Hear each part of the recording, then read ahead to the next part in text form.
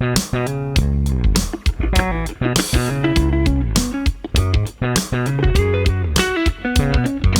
are my heart, at least that's what I thought when we started it. As we fall apart, I see you never wanted any part of it.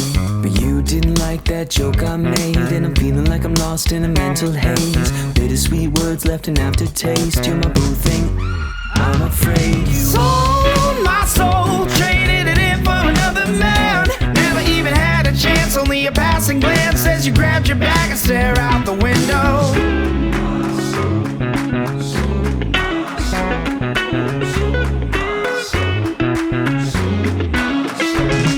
I sold my soul for your pretty little eyes and a hand to hold. Lo and behold, last year's version of the man you told that you wanna run away till the moon does set. But when the sun came up, that's when you left. You were in a hurry, so you didn't even worry about the clue you left on my doorstep.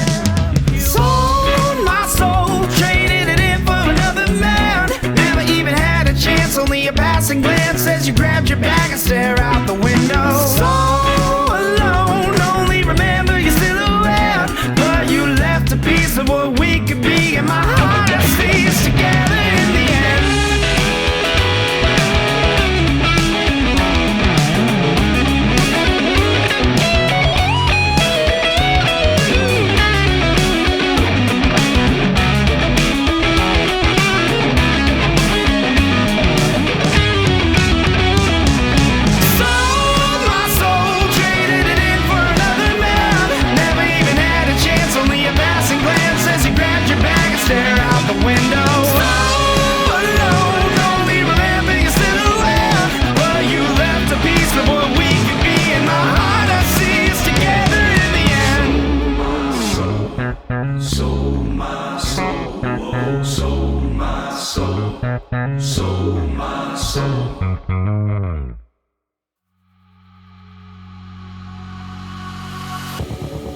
Trying to find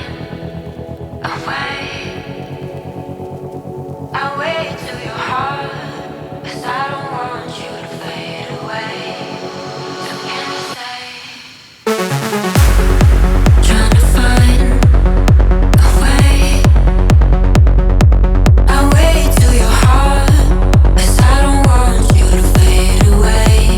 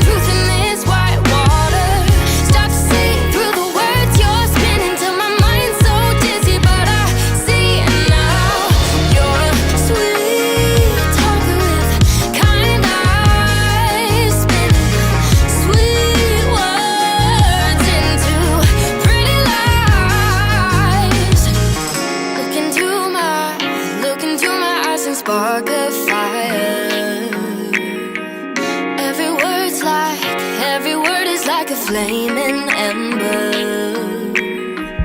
Getting closer to a feeling you decided to ignite inside my heart. There's no way to heal the burns from your sweet words. Your kind eyes and your pretty lies. Battle blind in the mind.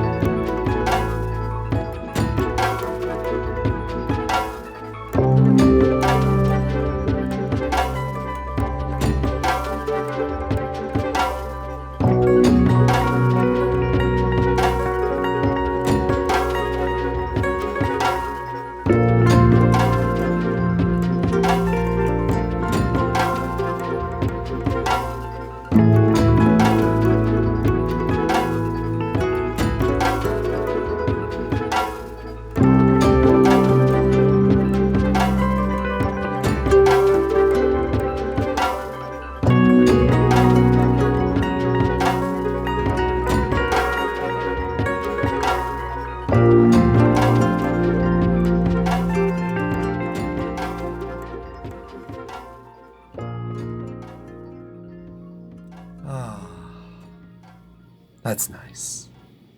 That's a nice song. Thank you, Dom Rocks. I appreciate you for your weirdness and your music and how they coexist as one and the same entity. Thank you to all our subscribers for submitting the music. If you want your music on the intro, if you're proud of a particular song, you got some promo to do, all you need to do is subscribe. And then you will be asked off stream to share a song that can appear on the intro and outro. As simple as that. Super simple. What's more is that subscribers also get longer songs. They get to skip ahead of other people who've skipped. It's a whole thing being a subscriber to the Studio Mike channel. Welcome, folks. Oh, a bunch of people just ducked out. Well, shit. We're still going to do this. So if I have to play some guitar until someone comes along. Someone has come along. PA Gaming. What's good, my dude? Are you still with us today? On this day? Is that something that... No. Oh, yeah, you are. I see you with us. What's going on, PA Gaming? How you doing? Thanks for joining the queue. Thanks for allowing us to proceed with the stream.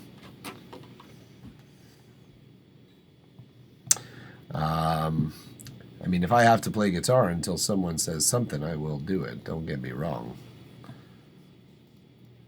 Matter of fact...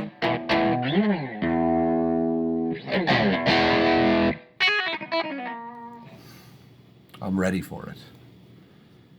I'm not only prepared to do it, I'm actually physically prepared. So...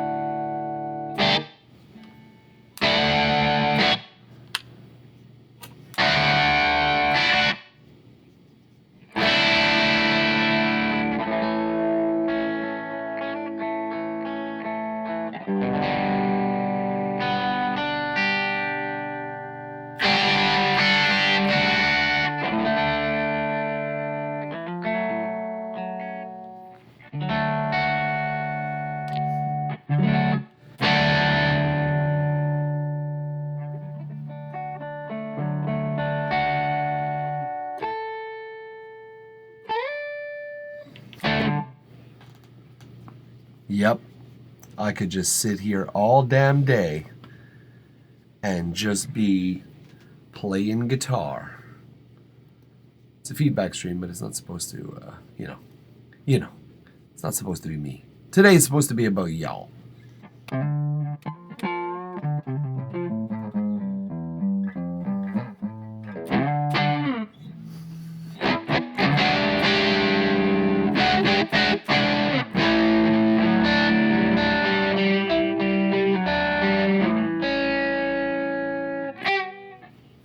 Ooh. Oh, that's how you play guitar.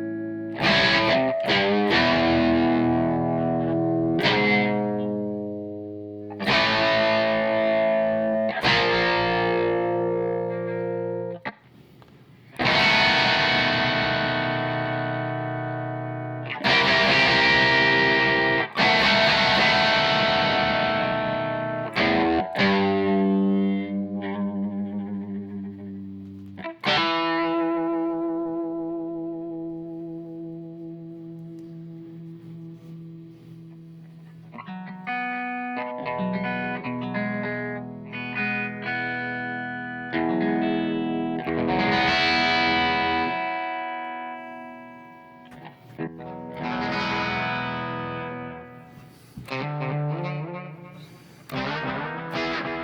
up, guys? What's happening?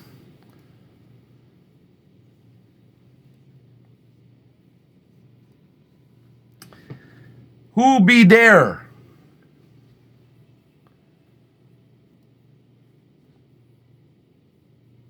Yo, PA Gaming. I'm gonna tag you up one more time.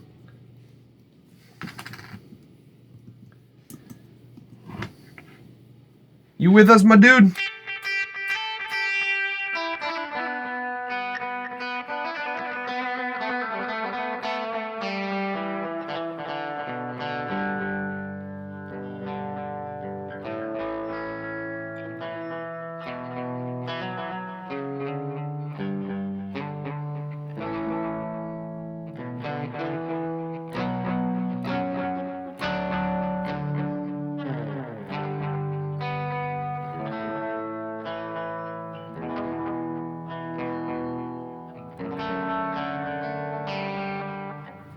Whoops.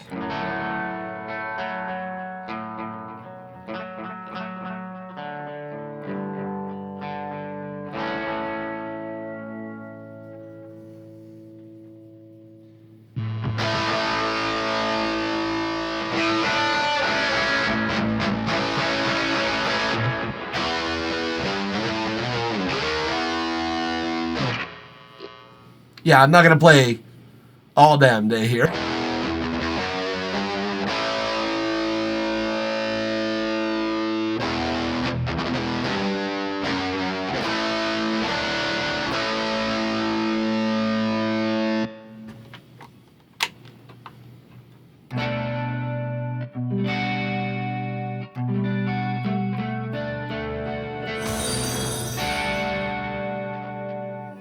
Hi there, Monkas. Thank you very much. Thank you for the follow.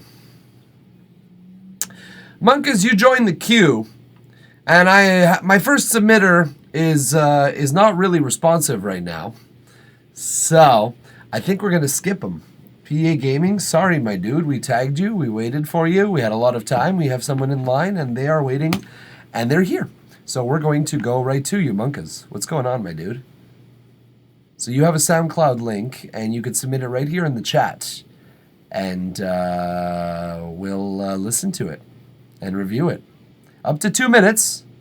If you're new here, you might not know some of these things, but I do 2 minutes for free, and then tier 1 subs get up to 3 minutes if you need it. This is in the interest of time, of course. And so we're going to get it rolling here, folks. Monkas, thank you very much for coming on through here. Appreciate that. And thanks for submitting your song for the first time, for trusting me to listen to your song. Here we go. So, artist known as Sharp, and the song Get Good. It's a good theory to live by, right? All right. So let's make sure we're equipped to deal with this stuff. Let's get to a fresh page. And let's start with track number 1 of the day, Get Good, by the artist known as Sharp. Sharp on the beat.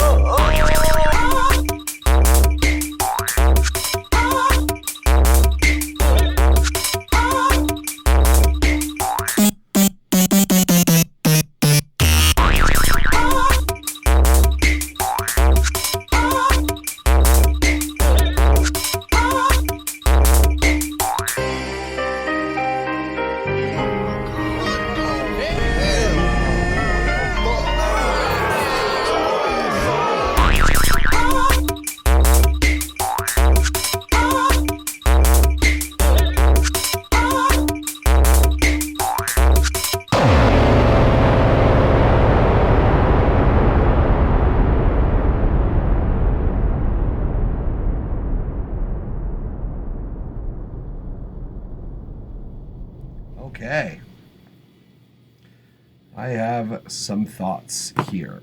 Okay, so first of all, make serious shit too, but them over 2 minutes. That's cool. I'm definitely interested in hearing some of that. And the reason I'm interested in hearing some of your more serious stuff is because you clearly know how to dabble in the foolishness and the playfulness. I love that.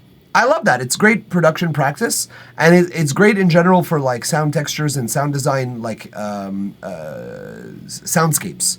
And what's more, it funny enough can be used oftentimes in movies and in video games and stuff like that. Songs like this have a purpose. If I didn't play a song, if I didn't play Crash Bandicoot, and if I didn't hear this music, it wouldn't be the same. It would not be the same. So, well done. Oops, dropped a joint right on my shirt. Super duper. So first note is, yeah, I like that you tap into the playful side of things. That's excellent.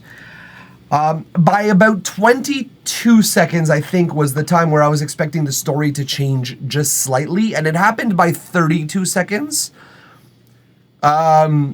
which is good, but I feel like you just snip out 10 seconds of the intro, because by 22 seconds here, let's go to...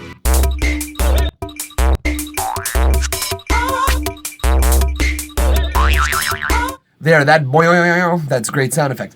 But it doesn't have that much of an impact as much as at 32 seconds here.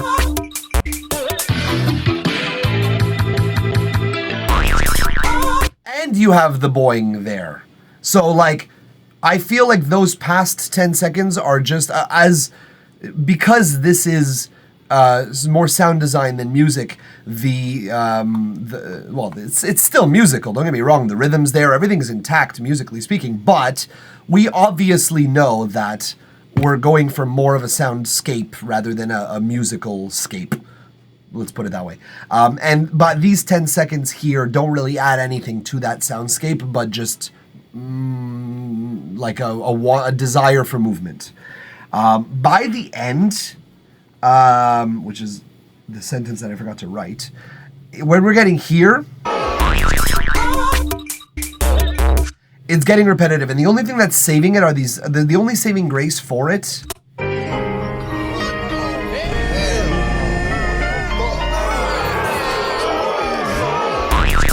brilliant. Now, if that theme, that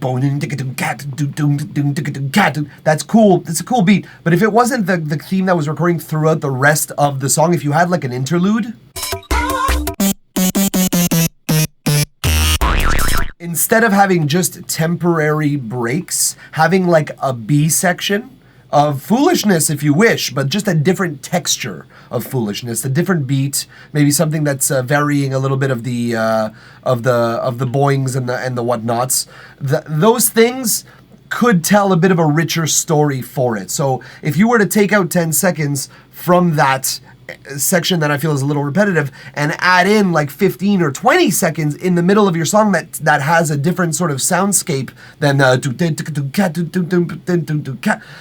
I feel like this would flow a little bit better, so that by the time we hit this random part right here and then come back into it, we're actually refreshed to hear that theme rather than like, okay, well, I can't wait till it's over kind of thing. So yeah, just something to think about. This middle section might do with a B. You might do well to make a B section for your soundscape, because it's cool. It's really cool. And I just wanted to feel a little bit more. Well, again, you're telling a story. And if you're telling the story in the perspective of the third person omniscient, which most stories are told, like fiction stories, most stories are told in that way, it's as if you're hearing the story about one character seen from that person's perspective, and that is the only perspective that we have it from, and every now and then random things will occur to this person, to this one person that we hear a description for. But a lot of good books take us out of that person's perspective and like sort of flip it around on another character within the story, or they flip it on in a location of the story, so that we just objectively see, instead of from a character's perspective, we objectively see something that's happening. That's the kind of like shift I'm looking for, is a storytelling shift. Take it from this perspective and bring us to another perspective that still relates to this, but something that feels a little bit different.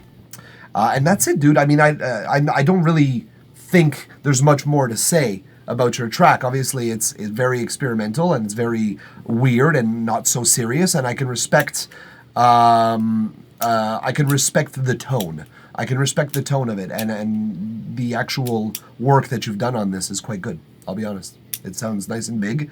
The volume is at the correct levels. Everything is standing out mix-wise in a particularly dynamic way. So I'm happy with it, man. It's good stuff. What you saying here? Got a serious one too, but this one you got to start this one at 1:22 for it to be under 2 minutes. Play drums and percussion on this one as well, apart from the mixing. All right, so here's what we're gonna do, Monkas. Usually, by this time, I got a couple of people in line. Usually, so we're lucky today because we don't have anybody. And I've been allowing people, if there's nobody in line, I've been allowing people to like submit a second track. But usually it is one track per person kind of thing. And what's going to end up happening, and I can tell you right now, is as soon as we start listening to your second track, 2 or 3 people are going to show up in this queue and are going to start signing up, and I'm going to be like, damn it, shouldn't have allowed a second person. So I will allow it. I will absolutely allow you to play it, and I will play it from 1 minute and 22 seconds. So we deal with only 2 minutes. But watch this. This is what happens every time I take a second track from someone. Because it's like, oh, it's calm, not many people are here. Then 2 people are going to jump in. And then another 2. And sooner or later, we're like 10, 12, 13 people in the channel, 6 of which have joined the queue in general. But let's see. All right, Sharp. Let's see what we got here. 1 minute and 22 seconds, we'll start it. 1 minute and 44 seconds in this case. Oh, well, we'll exclude the outro, whatever. But let's see here. All right. So, another track from Sharp, folks, while we're waiting for some people to file in.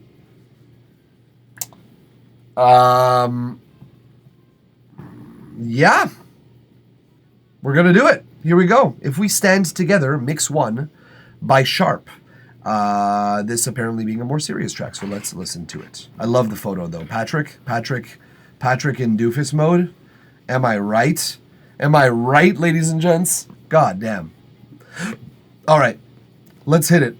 Let's listen to this together. The streets are full, but their hearts are empty.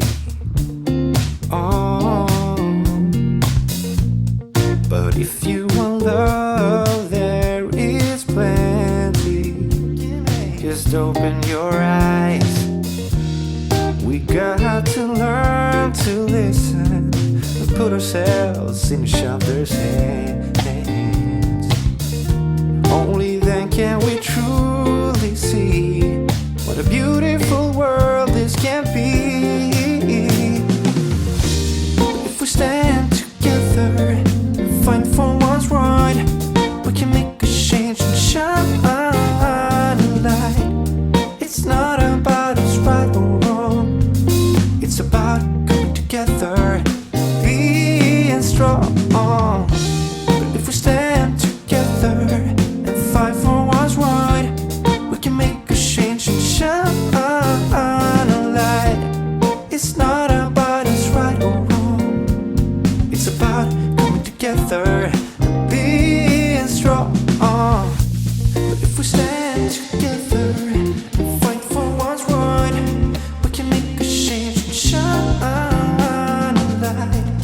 It's not about us right or wrong. It's about coming together and being strong. But if we stand together and fight for what's right, we can make a change and shine a light.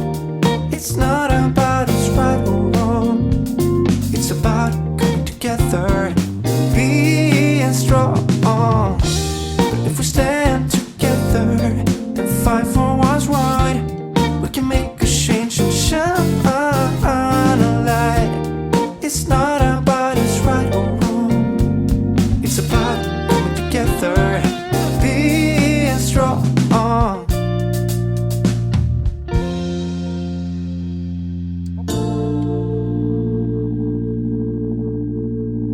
Okay, very nice. Nice arrangement. I like the very spaced out Wolfpacky vibes almost to the instrumental arrangements. I enjoy the composition of it. Vocals, I feel like could be doing a little bit more performance-wise. Personally, that's my own personal opinion. This is a big thing for your mixing, though. There's a lot going on in the center and nothing going on in the left and right. And if you see you obviously know how to paint a picture musically, but if you paint the picture visually, you're going to see that everything is sort of hovering around this section. Every now and then you're going to have a few sparkles of things going in here, but that's it.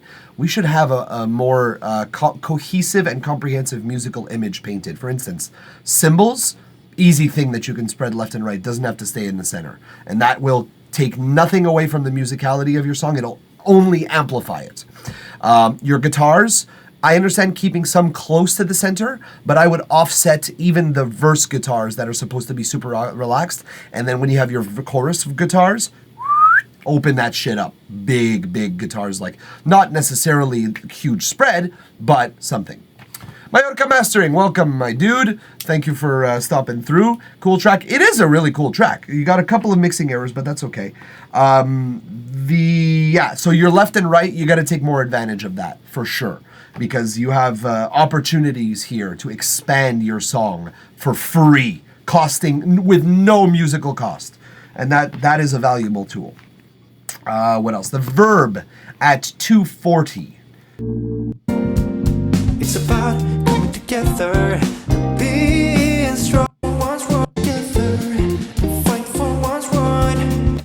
So it's a little dense. I get you're trying to put your vocals out there. I understand that. You would be better off turning both your lead track and your reverb down a bit. Not only that, I think you've got the wrong reverb for this effect that you're going for, like the spaciness. It might just be a question of EQing your reverb so that it has less bass and less treble. The Abbey Road reverb is what they call that trick.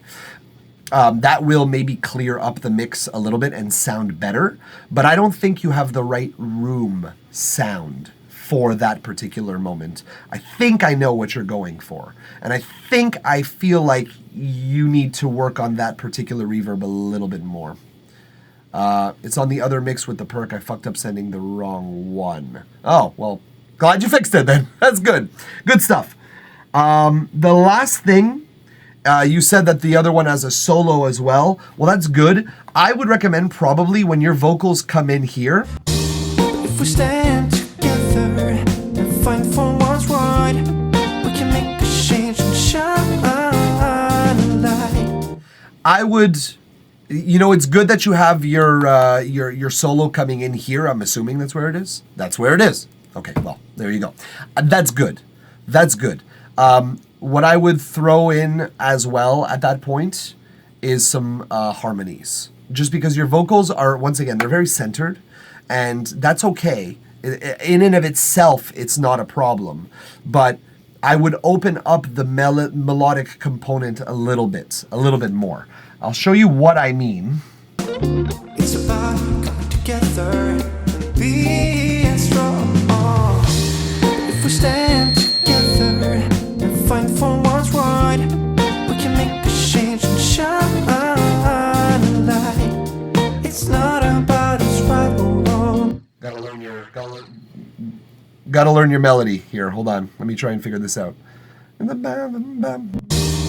we stand together. If we stand together. Okay. Sorry about the feedback though, folks. I will fix that right now. If we stand together. If we stand together. Coming together, being strong.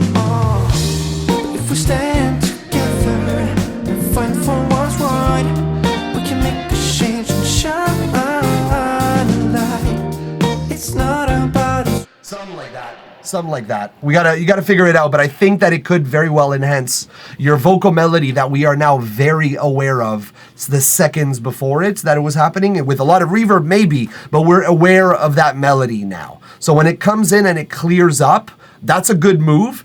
I feel like it's just not enough of a change. I think we need to step up and lean in a little bit more on that aspect. So, forget my terrible reverb and my terrible vocals and the feedback. That is a point where it needs to step up a little more than it does.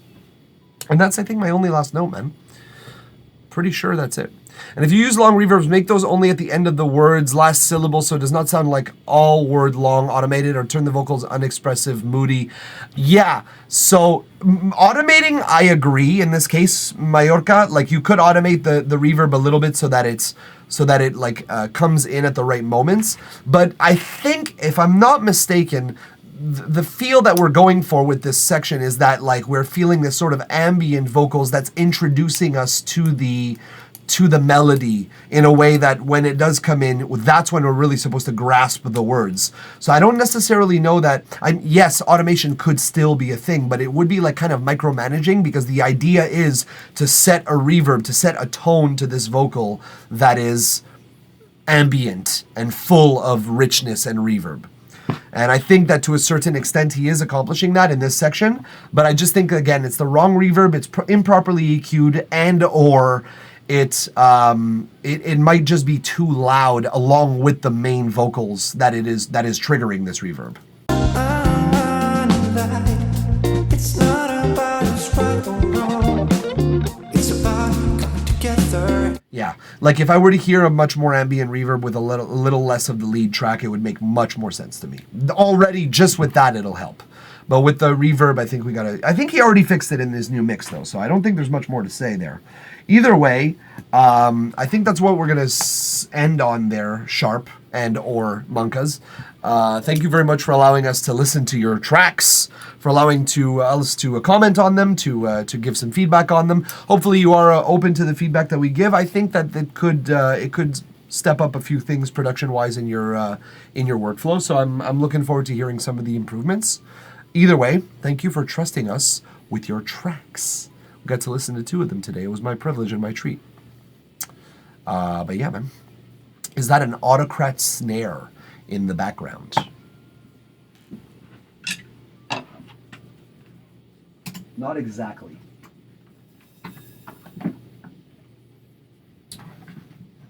What is this? It doesn't even have labels on it, I don't think. Oh, it's a Ludwig. Or maybe that might just be the hardware of the Ludwig, actually. This thing, okay. Yeah, I'm pretty sure this thing is a Pearl shell. If I'm not mistaken, from what I've been told, this is Pearl snare with Ludwig hardware.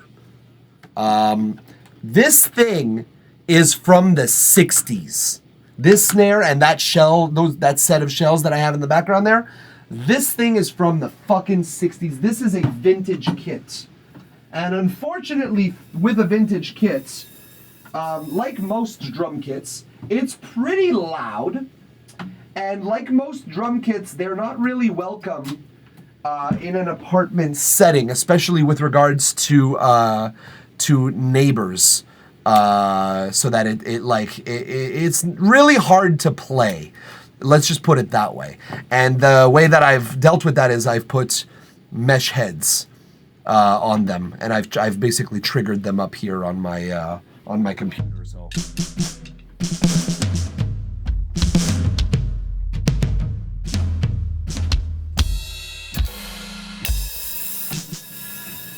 Low noise cymbals, mesh heads.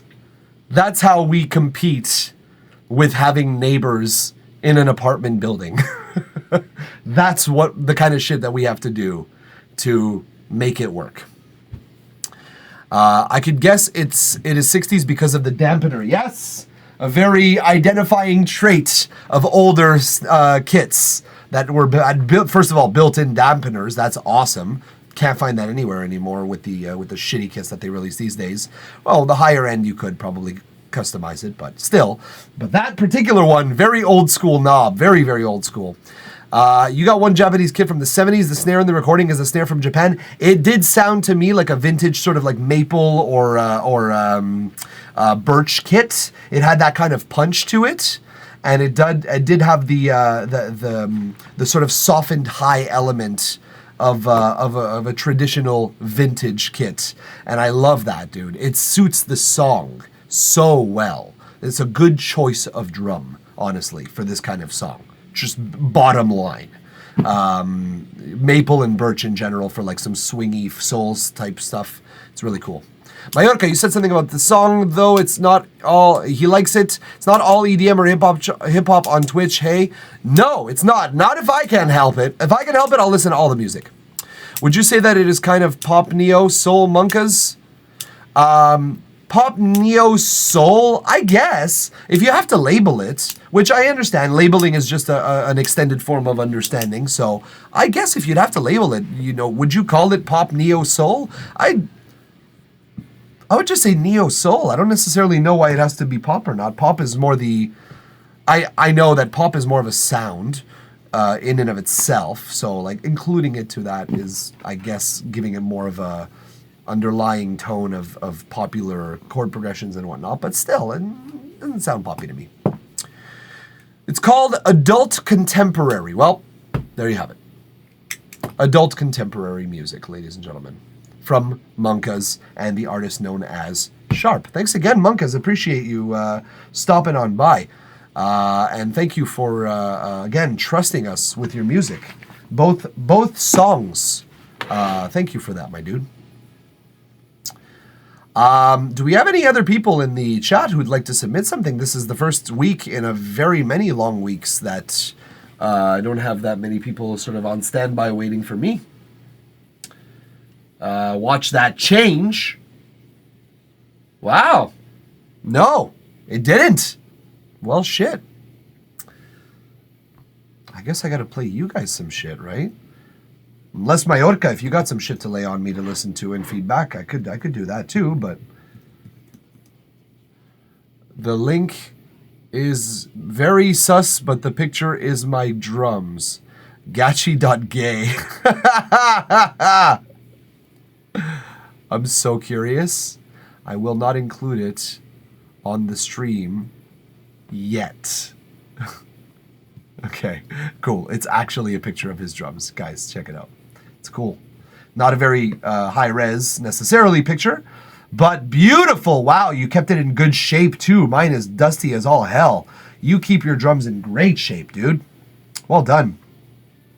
Very nice. Yep, I like the setup. I like the setup. Very, very cool.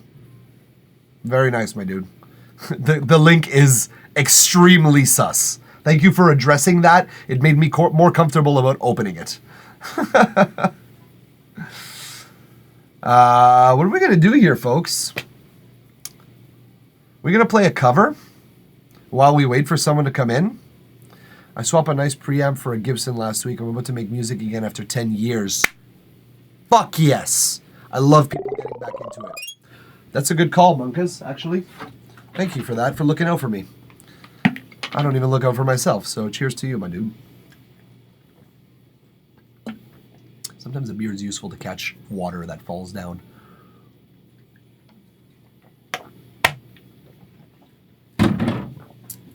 Only focus on others, so now will be for me time. Yes, sir, Mallorca. Que bueno. Wonderful, man. That's excellent. So good to hear you getting into that. What a wonderful thing.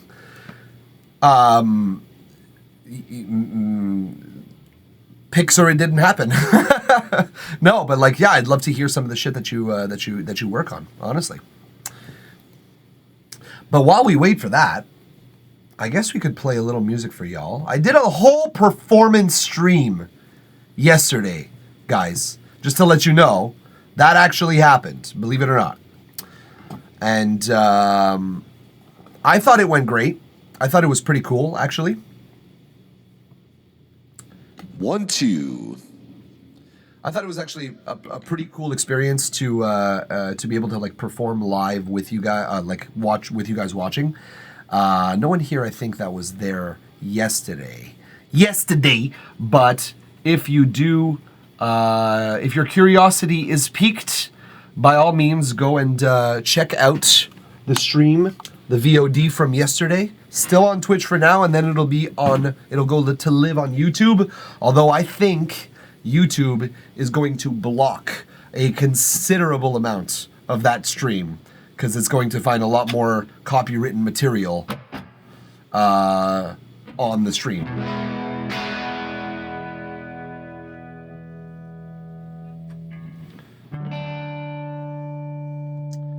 So what say you, folks? Shall we do a cover for y'all?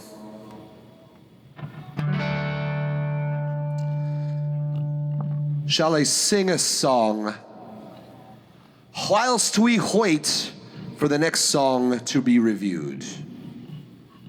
How does that sound to everyone? Well, too bad, because I'm doing it anyways.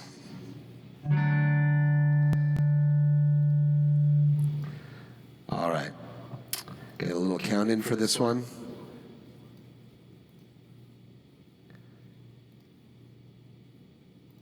And we're going to mute this. Let's see how this goes, folks. I guess I wasn't done performing.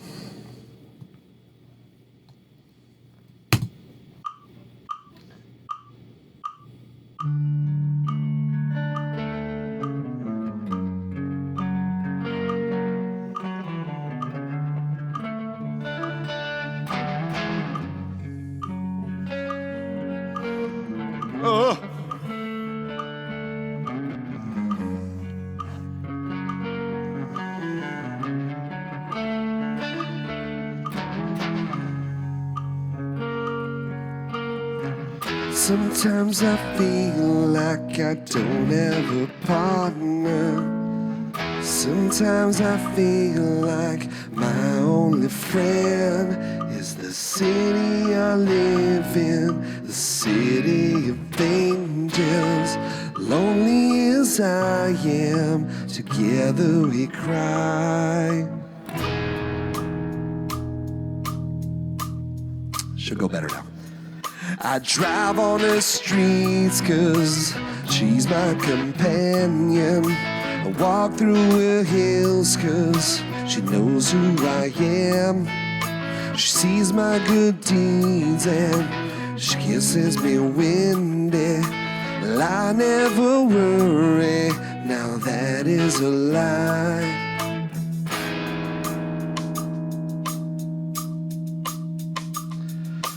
I don't ever wanna feel like I did that day. Take me to the place I love. Take me all the way. I don't ever wanna feel like I did that day. Take me to the place I love. Take me all the way. Yeah, yeah, yeah.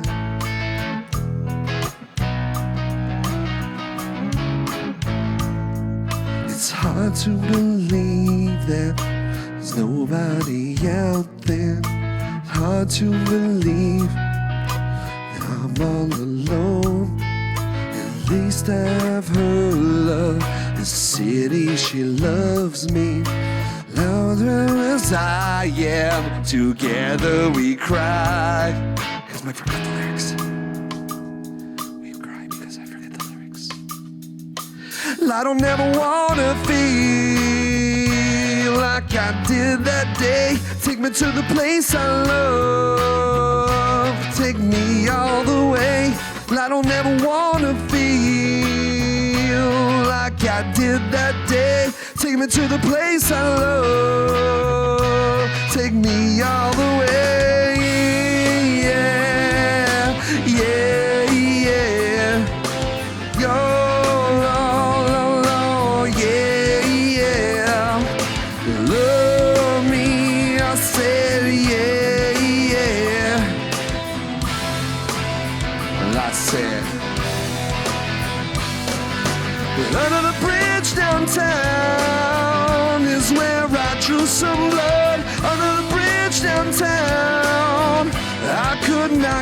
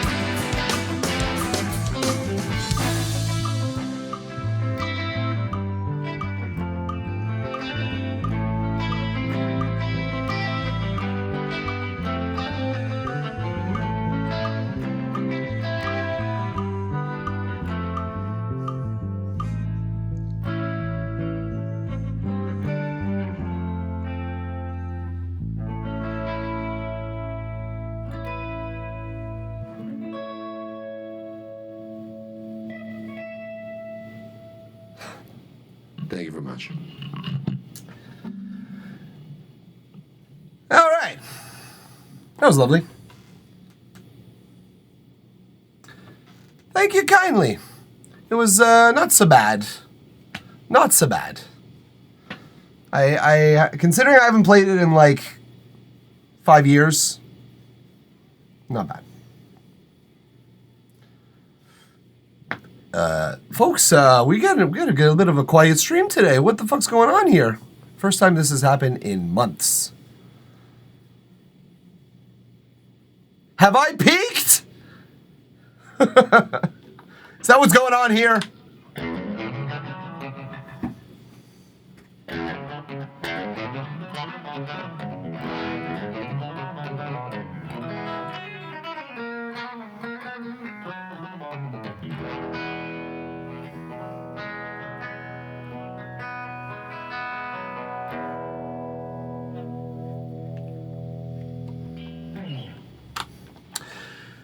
So yeah, we really don't have any people here that are looking for some musical review. Shit. Wonder if I did something differently. Seems like I've entered the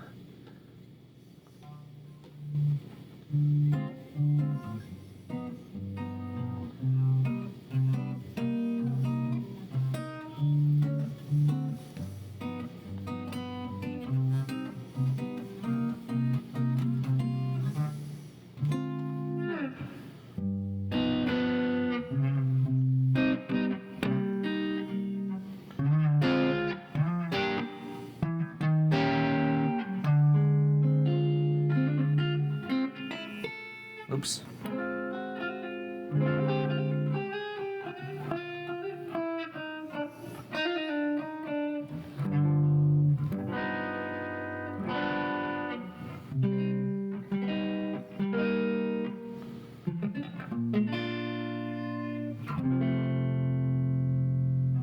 Nice key change.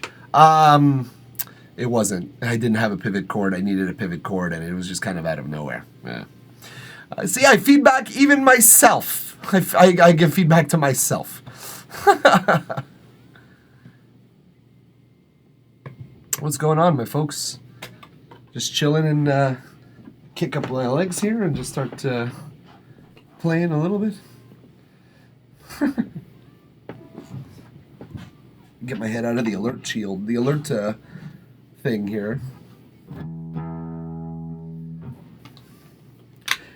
I mean, if we're not going to have any music, anybody have any requests? Shit.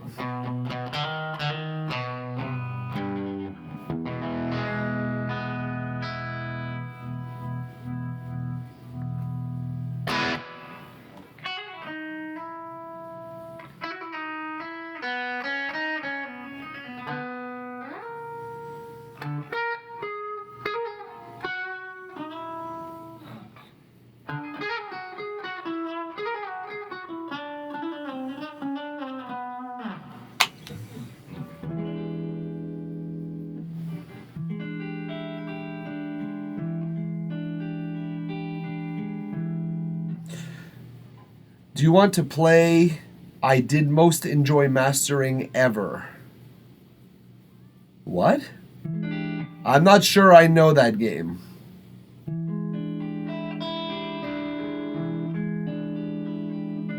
I thought it was a game, honestly. I Did Most Enjoy Mastering Ever?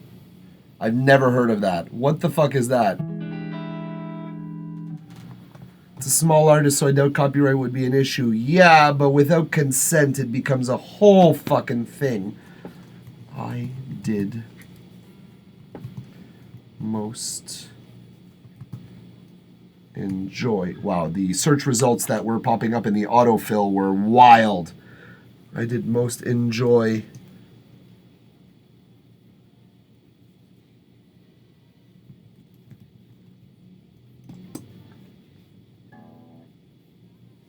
Oh, I see what you're asking. I see what you're asking. You're asking if I want to listen to the track that you most enjoyed mastering. Is that what you're asking? I see. I thought that was the artist's name or some shit. I thought that was some weird shit that was going on there. I see what you're asking now. I mean, it's kind of iffy. I want to listen to it. I do.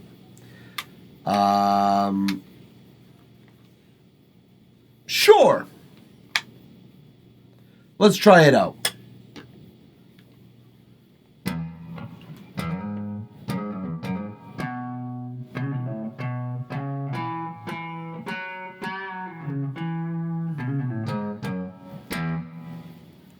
It's Beethoven Obas Element. What the fuck? I'll be honest. I'm not sure what it is you're saying. If I'm being honest. Like you're saying it's Beethoven? Or is the artist name, it's Beethoven Obas Element? I don't know what the fuck you're saying, dude. I'm really sorry. YouTube, too. Oh, Lord. This is going to get muted.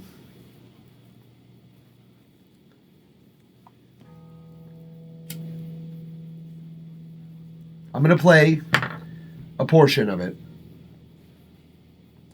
And I will react to it. Hey, Kintifer! I keep forgetting if I say that name correctly or not, but what's up, dude? Welcome back. Thank you for being with us.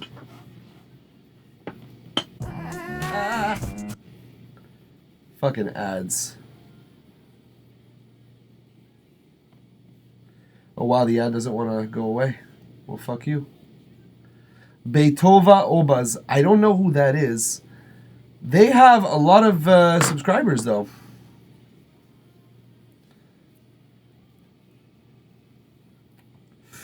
Let's listen to a little bit of it. Off visual, off stream. Nice Haitian percussions in there. Very nice. Love it.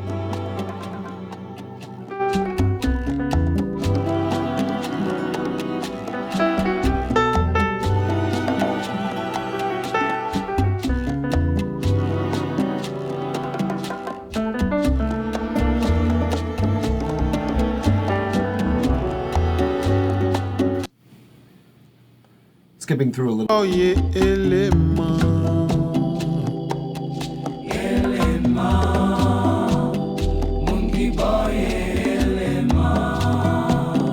ou dit ou c'est représentant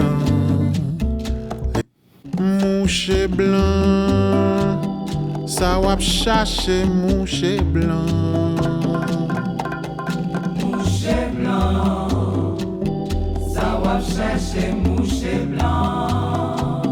C'est pas pour yeux bleus. It's pretty cool, dude. It is pretty groovy. I won't play more than that just because, again, without consent, it's basically 10 seconds at a time for me as a legal react sort of thing. That is really groovy. This reminds me a lot of the music that I used to mix live, actually. I used to do this event in like the South Shore of Montreal where I live.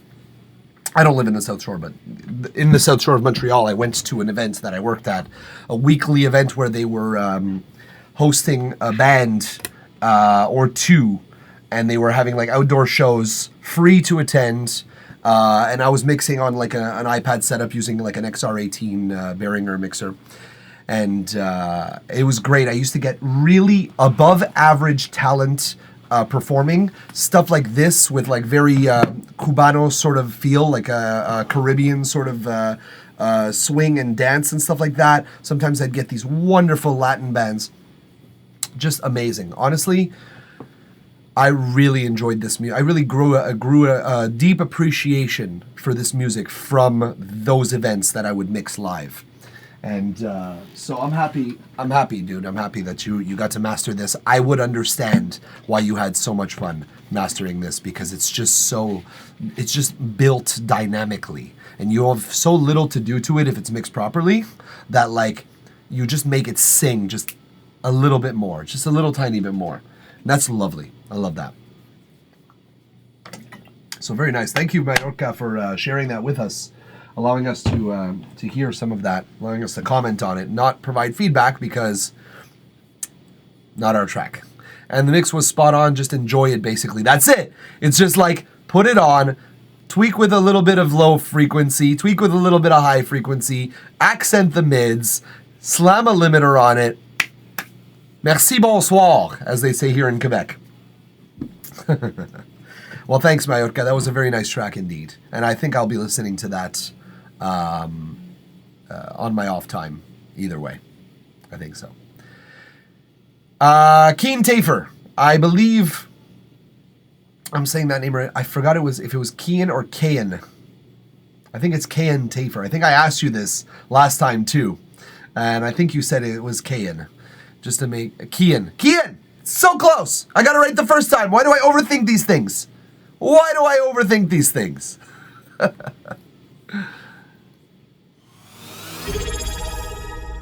Theo G. Bunny, thank you very much for subscribing. First time chatter and first time subscriber. That's very kind of you.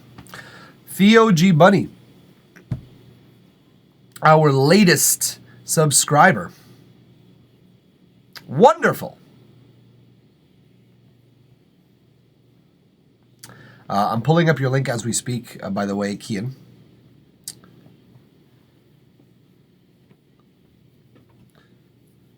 The OG Bunny 911, you everywhere. Oh, I see how it is. Y'all are some feedback channel infiltrators. The people who go on all the feedback channels and make sure that they're getting the most feedback from as many channels as possible. I know this. I know this person. This is good. You're getting as many perspectives as you should.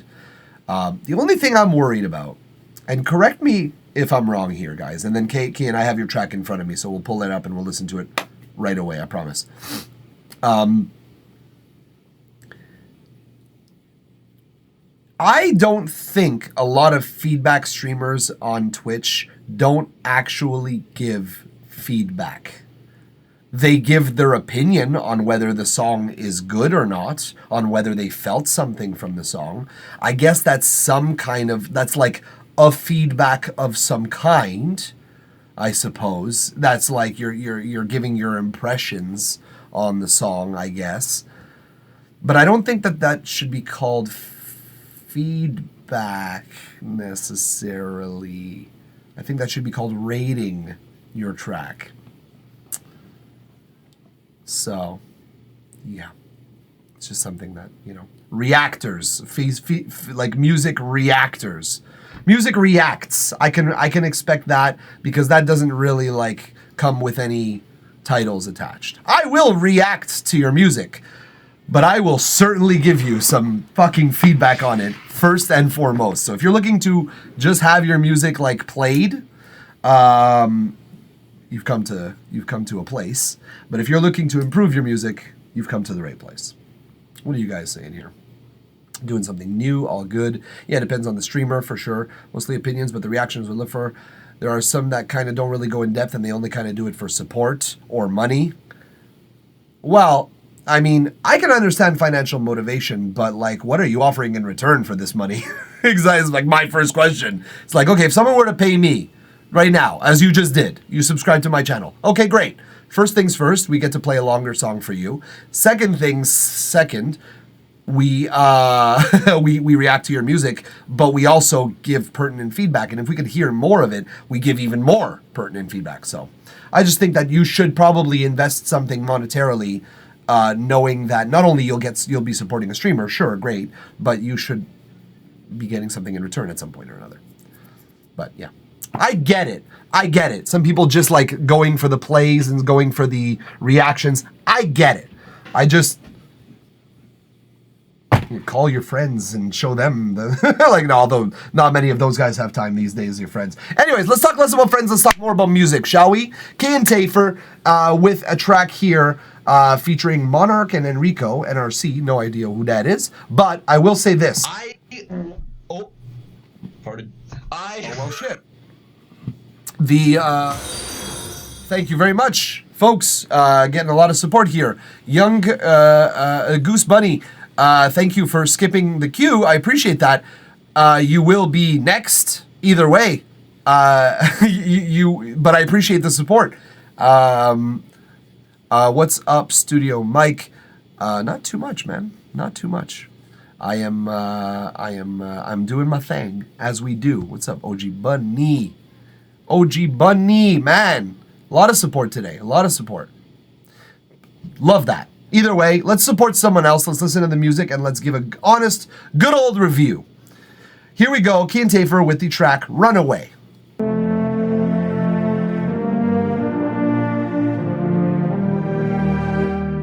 I just wanna run away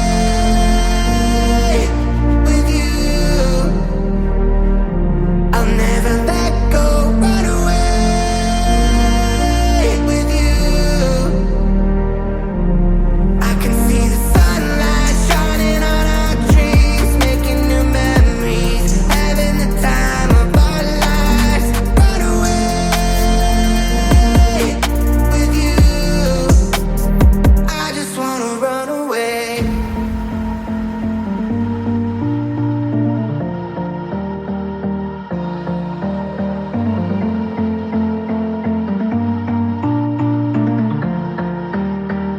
I just wanna run away.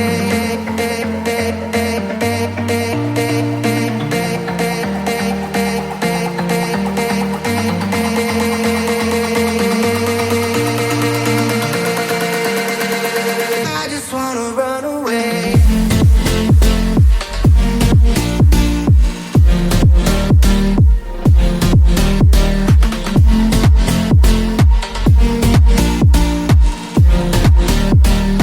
I just wanna run away.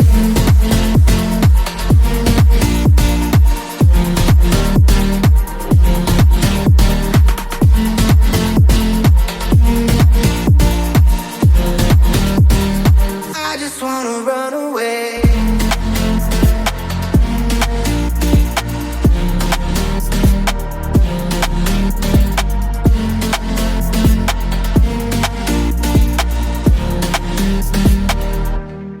I can see the sunlight shining on our dreams, making new memories, having the time of our lives. Run away with you. I just wanna run away.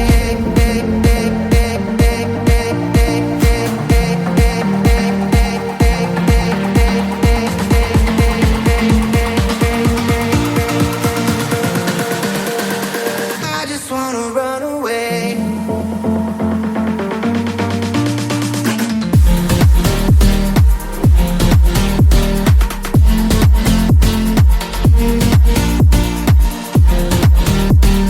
I just wanna run away.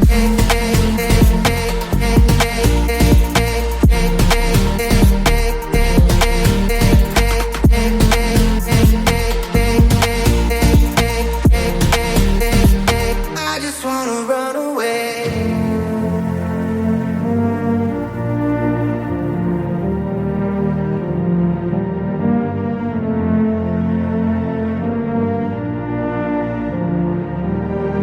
I just wanna run away. All right. Cool, dude. Cool song. Okay, so I do have a couple of comments here. Let's see what you guys are saying first. Got a couple of comments during this one. Got a couple of follows as well. Thank you once again, Young Cooney, for the latest follow. Appreciate that. Couch Tracks, thank you for joining. Dude, last night I won $1,500 on Keto. God damn! Well done. $1,500. That is quite excellent, my dude. Congratulations. That is money. That is money. That would take a shit ton of a chunk out of my credit card debt right now. I'll tell you that right now. Can I get feedback on 312 for a tier 1? Yeah, dog. No problem, Young Cooney. If you got 312, we'll play the intro. We'll fade out on the outro. Whatever it has to be. We'll do the whole damn song. Especially since it's your first time and you just followed. So appreciate that, man. OG Bunny, also you are next in line, so get ready. You're on deck. This is cool, though. This is quite cool. I do like the vibes from this as well. Kian Tafer, thank you. I went for an older vibe for that nostalgic feeling. Mallorca, I'm going to go have a good night. Mike, chat people, take care. Mallorca, thanks again for swinging on by, dropping us something to listen to in the interim. Appreciate that. Let's talk about this for a little bit. So, let's go back to the intro. I got something to say about it.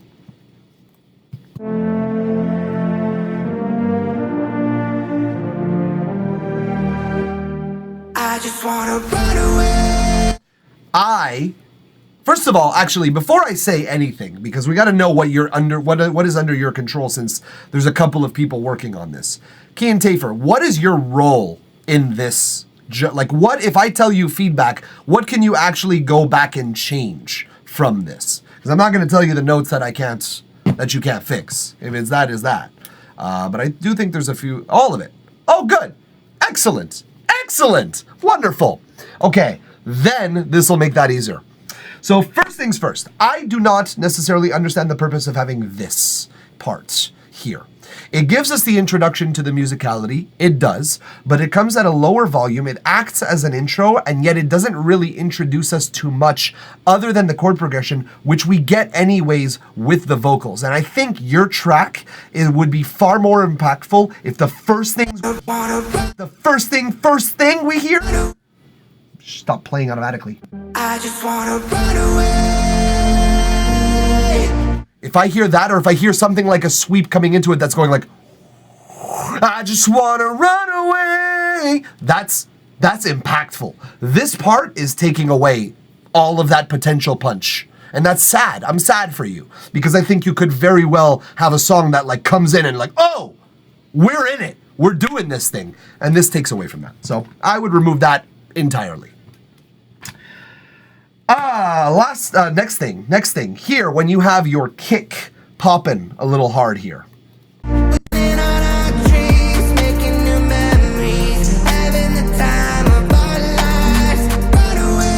So a lot of your elements are very loud, but your vocals actually get buried behind the mix a little bit. So I would consider in this part maybe making it proportionate with the section before it. I'll never let go, run away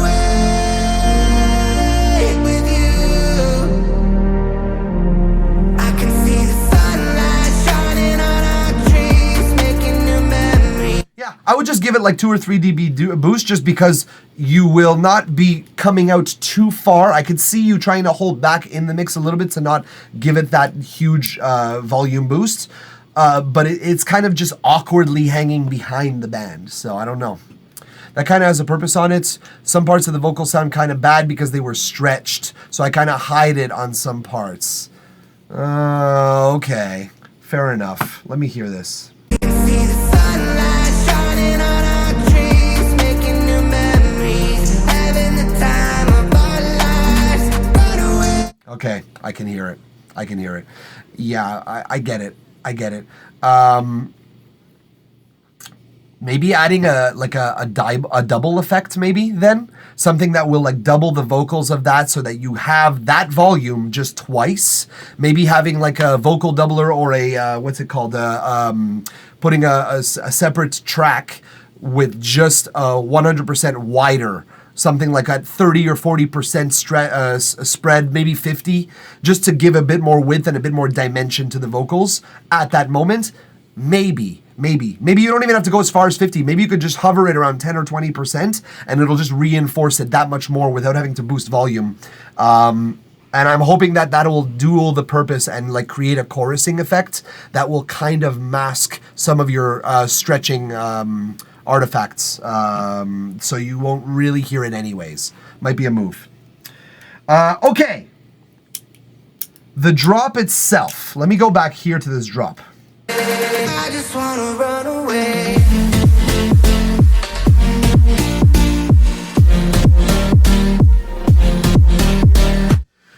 The thing that I'm missing up front, I'll tell you what I'm missing up front from this drop, is high end. The only high end that I have is sometimes the synth will have high end in it on the attack. Boom, bam, bam, bam, boom, bam, bam, bam.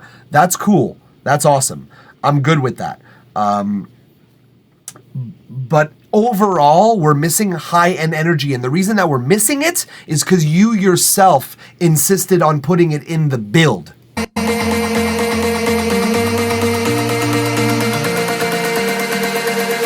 just wanna run away. And we have that hissing tail, like sort of a riser, like reverse riser. We have that hissing sound that's there. That's providing us a little more of that. Pero más. Like I need a little more. I need just a tiny bit more. Otherwise, I feel like it's just an underwhelming drop. It's like we've gotten all of this build in the section before it, and then the only change to it later on, which is like sort of a sub note of the same note.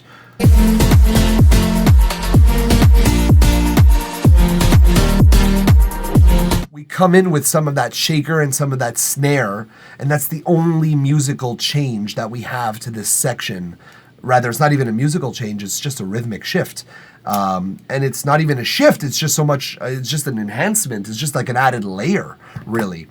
It seems to be like a very repetitive version of itself, and I feel like we could do a little bit better. Could be a little bit more creative.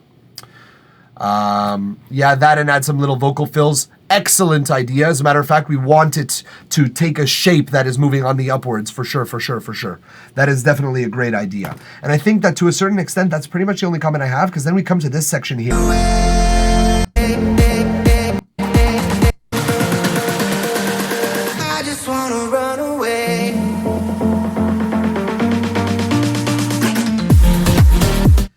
Okay, because you don't have a first drop, pre-drop, like a fake out as you have here, okay? I don't mind that it's an entire 1, 2, 3, 4, 5, 6, 7, 8.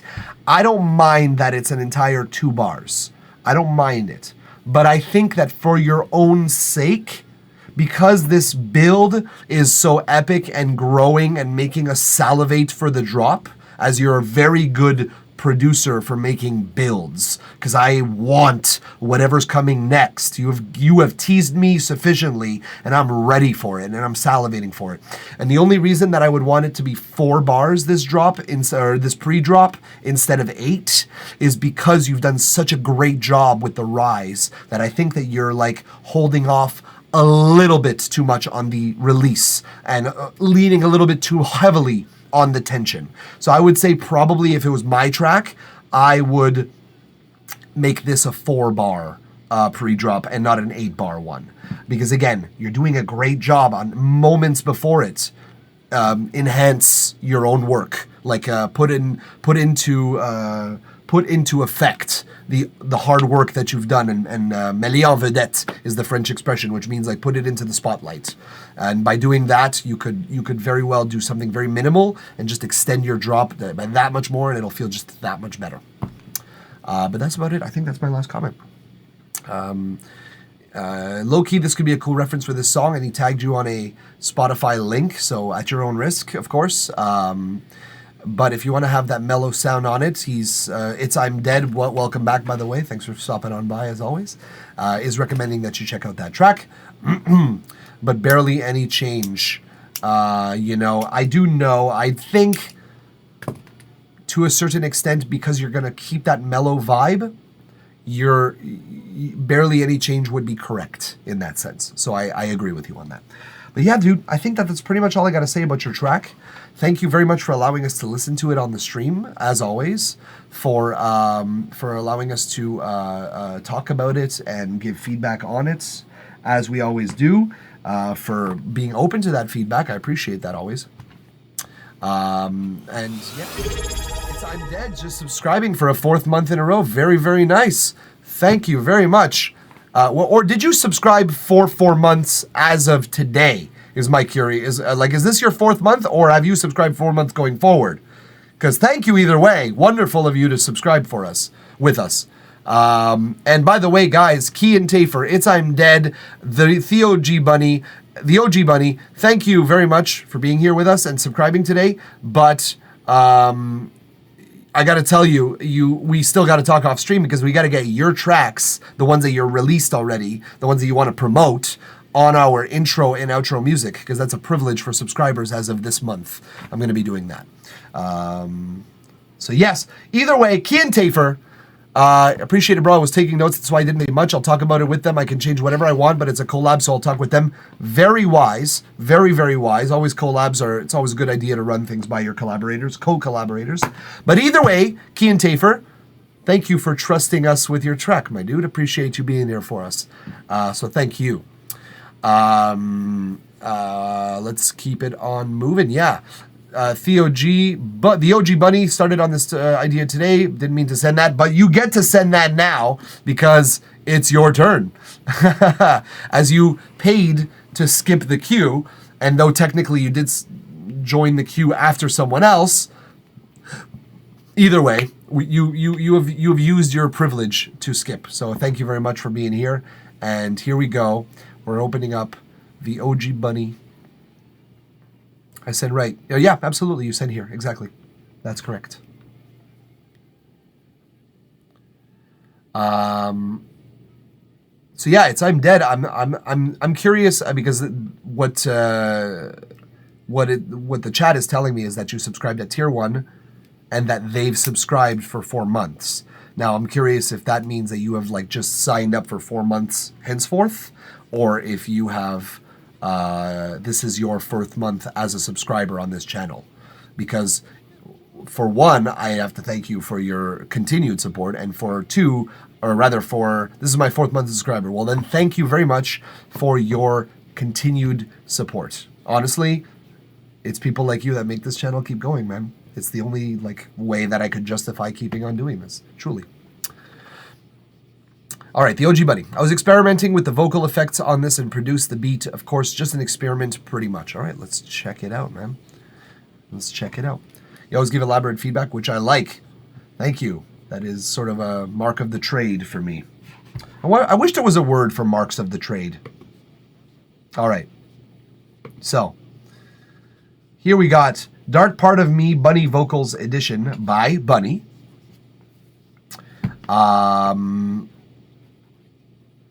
Yeah, I don't know if there's much more to say. It's our most recent, not our most recent subscriber. It's I'm Dead comes back with the win for that one. But it is our most recent newly viewing subscriber. So thank you once again, the OG, and thanks again for skipping and cutting ahead in line of everybody. Real good job. Okay, I'll stop shaming you for that. Thank you very much. And here we go. We will reward you by playing your track. In its entirety. It's only a minute long, so let's enjoy this together now.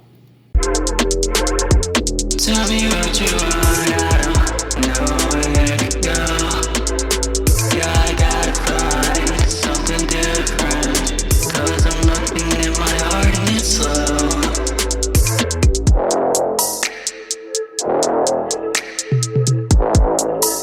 Yeah, I gotta find something different, 'cause I'm looking in my heart and it's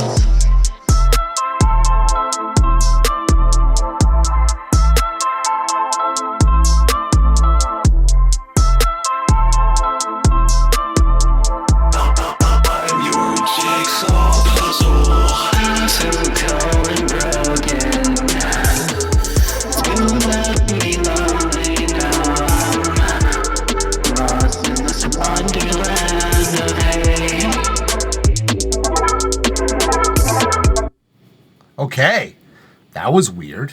Not gonna lie, I get it. It's kind of weird, but that's good. Good. It's good being original. So yeah, that's awesome, man. Let's talk about it. Now, if I was a feedback streamer on any other channel, I would just be like, "That was awesome, cool track. Let's listen to a next one." But I have feedback. So first things first. Arrangement-wise, I thought the vocals, whereas the last track we listened to, I actually mentioned that, no, none of that. No one gets to call me while I'm on the internet. No. The fuck do people think they are? Christ. Jethro Punk, thank you very much for the follow. I appreciate that, my dude. So, whereas the last truck, oh, Jesus Christ. Oh! We met our 420th follower goal. Thank you very much. We broke that threshold. I see no other appropriate course of action when we hit 420 followers. But find me a better thing to do, you know? You know? Fuck.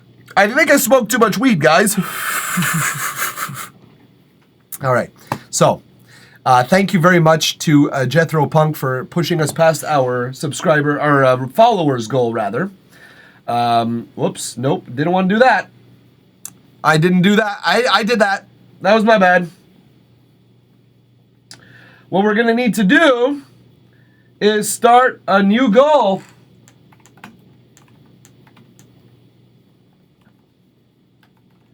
And why not go for gold? Let's go for 500, folks. Let's fucking do it, right? We hit 420. What's the next real milestone?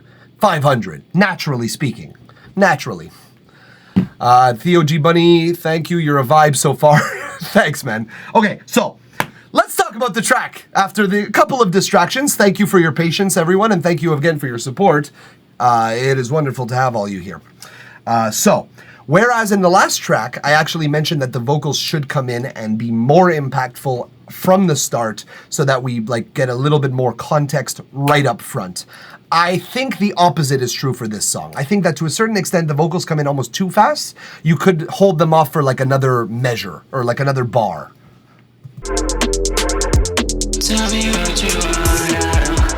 I think you could give a bit more of a solid intro on that sense. So I think that to a certain extent, a quick note, but it'll do your track a little bit of wonders. Second thing, it's a mixing thing here. So first the question I have.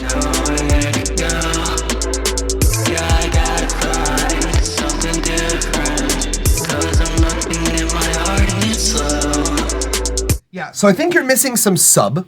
As a matter of fact, I have a couple of mix notes here. First things first is that I think you're missing a little bit of sub in your mix. I think there is the sub frequencies. I went to the back of my room because that's the sweet spot for my low end, because I don't have a subwoofer. My speakers displace the air at that point. I still think you're missing an octave of sub. It might be the octave above, it might be the octave below, it might be both. But either way, what I think you would want to do to enhance the subs that you do have in this track is octave it by up by 1 octave. And that octave, what you do is you distort it, you low pass it, so you cut out all the high frequencies, and then you compress it, and then you give basically you've created yourself a layer of octave sub that you could just dial in to enhance what you already have. I think you need it, especially for this type of bass. It sounds like a Reese bass almost. I think that you would need to enhance some of those harmonics a little bit, just a little bit more. It might not even take much. It might just be minus 20 dB and you'll be happy where the fader is. Maybe, but it needs something in the sub frequencies. Contrarily, the high frequencies, specifically the high mids, are a bit shrieky, a little bit piercing. My question, I guess, to you at this point is, how do you mix on headphones exclusively, the OG Buddy? Because we hear this often when we have headphones that sort of scoop the high mids a little bit and boost the low mids. And you don't compare on speakers, which usually do the opposite. They actually enhance the high mids and they don't cut them. So you do. So this is something that I recommend to all producers. Get yourself a set of speakers that are transparent, that don't dial in any sounds. Rockets are the enemy. Don't get KRKs. Bad idea for this kind of music specifically, for low bass hip hop music. But yeah, I wasn't using my Sennheiser 660s S2 headphones for this. Those are great headphones, but nonetheless, and you know what? They're actually balanced. They're compared. I've heard them being compared to 770s by Bear Dynamics. So I know that those are a pretty balanced sound in general. So it could help. It could help. You should compare either way, the OG Bunny is. At least compare between multiple headphones to see what you think. But speakers will reveal things to you that you wouldn't otherwise realize. For me, personally, when I was mixing, I would come to my mix, I would play it on my TV speaker system, which are other studio speakers, but they're a little bit higher end. So I have the JBL LSR 505s or something like that. It's great production speakers, but I don't use them in my studio because they are a little sharp on the high mids and a little soft on the low mids and very heavy on bass, and they're rear ported, which for a room of this size is no good. It's going to bounce off the walls and it's not a good thing. So I got more transparent 6.5-inch speakers. But every time I would mix on these speakers and not know how they sounded and not treat my room or anything like that, I would take them onto those speakers and I would hear, fuck, why is there so much hi-hat? Your ears get used to hearing frequencies like on hi-hat and on vocal sibilants and on vocal high mids. So I think my advice to you would be, yes, compare, but also the OG Bunny, take an ear break. Take some breaks between your production. I'm the kind of guy that could sit in a studio for 12 hours and just be producing nonstop. And by the end of that 12 hours, my mix is shit because I'm just used to the high frequencies. This is what this sounds like. It sounds like someone who was like brainstorming an idea for like 6-8 hours and kept dialing up the hi-hats, dialing up the hi-hats, dialing up the high end of the vocals, dialing up the high end of the vocals. And then by the end of it was like, okay, that's what the track is. That I've worked so hard on it, so it must be like this. I would have recommended stopping halfway through, take a 15-20 minute break, because the vocals are a little harsh. Yeah. And the hi-hats, the vocals and the hi-hats, the classic offenders are harsh. Or at least start with generic levels using Spectrum Analyzer. Well, yeah, but by that point, Couch Tracks, you're using visuals to guide decisions that are supposed to be made using the ears, and it's difficult to sort of justify starting to use only visual cues in your production. Like if you have no time and you have to do it, then fine. Not only in addition to, well, yeah, okay, in that case, absolutely, Couch Tracks. At that point, what I would use a generic spectral analyzer for would be like, I've dialed up these hi-hats 3 times, am I mixing too loud? And then you see the analyzer and you're like, oh yes, I am effectively now not making decisions that are right for my mix. I should now take an ear break. That's what I would use a spectral analyzer for specifically. Because that is a trigger of like visually seeing, oh shit, I'm making bad decisions. I need an ear break, context break. But yeah, that was, the OG Bunny, that was sort of what happened there. That's actually why speed of production is pretty important the more experienced you go. Yes, absolutely, because the quicker you work on your ears that are tools that wear themselves out over time, the more accurate your work is. That's why templates, for me, have always been a key tool, because it's like I throw up a template, and then I'll work from there, and then I'll hear if things don't work, I can edit. But if I'm spending 8 hours working on an artist's template, I am spending 8 hours not mixing appropriately. That is just hands down a rule. So yeah. The 2-3 hour challenges aren't a bad idea. Agreed. Great practice. Great practice. Yeah, I was pretty much doing that for that one for a good amount of time. Well, it's audible, but not to an offensive degree. It's just to a degree like this needs to be fixed. That's all.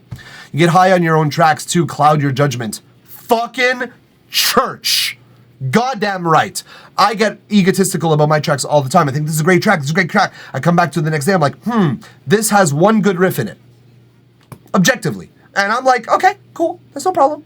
Like I still haven't been able to finish a song that I wrote on the stream months and months ago because I listened to it. I'm like, a lot of good elements in this. I don't know where else to go. It's just like you come back to it and you're like, not as good as I thought it was.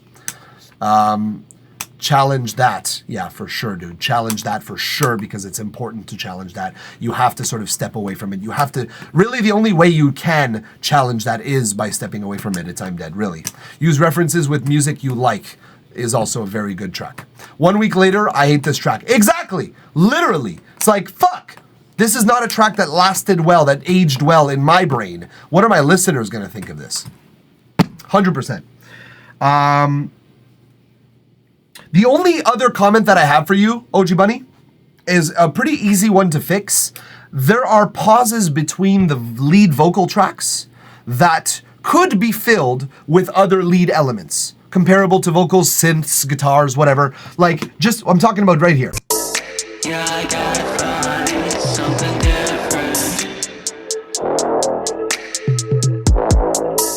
'Cause I'm looking at my heart and it's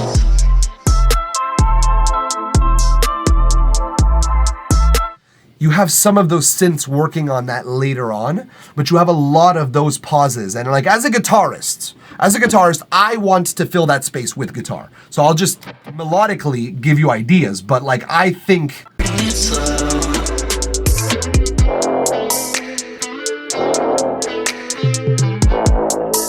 Yeah, I gotta find something different.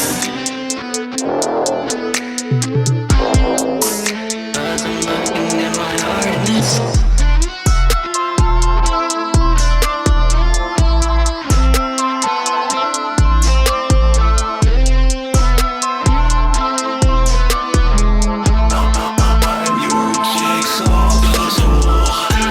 now I say guitar because it's an easy one that I could play and that I think in guitar pretty decently. So what I'm thinking is most likely the frequencies of like a guitar or a synth that replicates similar frequencies will be a move for you because I enjoyed the sound of it in there personally.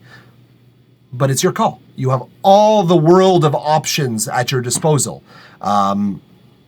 Like I said, I just think in guitar more efficiently. So I start there. I sort of like work there and I work my way forward there. I also think in drums as well. So like rhythmically speaking, if we're talking about a good rhythm, I'll start tapping it. If it's a good rhythm, I'll start tapping it and trying to learn it as like an air drumming sort of, in an air drumming context. So yeah. Yeah, I also make metal. Very cool. Very cool. You make me think of, I just went to see Crosses. Crosses just came to Montreal. I don't know if you guys know Crosses. It is the lead singer from the metal band Deftones, who went off and found a musical partner to compose beautiful music. With whom to compose beautiful music. And they just came to Montreal at a smaller venue, actually. And Chino has a new band. This band is a decade old. They just got signed to a label and they just went on an actual legitimate tour this year, like last year. They released a brand new EP at the start of this year and then they announced a line of tours. And we were both sitting in my living room going like, holy shit.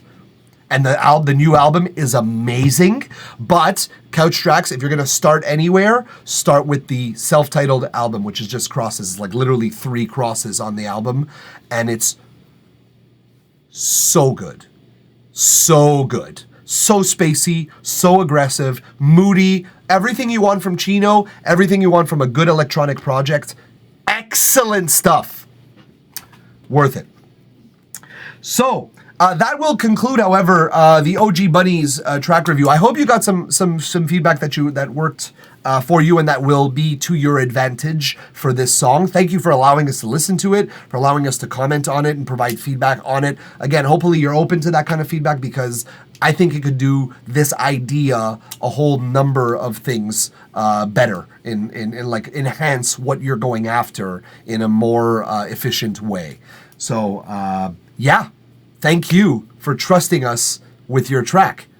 As always, we always thank our listeners and our viewers for trusting us with our track because, it's not easy to take your work and put it in the hands of someone else and go like, okay, tell me what you think. That's like, for me, when I would do that to someone, I'm looking for honesty, I'm looking for sincerity, I'm looking for productivity. That's the 3 elements I think that I'm looking for. So honesty and sincerity is sort of a same thing, but not really. In that you want someone to be sincere about the way they feel about the song, but you also want them to be honest about what the song needs. And like, it's 2 different sort of things.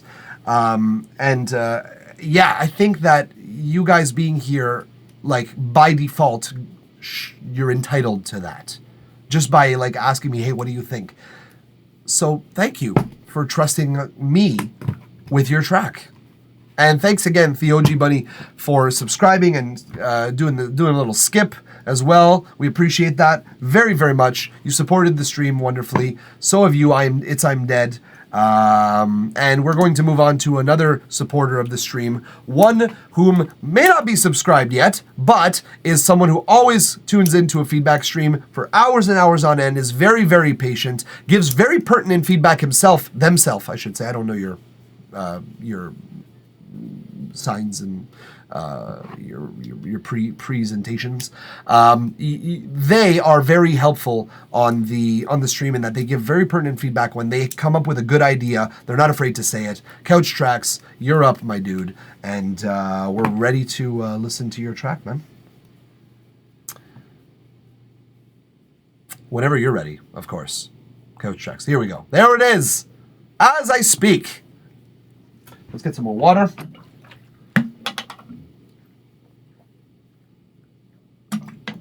What's up, Benny Games? Welcome back, dude. Okay. Already liking it. Very, very nice.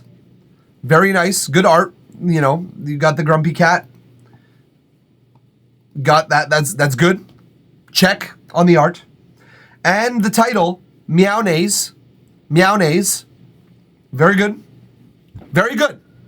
All in all, so far, impressed. All right, let's listen to this. Let's listen to 2 minutes of this.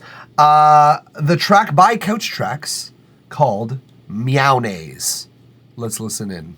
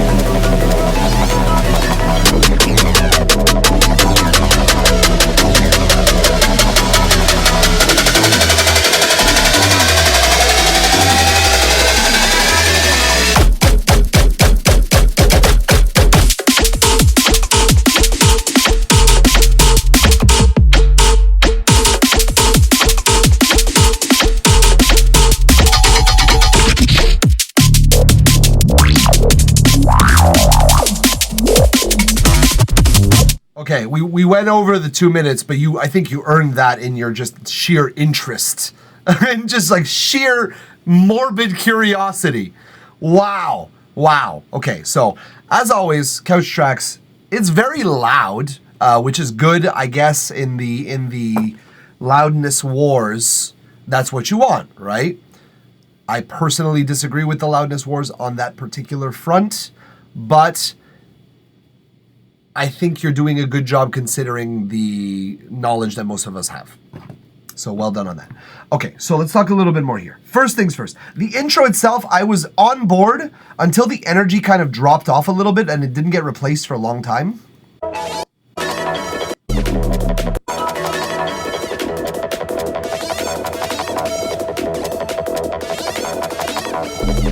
Okay, it wasn't that long. I was just expectant, I guess. I guess it wasn't that long. I don't know. It just kind of felt like it was dead a little bit. It was like just some dead air, like almost like we forgot to unmute some regions. I get cutting away. I get that's a strategy. But usually you come in with something else to fill in the space as soon as you cut away. And I get us making us wait for that adds even more tension. But I feel like the release of tension when the sub does come in isn't justified enough for the amount of dead energy tension that we've created before it.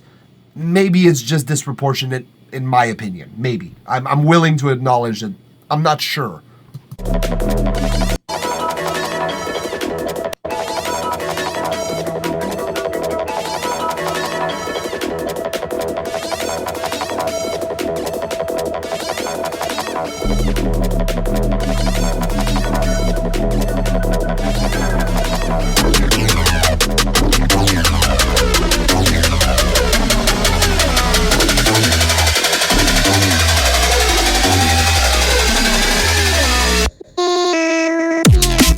Amazing samples, by the way. Love it. But I'm not sure if I'd agree on that. Maybe. Yeah, I think maybe a filtered out vocal sample over second half of intro would improve it. Yes, I think an element of that nature would fill that space a little bit better, honestly. So yeah, I think so, dude. But I love the drop.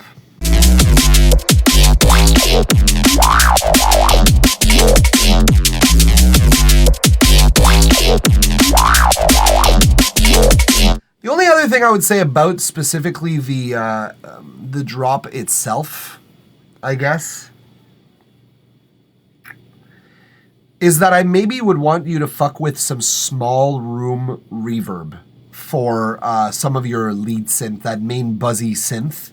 I may want you to automate on and off, very strategically, not all the time, but just using a little bit of reverb here and there might be good. Oh, we got an ad song. We got an ad, folks. 60-second ad.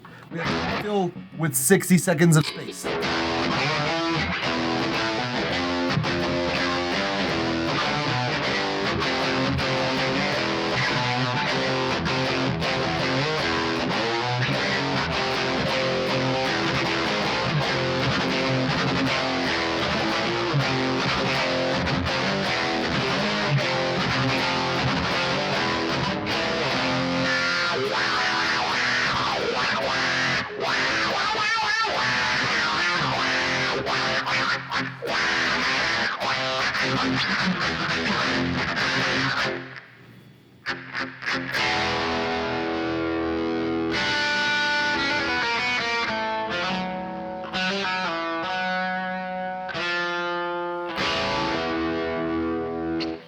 Ad song.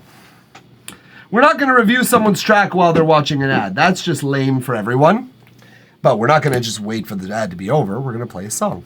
Usually something that sounds like the song we're reviewing. And again, I think in guitar. So there's that. You should clip together all your ad break jams, Studio Mike. I'm kind of hoping someone else does that for me. someone who's entertained enough by me to go through all of the YouTubes and like all of the YouTube VODs and clip together something for me. I will feature the shit out of that on my channel. I'll throw that on every platform, but I know that it falls on me to do that. But yeah, it's just a lot of time. I will do that at some point, most likely. You YouTube all your streams, good to know. Yeah, that's where the VODs are. Pretty much that's where they live. Because Twitch doesn't want me to keep it longer than 2 weeks, so shit. Yeah, either way, we were talking a little bit about your drop, and I was saying that we could fuck with a little bit of room reverb. Senticles, thank you very much for the follow. Appreciate that. Very cool of you. We're doing good, man. We're doing quite good. So yes, Couch Tracks, the streams are all on YouTube, and yes, we were talking about your stream. Yes, my brain has now caught up to its buffering state.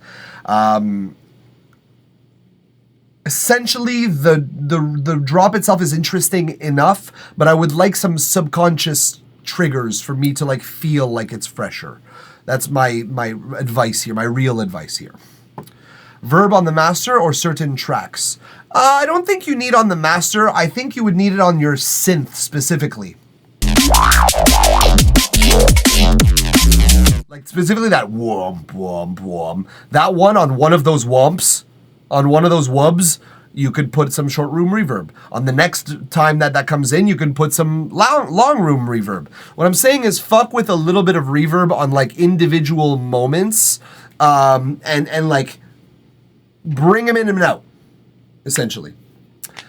Throw your melodic bass elements into a bus and send them to a verb bus. Yeah, EQ away stuff below 600 hertz just to get that tail. And step 3, go 3 for 3, it's undead. Third step, sidechain it. Yay! Woo-hoo-hoo! 3 for 3, and then you automate the fader just to be sure. Yeah, exactly. You're basically controlling it with itself, but at the same time, you're able to bring it in and bring it back down whenever you need it, and then you have this nice, tight, self-triggered reverb on, ready to just throw in strategically. And it's a super easy thing to set up, and it gives you so little work. But the effect that it has when you just put it on the right moments, holy shit, sounds great. If you work with analog elements like guitar, drums, vocals, and bass, I would 100% work that automation. Absolutely. But the easy way to do that automation, honestly, and this is a cheat and something that is as easy as setting up as literally just creating a new track and adding the bus send instead of not. You just 2 tracks, one with the reverb, one without, and you keep your tracks on most of them. You keep your regions on most of that track, and then whenever you want reverb, you just cut the section of that reverb, of that region that you want reverb on, and just throw it onto the other bus. Everything stays the same, you just have reverb added on for that one little section. That's the way I automate. I do not like using automation unless it's the most optimal tool for the job. But for things like that, for accents, fucking region automate. So much easier to work with. And visually, you see what you're doing. You don't have to like activate automation mode. You don't have to like see layers. You see physically in this part, there's reverb. That's the section where there's reverb. Or just chain it in Ableton, set up the same way, one wet, one dry. Exactly. Just set yourself up easy so that you can literally see visually what's going where and what is doing what. It reduces our workflow when we want to find the region that is just triggering the reverb or triggering the specific effect that we're talking about. It just reduces our workflow when we're trying to find that. We don't have to automate as much. We can adjust the volume of that track if it's a little too high. It's just so much easier than automating, in my opinion. But that's my opinion. And that's it, dude. Though that's the thing I had to say about your drops, because I like the sound of them. I like everything about them. I just think that they need a little bit more subconscious movement. And that will make things go like, whoop, oh, this is a banger. It's already very close to banger material, which I'm happy to announce to you. But, you know, like, take the world by the balls and give them no choice but to binge your music. Every song you release, everything that you do for the music, that you do with a specific purpose of world domination. And then you should have a pretty good track on your hands. So I'm excited to hear it. Thank you very much, Couch Tracks, for allowing us to listen to the song, allowing us to provide feedback and provide comments for it.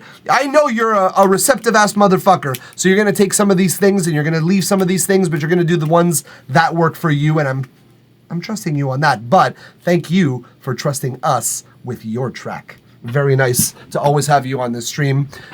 Feel free to stay tuned.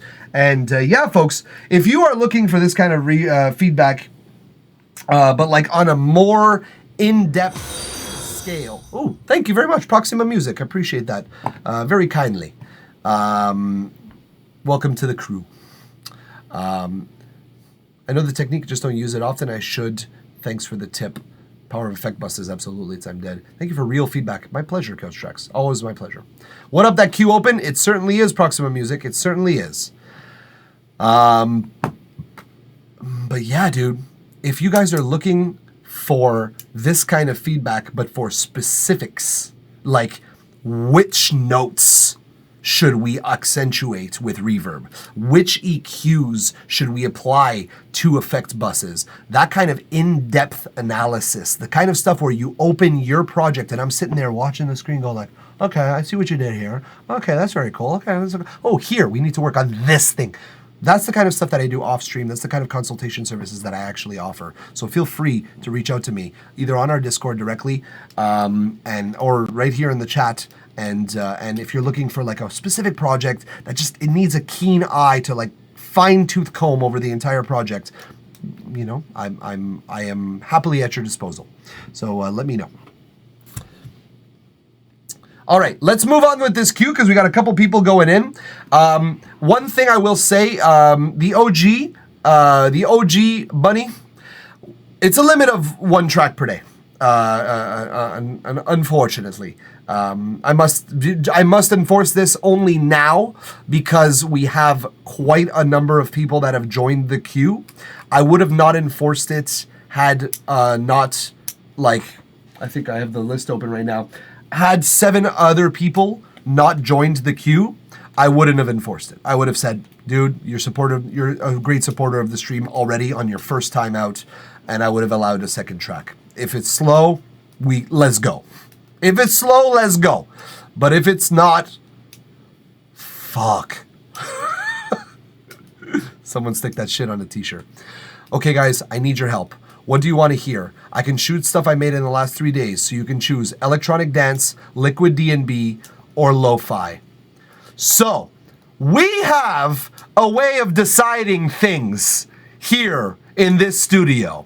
We have a way of determining when listeners are not sure, or rather submitters are not sure what they'd like to submit.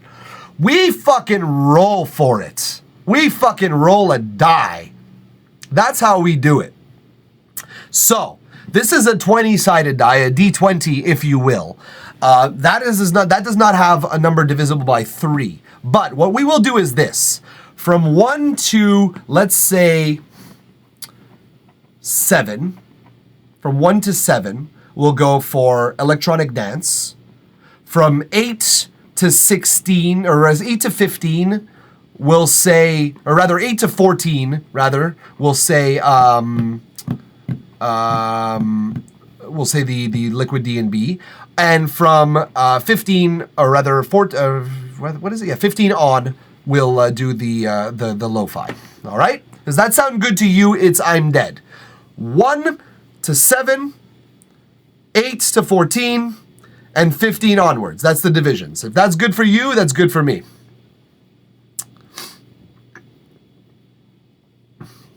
All right, let's do it then, folks. We have something to roll for. Let's shuffle our dice. Everybody shuffle your dice. I could do this all day. All right, here we go. 18! It's the lo-fi. The lo-fi wins it. I'm down. I love lo-fi, personally. I'm a very big fan. So I'm very, very down. Here we go. I appreciate your understanding, by the way, OG Bunny. Thank you very much for the for your patience and understanding. Kaya Jed, welcome back. Appreciate you being with us and joining the queue. Benny Games, I want jazz. Option A, B, or C. F. In this case, J. Speaking of J, get on that real soon. Kaya Jet, I like my D's a size of 20. Really? Does anybody actually enjoy that large of a D? I mean, dice-wise, that's my favorite kind of dice. But does anyone want a size 20 D? Really? It sounds like more inconvenience than anything else. I'll be honest with you.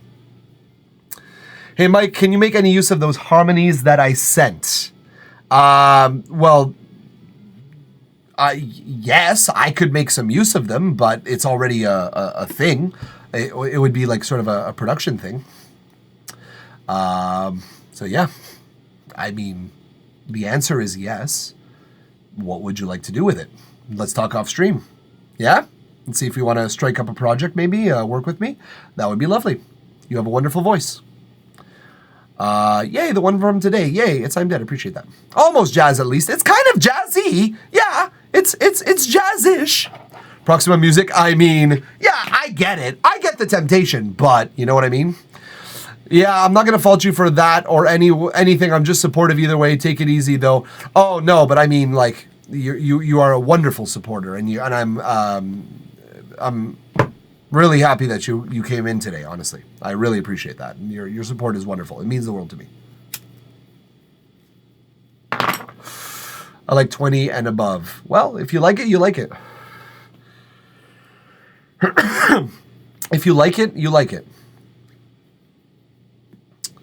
So yeah. Here we go. We've got this lo-fi track pulled up from It's I'm Dead. It's ready to go. 20th of February. Wow, yeah, it was from today, literally. Uploaded 36 minutes ago, mind you. Goddamn. All right, so we're going to give this a listen. It's a sub to skip the queue, right? No, actually, we just changed it. It's look here, right here. Right now as it's saying it. Want to skip the queue? Cheer 500 bits or donate $5. So I give you the option either way. If you want to go through Twitch, great. If you want to go direct donations, that's cool as well. But that is the new rules. Can I skip and give you my Prime in 8 days? No. So here we go, folks. We're going to listen to the artist known as Joel and the Lo-Fi Thing, 80 BPM, made today. Ladies and gentlemen, let's listen to Joel and the Lo-Fi Thing. Here we go.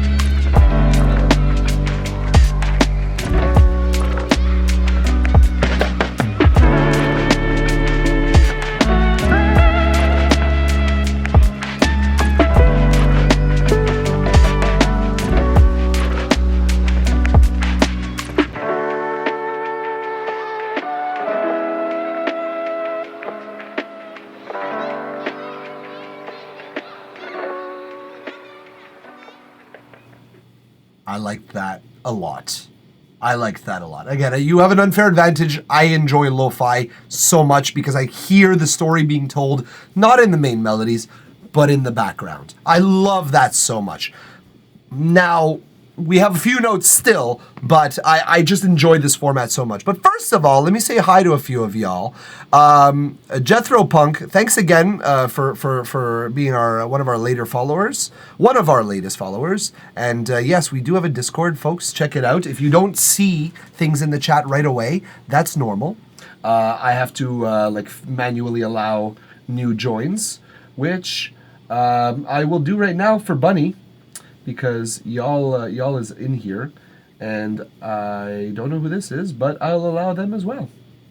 Actually, Bunny right now is not a Bunny is a full out supporter here, so I'm gonna put him producer and not just artist. Here we go. All right.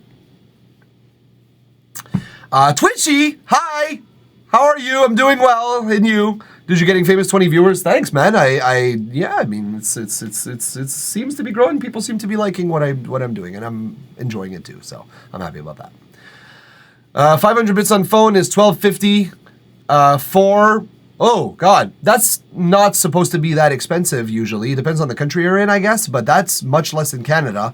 Either way, it's just because it values at $5 of what I received. So, like, that's pretty much the value of a skip. Is for me, received total is $5. So, you choose what you'd like. Now we jam in. Oh, yeah. Those effects are dead nice, too. Donate, thank you very much. Oh, if you guys, if you broke spend your money on Mike, he'll get you rich. He'll say no, but he's lying. I can't promise riches.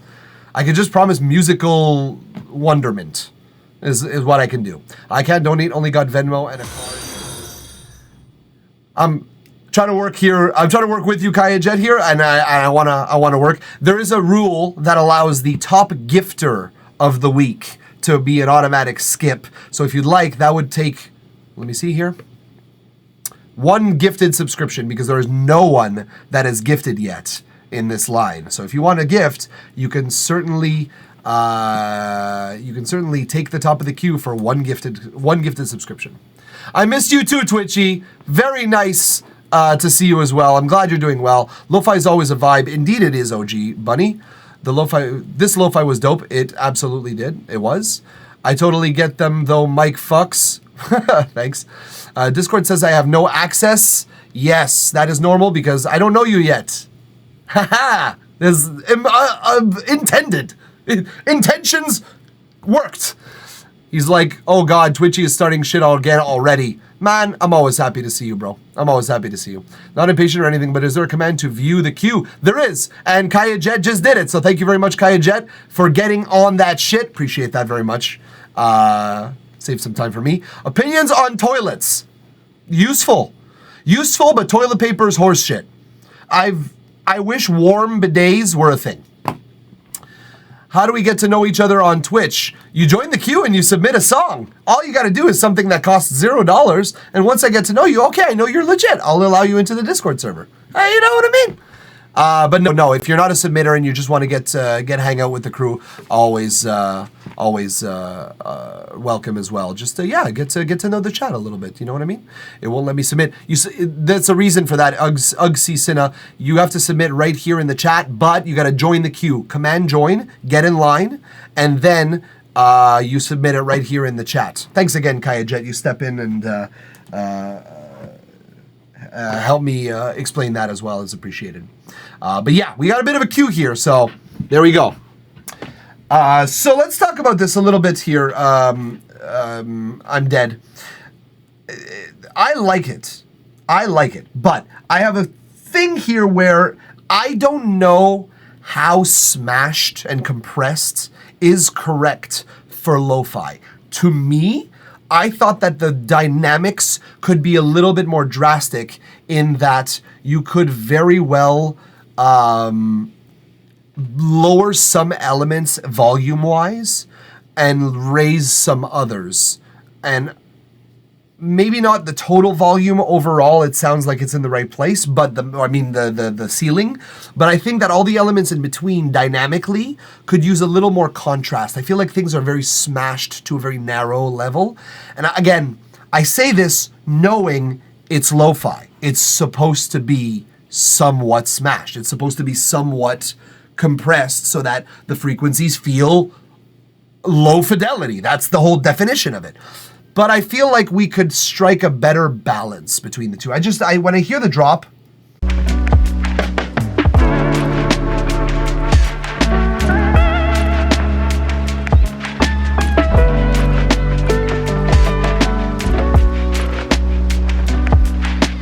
I just think that things are very like contained to a very specific dynamic. So yeah, I don't know. Since, what are you saying here? Since we release on streaming services, we do want to hit that 4 dB loudness penalty. Otherwise, it does get lost in the sauce with other tunes that are louder. Well, Red Aura, thank you very much. Thank you very much for being with us, dude. I am well. I'm doing some reviews as I do, which does suck, but it is what it is. Okay, so I'm just making sure that it was like properly intended for that reason, honestly. That's like my main motivation here. The only other thing that I would say, and it's kind of done here in this break,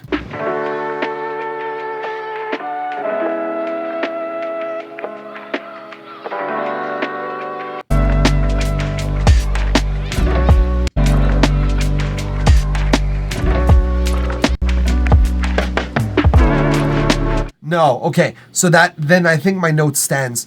I think you could do with like a B section chord-wise. I think you could just add something in, and specifically in this like dropped section here. Like you could very well introduce some new themes, musically speaking, here, and then introduce a few more, well, not introduce a few more, but reinforce those with the drums here. And then you could come back to your original theme by the like 112 mark kind of thing. So I think to a certain extent, you want to have a little bit, even though it doesn't have a lot of like necessary musicality, I think to a certain extent it could do with a little bit more thought into some of the melodies, personally. Just my thought. What are you guys saying here? Don't they normalize all tracks to be the same, or nah? Kind of. They do, but you have to hit a loudness where it does normalize, which is normally minus 4 dB for Spotify and YouTube. Otherwise, other services it's 1 dB less. It doesn't normalize upwards, absolutely. So yeah. Yeah, it's a weird thing with those fucking streaming services. Anyways, I'm not gonna get back into that discussion. Check our past streams on our YouTube to see my thoughts on streaming services and their normalization shits. So I think a little B section here would be welcome. I think a little bit less squashing would be welcome. And I think to a certain extent, your outro is typical of lo-fi, but I thought that you might be able to fade out a little more strategically. So when you introduce one element here, or outroduce an element.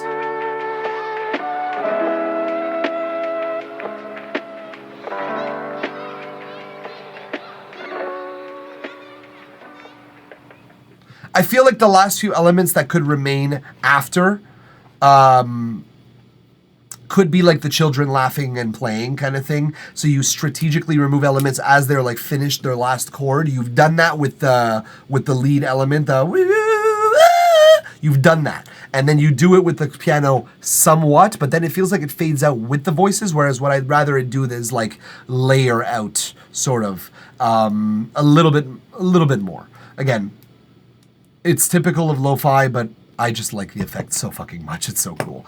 And that's pretty much all I got to say about your track. It's I'm Dead. You've produced wonderful art here.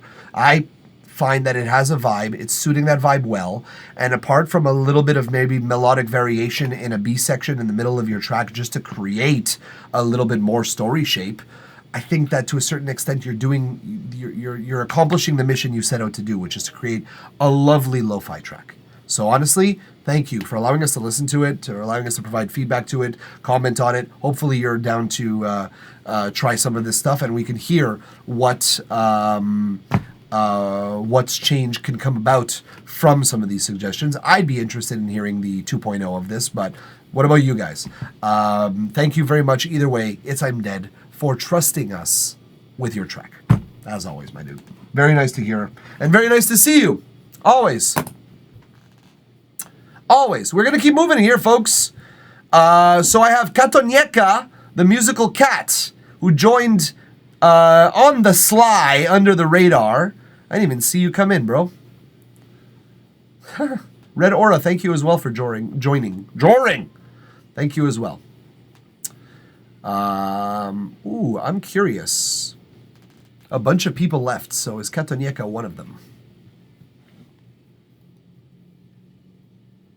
No, Katonieka, you're with us. The fuck?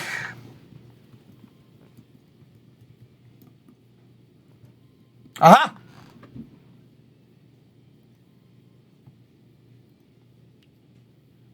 Very nice. All right, so far the song is in the 2-minute range. Okay. What the fuck, people, come back or I'll eat you. That's funny. I mean, Fallout made it work somehow, so I don't doubt you can, but I don't encourage it. All right, it's pulled up. It's ready to go. So let us What do you do if the submitted song is greater than 2 minutes? I stop it after 2 minutes. So if you'd prefer that I play it from a certain point so that we can hear the important 2 minutes, then you could tell me. Or you could subscribe. Subscribe allows you to gain a number of minutes equal to the tier of subscription to which you subscribe in your playback. That's how I should word it. That's how I should word it in my about section. I should word it like a D&D rule, because that's fucking understandable. I've started threatening to eat things when I'm annoyed at them. Haven't had to do it yet, unfortunately. Just start threatening sandwiches, bro. Do I have to do this for you? Start threatening some fucking sandwiches. Say, hey, sandwich. Hey, sandwich. No, hold on. Hold on with this track. Hey, sandwich. Fuck you. I'll eat you. Watch out. And then you do it. You have to follow through. That's sort of you have to gain credibility at that point. You have to set your threshold of hey, what the fuck, sandwich? And then you eat the sandwich. It's important you eat the sandwich. Well, why don't you make yourself you said bitch eats the bread. Excellent. All right. Enough stalling. Katanieka is waiting for us to listen to the song. Schumann already got to go later. Oh, take care, Red Aura. That was so sad. It was so quick. You were here for 5 minutes. I'll see you later either way. Looking forward to seeing you and hearing your songs. But before that, we have Rings of Distorted Time. Wonderful song title by Katanieka. So here we go, ladies and gentlemen. Here it is. Rings of Distorted Time.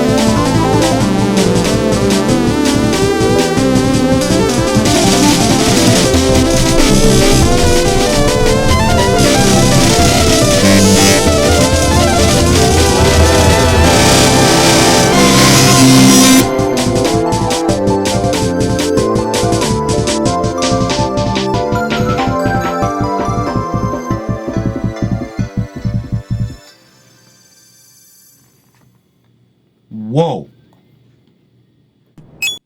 What? Whoa. I'm finishing my note here. Okay, so damn.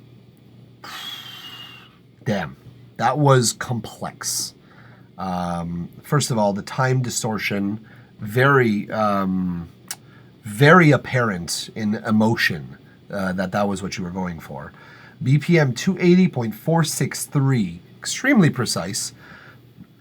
The time division, I have words about this. What is 3/7 time? Because the 3, fine. The 7, what? So are we doing like a double dotted quarter note? No, that doesn't equate, does it? 2? Yeah, it would be a double dotted 4. It wouldn't be 3/7. It would be 3/4 dot dot. Basically, that would be your actual like notational like the proper way to write that on sheet music, because septuplets are a thing. Don't get me wrong, but they're always subdivisions of 4, 8, 16, etc. Or of 2 rather, and septuplet sounds like way too many twins, bro. Octomom is disagreeing with you hard right now. But, okay. So either way, in terms of music theory, this bewilders me. It confounds me. I couldn't possibly begin to unpack what is and isn't the choices of this. All I know is that music like this usually isn't intended for a musical journey. It's intended more for an emotional journey, which is usually what I do in terms of feedback to this part. To this music like this, to songs like this. I can't possibly tell you what is right or wrong about the mix, about the composition. What I can tell you is what I felt at various points, and if you were going for that, then that is your feedback, that is your response. So, for the first section, either way, for this entire first section, the only sense that I got was information was coming to me. New information was coming. I wrote these notes in red because they specifically correspond to the emotions and the images that I was feeling. I was just seeing myself flitting through time.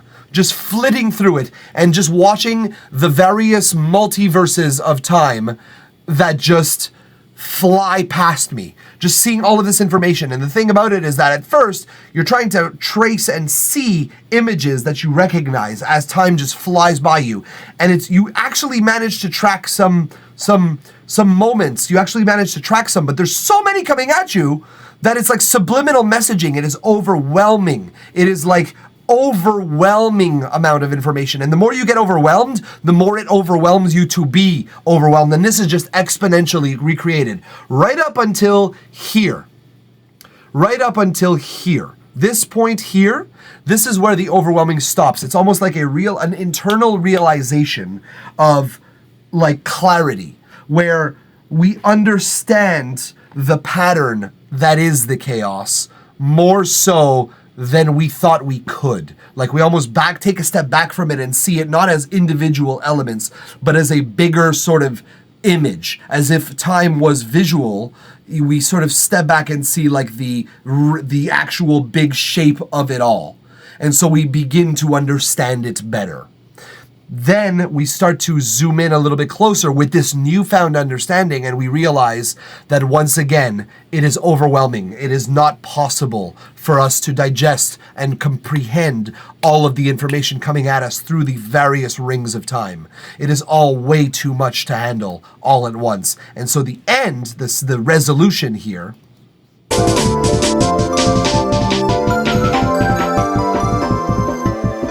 is almost the willful ignorance of a vast amount of information in front of us, where we permanently make the decision to say we're done zooming in on the details, on the particularities. We're done looking at those as individual elements. We are now stepping back from this and seeing this as one entity, because that is the only way that we will be able to comprehend it without it driving us truly insane. But that's my interpretation of it. I have no idea what I'm talking about. I'm just telling you the emotions and images that came up in my brain and just paint that picture, I guess. Now I actually have to see the notes you wrote. So what I wrote was, the first one I wrote overwhelming information in brackets chaos. The second note was clarity, then understanding of this chaos, and then overwhelming again, acceptance of simplicity. That was my, I could show you, but it's backwards.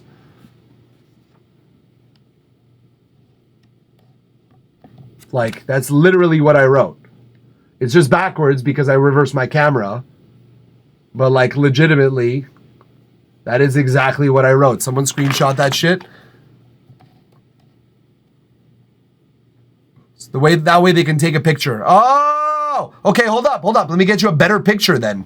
Jesus, I'm stupid. Hold up, let's get this good. Let's get this goody. It's still backwards, but you can still reverse it. Have fun. There you go.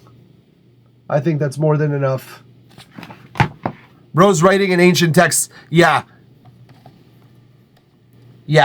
Honestly, I am terrible writing. But I lean into it. I just like quickly jot down my ideas. So anyways, yeah. I honestly don't understand time signatures, so huge respect for even finding out how to change it in your DAW. I mean, that part's pretty easy, but the understanding of it is another level, and this is a completely different level as well. It's something that you have to like not only understand, but relinquish control of for it to happen. How did I get 3/4 ... So the way I look at it is a dotted quarter note is an added half of that note. Oh, wait a minute. No, then that wouldn't work. Because the 4 represents a quarter note.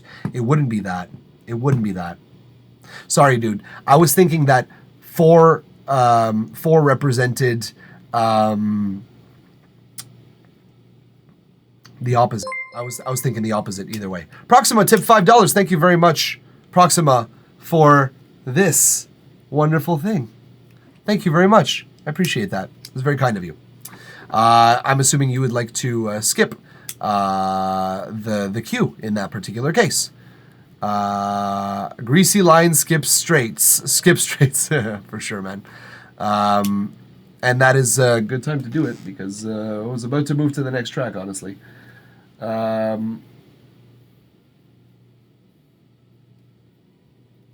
you at? Proxima, skipping to the front of the line. You did it! Well done. So yeah, Katanieka, I was wrong. I calculated 4 being a whole note rather than being 4 1/4 notes. I calculated 4 being the whole note, so therefore a whole note dotted once would be 6 whole notes, or rather 6 quarter notes, and dotted a second time would be another a half of the half, which would be another added single quarter note. So like again, the half of a half is a quarter. So I calculated like 6 plus 1, essentially. But I did that wrong. Either way, that's the wrong way to do it. That's not how you do musical notation. That's not how you calculate timing at all. So don't listen to me for that. Either way, what I would like to say though, Katanieka, is thank you for allowing us to listen to the track and thank you for trusting us with your track. I have no way of giving feedback except for the images that come in my mind in this particular case, and I hope that's enough. Because I'm not qualified to possibly tell you, hey, so your main mix is a little bit flat. I have no idea. I have no fucking clue. All I know is it made me feel things. Here are those things. Thank you very much for trusting us with your track. It's as simple as that for me. I can't really interpret experimental music more in depth than with that. So if you were looking for something like the main synth needed to be lowered, can't do it. Can't do it. I'm sorry. I'm not that good. I'm not that good. I consider you a better composer than me for being able to think of it this way. Honestly, I can't compose this. I just cannot. Mixed in Chaos basically doesn't know too much about mixing. You know what I mean? Yeah. What did you say? Dude, no one here watches or watched Jujutsu Kaisen. I did not. I mean, hop to plus 1 minute if the dono doesn't gain me some extra time. I mean, the dono doesn't gain you extra time, but we can hop to a minute for sure if you wish. The only thing that gains you extra time is the subscription, but we're going to play either way 2 minutes of this song. So if you want us to skip to the last 2 minutes, that's cool too. 1/6 time signature is the equivalent of Russian roulette. Everyone missed my reference. Sorry, dude. I didn't know Gojo would be proud of that song. I don't know what this is. I'm very sorry.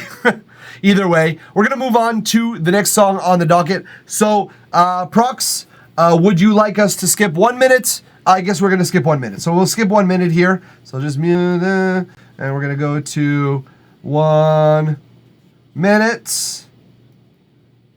It's much easier to control down here.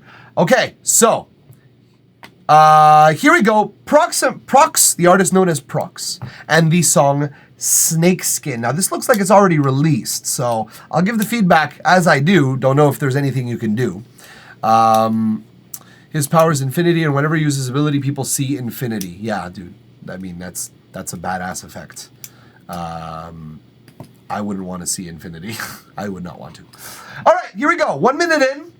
Snakeskin by Prox. Let's listen.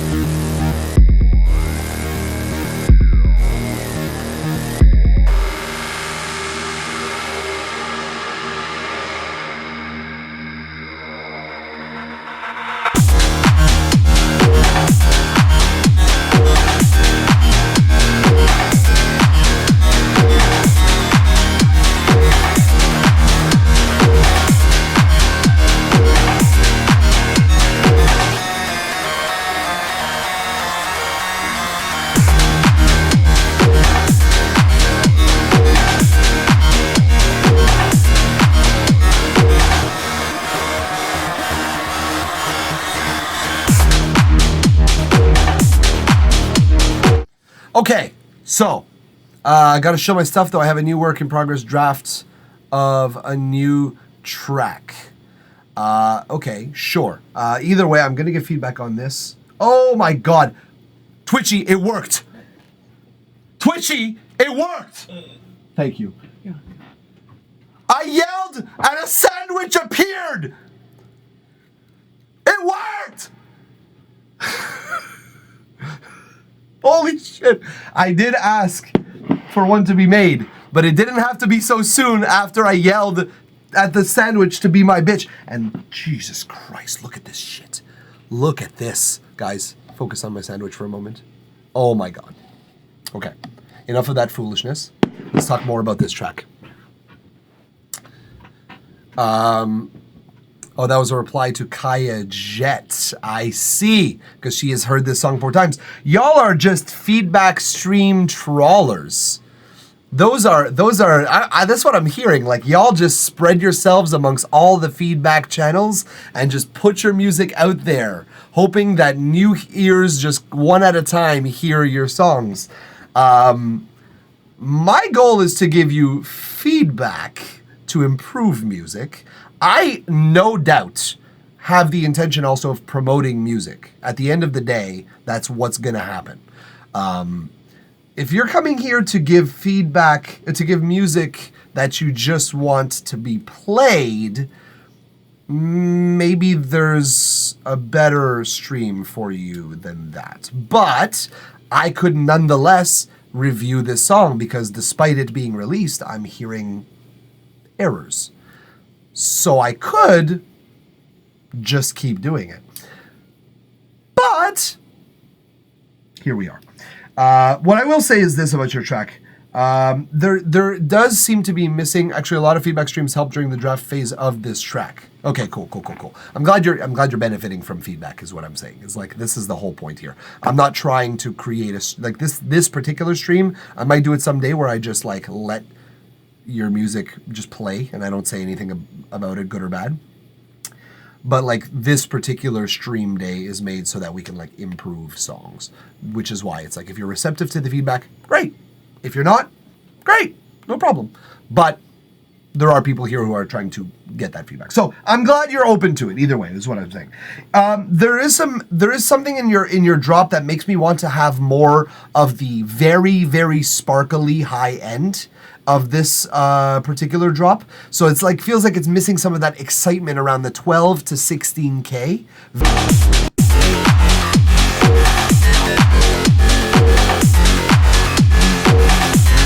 It sounds like Elements have some of those high frequencies.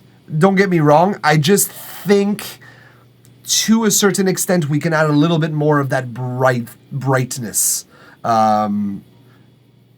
Sparkle, really, is what I'm looking for. The other thing I will say is that this first build, let's talk about this build here.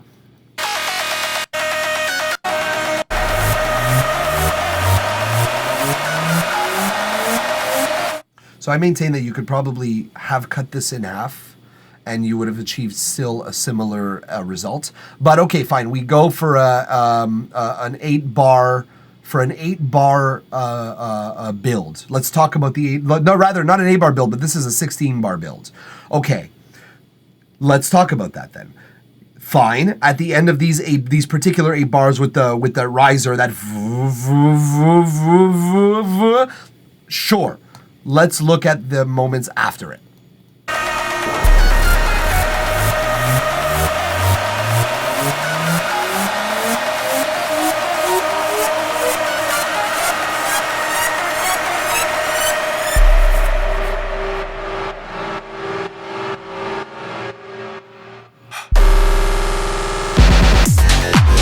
Nobody asked for those extra 2 bars. Cut your verse or your build by 2 bars, accommodate that section. Nobody needs those extra 2 bars. You may be getting feedback it's too fucking long. I see how it's too fucking long. It's indulgent. It's very indulgent. It's like we are indulging every desire to extend the track. And one very easy to spot one is this build. Builds are always very revealing of an artist's choice musically because it shows how much you're willing to balance tension versus release and how much you respect your listener. And that's my personal opinion, of course, but that's very revealing to me. In a very objective, I'm listening to music every week like this, I hear patterns. So if I were to play this. Oh, it doesn't want to play anymore. Why doesn't it want to play anymore? Oh shit, my SoundCloud stopped working. That's weird. Is anybody else having any problems with this shit? Okay, here we go. It's back. If I were to just indulge the intro here.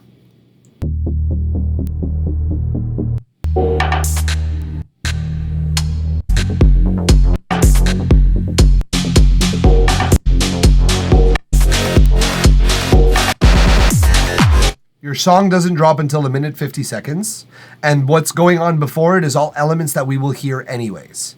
You are making choices for your song that are against your own best interest. And that's not a thing like you're sabotaging yourself on purpose. I just don't know if you know, this is too long.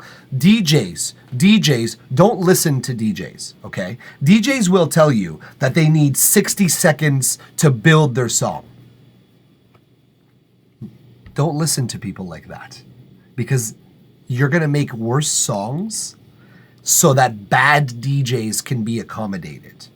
I've made this argument before, and I don't think that is a good thing for music, to be honest with you. You come from DJing? Good. You should hear this. DJs make excuses to be bad at what they do. Okay? Beat matching is a thing. Like, to be honest, I gotta let you know, if you can't beat match without a button that does it for you, you have a problem. You shouldn't be a DJ, number one. Number two, if you need a build that is as long as your drop to mix your track, you shouldn't be a DJ. It's like, there are so many looping tools out there on decks, built in to decks now, with the fucking punch pads. People used to be doing that shit with a 4-bar intro manually with vinyls, and they would pull it off and they would scratch it into their next song. Don't give me that. We don't need 60-second intros. We want them because they're easier. And what is happening to music as a result? Music is getting longer without purpose. And so now I'm forced to listen to only 2 minutes of a song that could have been 2 minutes and a half, but we succumb to our instincts to cater to DJs that don't really excel in what they do. If we are targeting excellent DJs, you have to make excellent music. And I'll tell you that a song that takes 2 minutes to drop doesn't qualify automatically as an excellent piece of music, because when I say this could have been an email, I mean in its most respectful sense.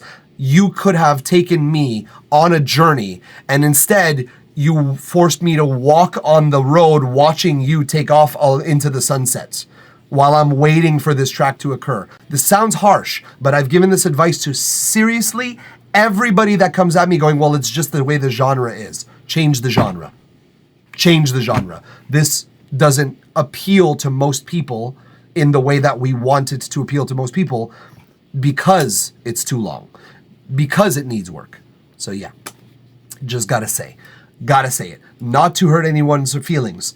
It's just sometimes feelings are the only thing that are protecting us from better decisions for our art. Hands down. Like, so many times I've listened to a song and go, I think this is good. Then I come back to it and I'm like, this is horse shit. And that's fine. I don't have to feel bad about it. I just have to write better and do better. So I'm sorry, but too fucking long doesn't begin to define how. So that's why I think personally you have a lot of potential to make a better thing. That's really, I guess, what I'm actually saying. I'm not saying you're bad. I'm saying you have potential to make a greater piece of art. That's like, when it comes down to it, it's a compliment. I got spicy chips and sour cream dip. Cool. I haven't even taken a bite of the sandwich yet. The famous sync button. Hate that shit, man. Hate that shit. I tended to play only longer tracks back when I started as well. Yeah, that's the pattern. That's the pattern in general. You know, I appreciate your passion and what you're saying. I can understand the frustration of a long track. That said, I really enjoy the longer running hypnotic state of techno that allows me to enjoy myself when listening. And again, there are a lot of people that ascribe to that. There are a whole bunch of people that ascribe to that. And that's wonderful. That is like, hypnotic, repetitive rhythms. That's cool. That's background music. That's what it is. It's background music. And I think that to a certain extent, background is a place where a lot of people excel. I don't think it makes for a better song by definition, of the songs that are out there. I think it holds you back from being concise in your storytelling. I think it is a crutch to not tell the most necessary version of your story. It's a way for us to excuse ourselves from editing, essentially. So some songs, if they deserve to be 4 minutes long, 100% feel you. 100% Proxima. Does your song really stand out in that way? Does your song really change in a dynamic fashion, in a way that stands out from the rest, that it needs to be expressed in 4 minutes? This is questions that I would be able to answer if we were able to finish the entire song, but my bet is for most of the time, there are moments where we don't need the information you're pushing to us. It's either coming already or we have already heard it a lot of the time. And a lot of the time I hear that, specifically the argument of like, well, I enjoy it being hypnotic. It's like, okay, cool. That's great. You're making music for yourself. There's nothing wrong with that. There's nothing wrong with that. Do you want other people to hear your music? And how many? That's really where it comes down to it. So yeah. But when you listen close, you see that it changes as well, but not as significant. And the thing is that that's a storytelling method of its in and of itself. You're taking your time. It's the equivalent to like experimental cinema. I don't think that this falls quite into the experimental genre, though. I think that we've heard experimental today. We heard it just before. I don't think that it falls in that place. I think that it is, to a certain extent, aching to be more mainstream than not. The sounds, the textures, the musical choices, we can make this more known. But again, it's a question of how known you wanted to make it. That's really what it comes down to. Driving dynamic development in my tracks has been the major goal of my past few months in music production. Okay. Well, it seems that that element in and of itself, if I look through it again,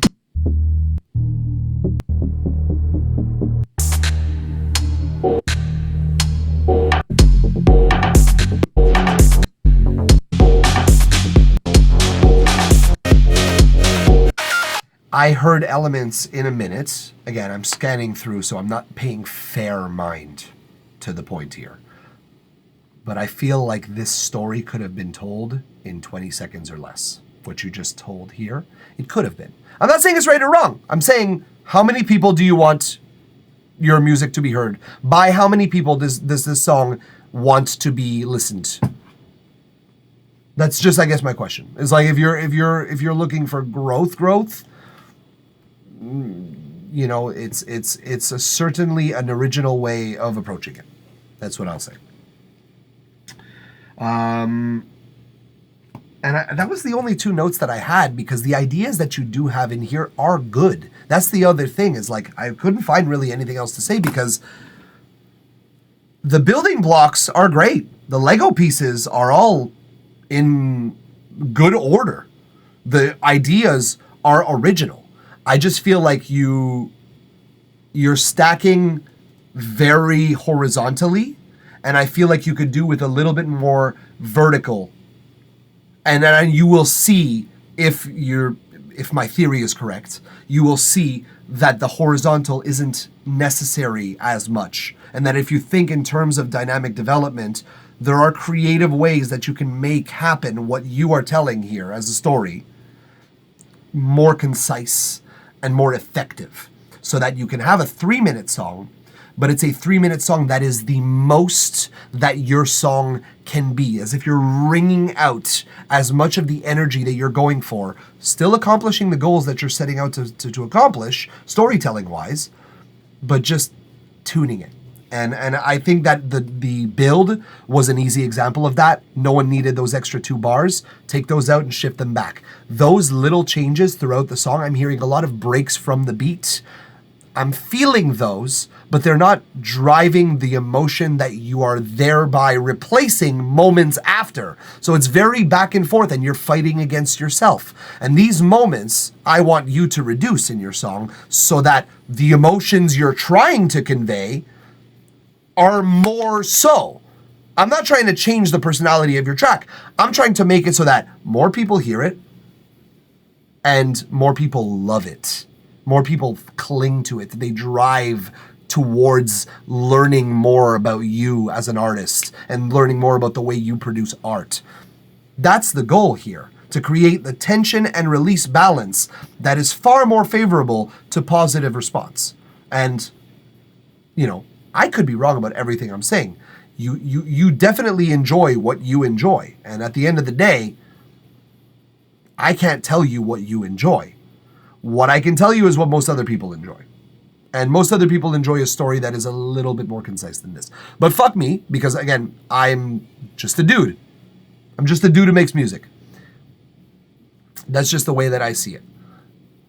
If you can't tell a story in 2 minutes, why should anyone give 3?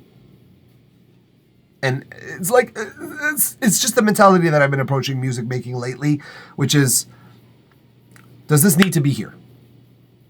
Does this need to? And then yes, why? What does it add? And if it doesn't add enough to the original goal of it being here, then I'll edit it. I'll add more. I'll give more juice. I'll give more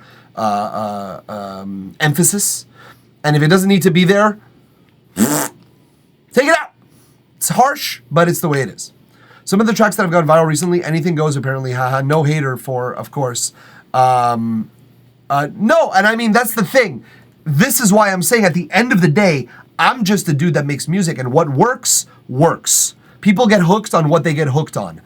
But intelligent souls can deduce patterns in music making that functions for the masses. And those people, they in general have an edge on helping other people, I guess. This is why I want to like more help other people make music, even more than I want to make it myself. I enjoy making my own music. I really do.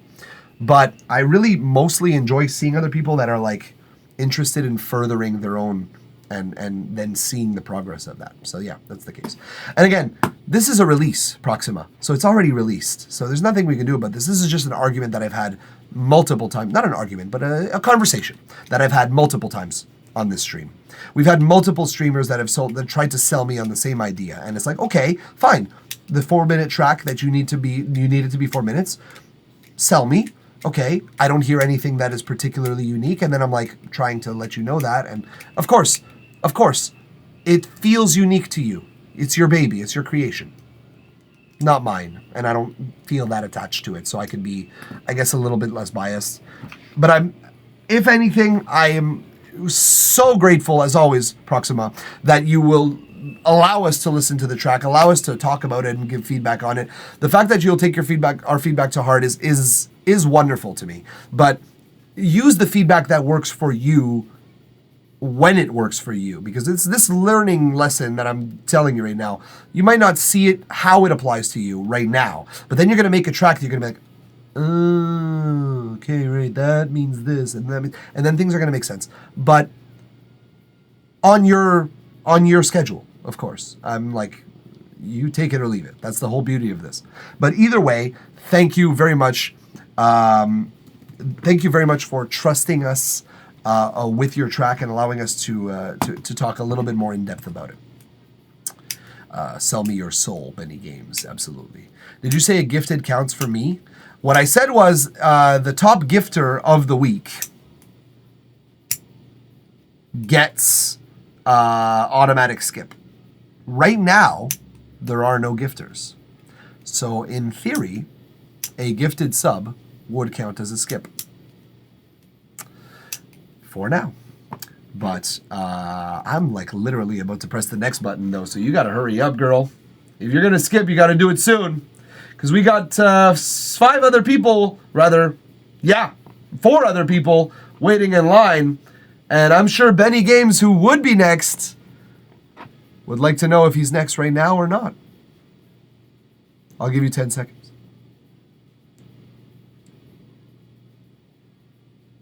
You know what? I'll give you a big ass bite of this sandwich.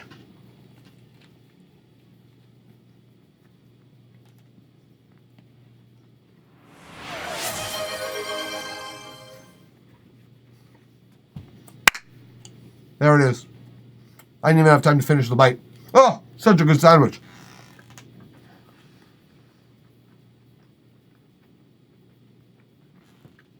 Benny, in theory, you were next.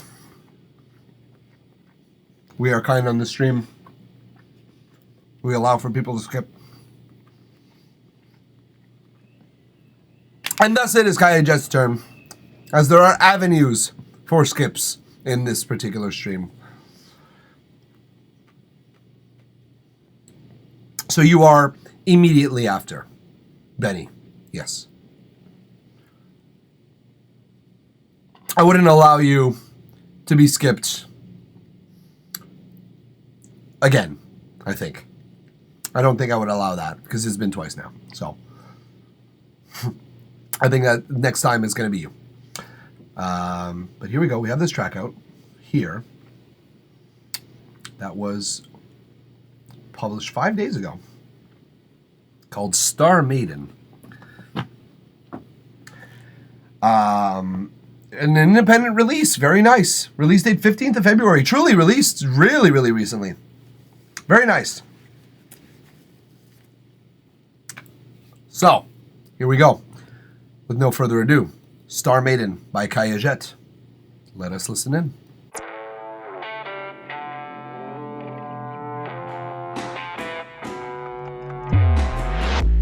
Golden age starts to fade. Now she's up in outer space. Times will change, who's to blame? The iron age of pure disgrace. We fall, our fate. Mortal hope has been erased. She's gone without a trace. A constellation in her place. She's my star maiden. She lights up the sky. Oh, my star maiden, purely divine. Let light awaken. May the stars align. Oh, my star maiden, give me a sign.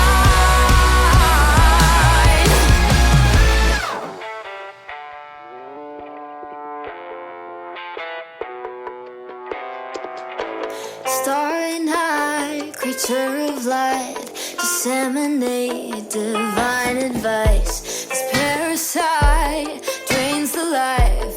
Greedy humans pay the price. Lethal, evil, she surrendered out of sight. Farewell, mankind, hope to someday reunite. She's my star maiden. She lights up the sky. Oh, my star maiden, purely divine. Let light awaken. May the stars align. Oh, my star maiden, give me a sign. Australia, oh, hear my prayer.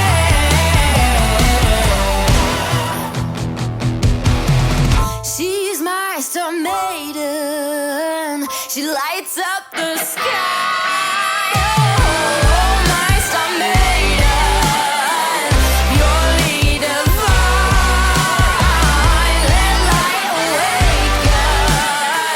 May the stars align. Oh, my star maiden, give me a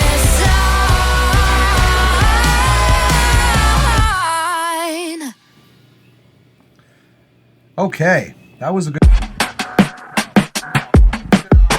No. Nobody else. We're talking about Kaya Jet right now. Bree. I don't know who that is. It's like so much hate. So, let's talk about this Kaya Jet. I got a couple of things here. So, first things first. Compositionally, very appealing, very like engaging song. Not super complex, but very dynamic on the on-off, very 0-100 contrasty style, which is a very good sound in general. It works really well. Very Royal Bloody, actually, if I'm not mistaken. It was the sound that I think I'm hearing in my head right now is Royal Blood, which is good. I enjoy them very much. I have a few things with regards to mixing that I want to talk about first, though, because I don't think your vocals are mixed loud enough, okay, throughout. Not just for the verses, but necessarily for the choruses specifically, needs to be much louder. I don't know if, I hear that you were going for like a gang vocals kind of feel, which I can respect, for sure. You can keep the gang vocal effect in, but the lead vocals and the gang vocals should be a slight bit higher in the volume. They could also do with a little bit less high frequencies, because the frequencies themselves, the EQ sounds appropriate at its current volume, but as soon as we start dialing that up, I know that those very, very high frequencies around the 8 to 12K will start to get a little bit harsh. So we might want to EQ those down, but bring the volume up. We need more vocal, that's for sure. I don't love the drum mix. I find that the drums are very, very dry and very thuddy. They have the energy, but not the personality, I think, is what I think I'm trying to say. They sound very drivey and dynamic, so when you hear them punch,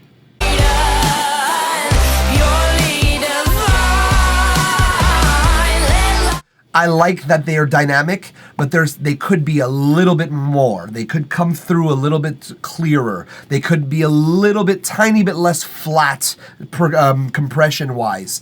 They just need a little bit more personality to them. The snare itself, I'm hearing it, but I'm not feeling it. It should be a shotgun to my chest with this character of the song. The kick should be a fucking earthquake, but it's not, they're not moving me. And I don't know if that comes down to just volume or just the way that it's mixed. And that includes the EQ and the compression.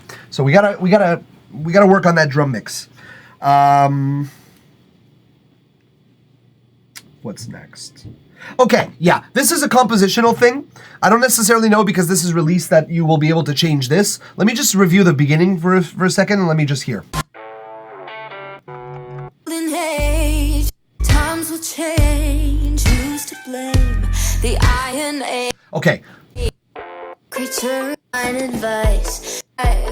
Greedy humans pay the price. so your second verse actually comes in slower than the first verse. So again, we're going pop.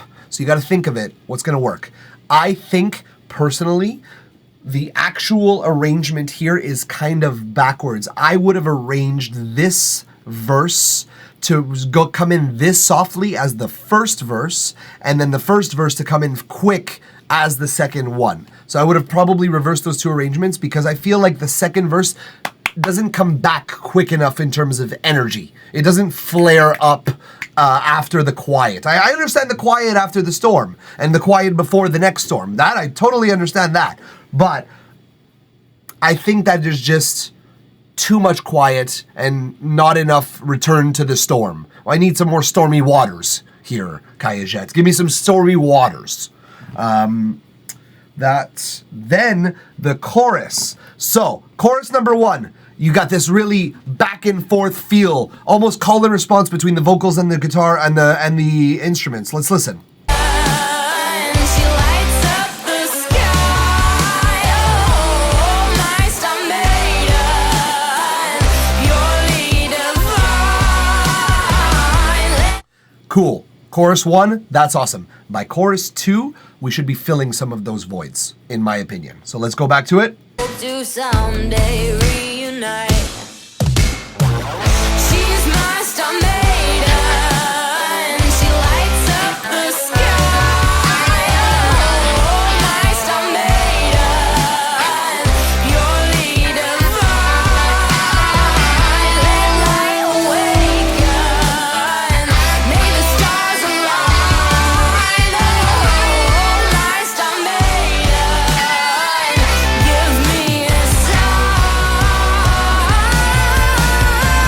Something like that. Like a very, it could be guitar improvisation, it could be a couple of vocal ad-libs coming in. Oh, like something like that, like random. It could be anything of that, but it needs to fill a little bit more in that space. And then when we get to the last chorus,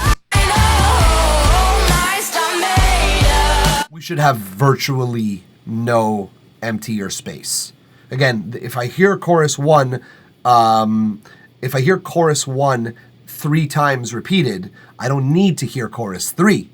I've heard it once. Cool, got it. If one thing that is more and more original is coming into each chorus, we are on the money. We are talking more business here. The last thing, I'm writing it all down and saying it by my producer. Good. I could get you the raw vocals to remix if you'd like. Sure, if you'd like to hire me to remix a song, I'd love to take a crack at a song like this. Absolutely. My services are available for songs like this. Absolutely. Very, very interested. So, the end. I don't remember what I wrote here because I can't tell what it says. Let me just listen. Give me a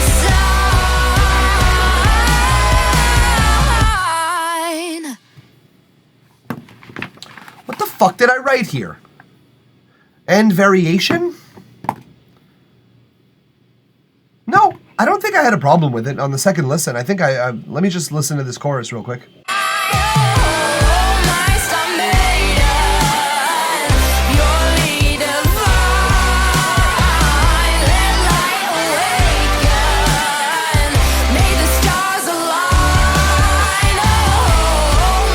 See, I'm hearing the guitar solo now, but it sounds like an afterthought. It's weird. It's like kind of like in there to the left, kind of hanging out, and it's not really taking any space in the song. It's not really taking any like stance. It's just kind of there to fill in some of the space. Should be enhancing the story that's being told. If it's not going to be your vocals that are ad-libbing,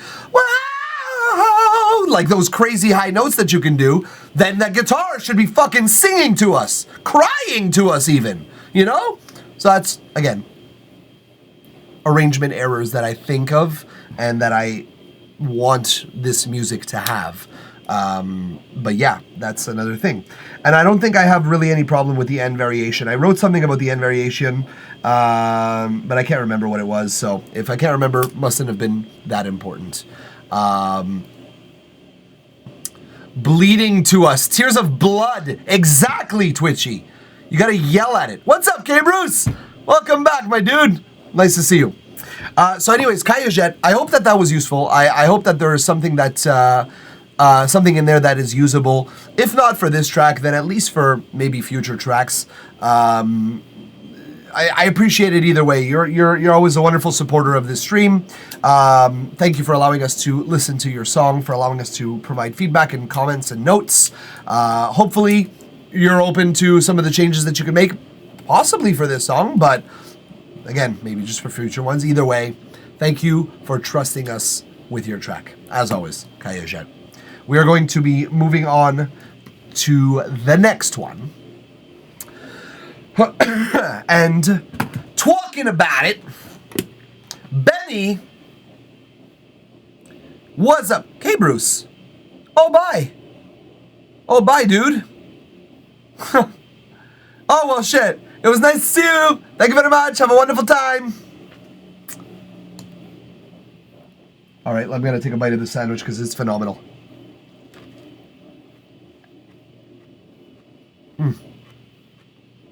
We got some cheddar cheese, mortadella, turkey, lettuce, pickled onions, mustard and mayo on some light rye. Goddamn.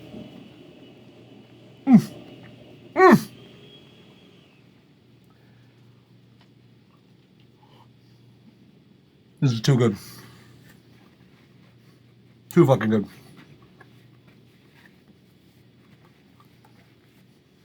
All right.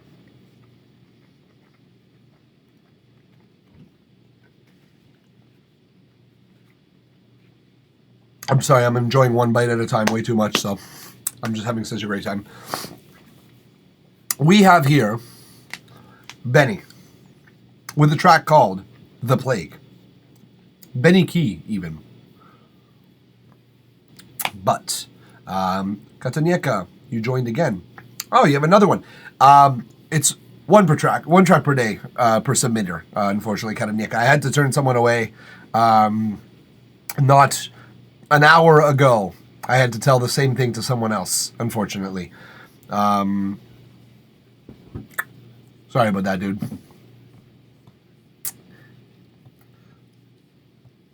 All right. Okay. So the track's ready. Here we go. We're gonna. Do you want me to start later, Benny? Because we're gonna listen to 2 minutes of this. So is there a place you want us to start for this particular track, just so we don't miss the parts you want us to miss? You don't want us to miss. But while you reply, I'm gonna take another bite. Oh shit. Fucking pickled onions. So good, but...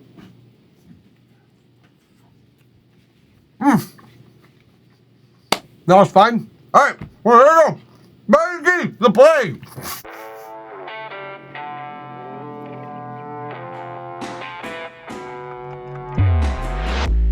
Golden age starts to fade. Now she's up in outer space. Times will change. That's not your song.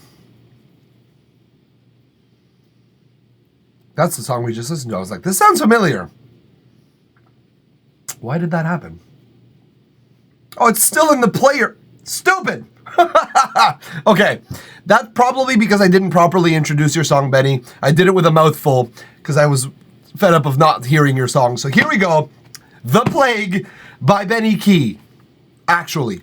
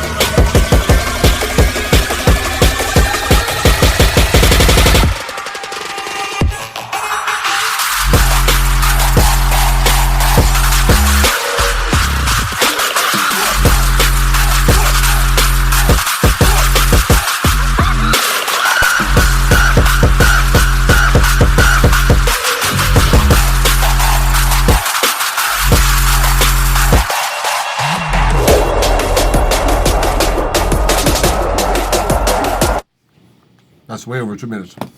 All right. Jeez, I took way too big of a bite. Literally bit off more than I could chew. Literally. But it's so good. All right. Here we go. Here we go. I got a couple of notes for you, dude. Not that many. I enjoy the originality of your track, honestly. It's not a song that I'll be fully transparent with you. This isn't the style of music that I would listen to every day. I'm like not a fan of noise music in general. So I'm having a bit of a hard time understanding certain parts of the song. But I'm far from saying that there's no reason for it. I'm going to ask you what you're going for. Mr. Z Music has a comment here. Automate the reverb on the main screech lead, or even send it on a parallel mixer track so the screech does not get washed out by it. That is excellent advice, first of all, because we do want that reverb to come out a little clearer and a little bit more on the chimey side rather than the just filling space side. It'll do your synth a load more favors. So very good advice, Mr. Z Music. Okay. First things first. At 22 seconds, personally, I recommend putting in a new element, something that is a little bit more distinct than what you did add. So in this section here,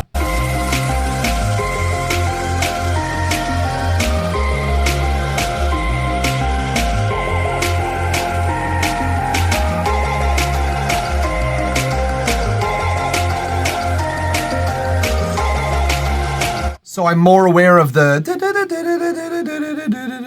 That's cool. That's a little bit more emphasis. And you have a little bit of a layer of like modulation on top of your... what's it called? The actual male...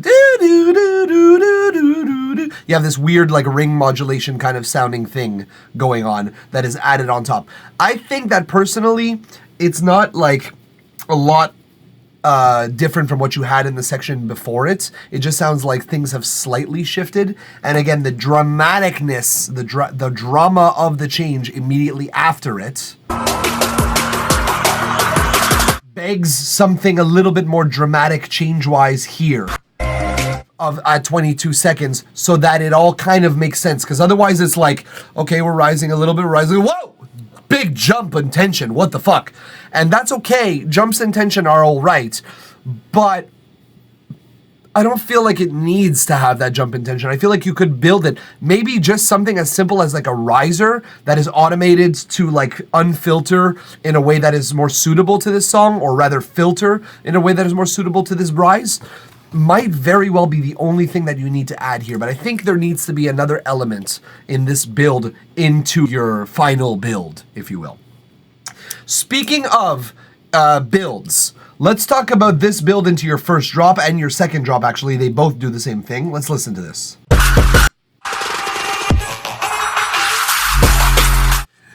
You fade in to your drop. I would not recommend this.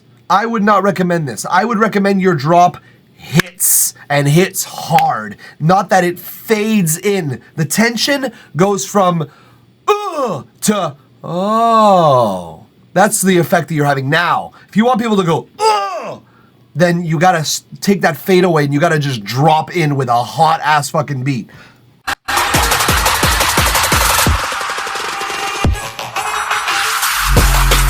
Whoom. Nah, none of the whoom for the drop. I want it to go boom. Slap me in the fucking face with that beat. But that's what I think. And it does the same thing in the second drop as well here.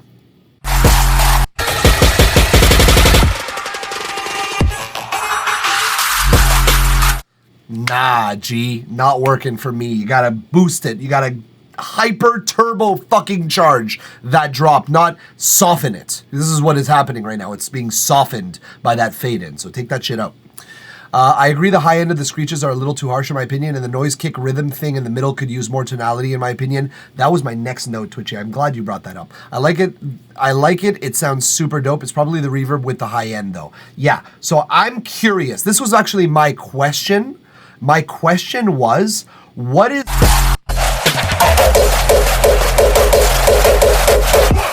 What is the functional purpose of this? Because it's not a break, it's not necessarily a drop, it's not musical at all, it's just noise. It's, to me, like again, this is just my understanding of it, and I'm trying to understand your point of view on this, but to me it just seems like noise for noise's sake, and I think to a certain extent it could use a little more shaping. The noise kick rhythm and the thing could use more tonality.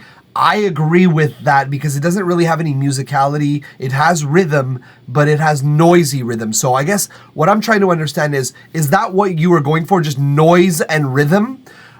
Because that doesn't suit any purpose or doesn't enhance your song in any way, in my opinion. So if you were going for something else, by all means, please enlighten me and maybe we could accomplish that goal a little bit more efficiently. Because, again, like Twitchy says, I like the rhythm, but it needs more storytelling. Not just telling the same story louder with more distortion. If you wanted, you could probably wub the bass and keep the fade on the other instruments. Yeah, that's actually an idea. That's actually a good idea with Twitchy. Not a bad idea at all. Could be done. Yeah, I don't have any complaints about that. I think that's my last note, dude. I think that's pretty much all I had to say about your song. It's called a hybrid trap, using screeches as melodies. Okay, but there's no melody. This is as if a singer is going, ah, ah, ah, ah, ah, ah. That's not a melody. That's not a melody line. That is a note that is being sung. Like you're literally just not changing the pitch of the screech. You're just repeating the same one.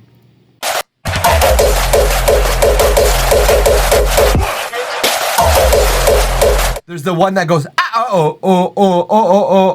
but it doesn't really add anything. And it's also a weird timing, if I'm not mistaken. Let me count.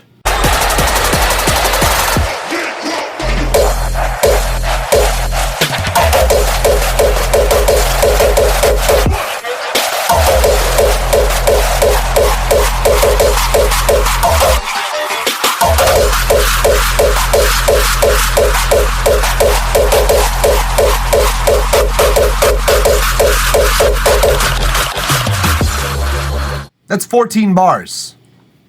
Why the off time? Just curious.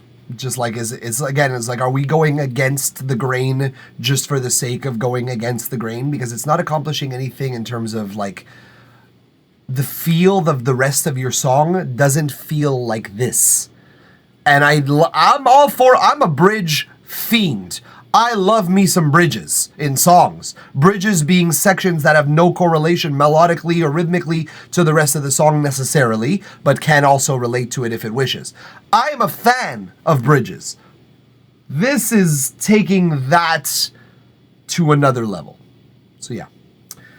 Twitchy, I felt like if you just added the resonance to the noise with EQ though, or maybe a filter peak that follows notes, I don't know, it could add the right tone. Absolutely, because then you will be creating a little bit more tonality. You'll be creating a little bit more of a shape to the noise. And I'm okay with noise, as long as it has a purpose or a shape. If it's just noise repeated over and over, except for the I don't. It's an odd time signature. It's not like making me build tension or release. It's kind of like I'm in this, it's a limbo state. That's what it is. That's what's weird about it to me, is that there's a limbo state that I'm existing in here. I'm like listening to something that I'm not sure should be causing me tension or release. And I'm just kind of waiting for it to be over, I guess, is what is happening to me. But again, that me saying these things does not mean that's what they are. That's my understanding of it.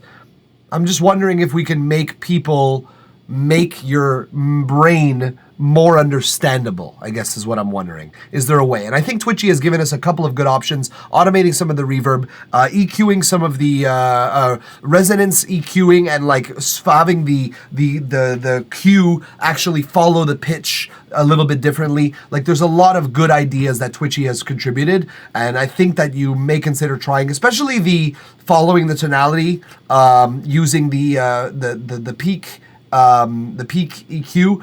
I love that idea personally. I really, really think that that's a great idea. I think that it suits this personally. So maybe try that. But that's it, dude. That's really all I had to say about this track, because the rest of it is actually quite appropriate. You got a thing to fix for your build.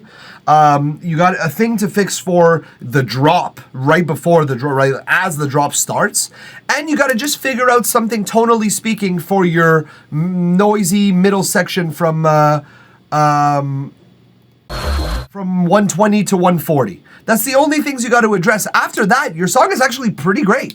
You actually made something that is like not only coherent with itself, but tells a story otherwise that is pretty on the ball. The shape of the story is pretty good otherwise. So like, I'm really happy with it. Other than that, just we got to make sure that one section isn't at the detriment, or if one section is existing in our song isn't at the detriment of the rest of our song existing as a whole. We want to make sure, because that will like not ruin a song, but it'll ruin your chances of the song being as good as it can be. So that's it. Thank you, Benny, for first of all your patience with the skips. We allow skips in this channel, and that's just plain and simple the way it is, but I appreciate your patience with regards to those. Thank you for allowing us to listen to the track online, for allowing us to provide feedback, comments, criticisms, notes. You take from it what you will, of course, but I think that you've got something great on your hands. Might as well make it as good as it can be. So either way, Benny Games, thank you for trusting us with your track. And looking forward to hearing you on the next time, my dude. So I DM'd you on Discord. Yes, I did. I DM'd you a screenshot of my DAW. Okay. Well, Katunieka, I'll get to that after the stream. Either way, because we're gonna have to finish what's going on here first, of course. But we will pull up Mr. Z Music's track. And Mr. Z Music, Mr. Z, or Murs, it's Murs. I remember. It's Murs. I fucking remember. I've been saying Mr. Z this entire time, and only now I saw your name on SoundCloud, and I'm like, we have had this discussion before, and my brain rifled through a library of discussions in this stream, and then it found the folder, relating to this information. It's pronounced Mers, M-E-R-Z. That's the way. I remember thinking the same thing last time, going like, is it Mr. Z or Mr. Z? And then you're like, it's Mers. I remember this shit. I'm glad. That's like a victory for me. Self-fives himself on stream for just remembering how to pronounce someone's fucking DJ name. Oh, man. I ridicule myself because I deserve it. Here we go. Ladies and gentlemen, we're going to proceed. We got a couple more names on the queue right now. And actually, literally, only a couple more names on the queue. Mr. Z and Twitchy, look at that. So we're going to listen to... no, it's not Mr. Z, it's fucking Mers. It's Mers, Mike. Mers. What's so hard to remember? It's one syllable. It's even easier to say than Mr. Z. What the So yeah, we're going to listen to your track. Either way, it's all to say, Mers, that we're going to listen to your track. But 0 Point Dubfile stopped in to say hi first. Hello, buddy. 2024 kicked the shit out of me. Got some very bad pneumonia. I was KO in bed for weeks. It's great to be back in the studio. I am glad you're going better. I am glad to hear you kicked a very bad pneumonia. That shit sucks so fucking much. I'm so glad that you are feeling better, dude. I feel the lungular relief, the pneumonic relief. Pneumatic? No, that's something else. I'm glad to hear you're back in the studio, my dude. Good to hear that. Twitchy Gamer, he's gonna murder you. That's why it's called murder, not muck duck. Anyways, we're gonna give Mers his due. So let's listen to Breathe. We're gonna skip. You want me to skip the 10 seconds in? Do you want me to I'm playing only 2 minutes of this, so do you want me to skip 1 minute and 10 seconds, or yeah, what do you want me to do about that here, Mers? Muck Duck, what are you smoking, Quack? Bro, it's on The Office. If you don't watch The Office, you're the weird one, okay? Okay? I missed you, Twitchy. I miss talking like this to you. No, man, I missed you for real. I didn't miss verbally abusing you. No, I do appreciate you though. Muck Duck is an Office reference though, and you should watch The Office because it's a great show.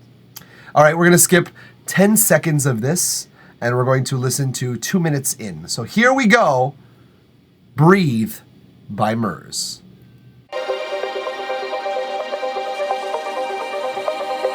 Gotta take a seat, gotta let me breathe. Come on, you know it's no use trying to write what feels so wrong. I've been making do with silence. You've been hopping cities all the time. Who knows where you're hiding? Gotta say, this feels like the end. Gotta say, this feels like the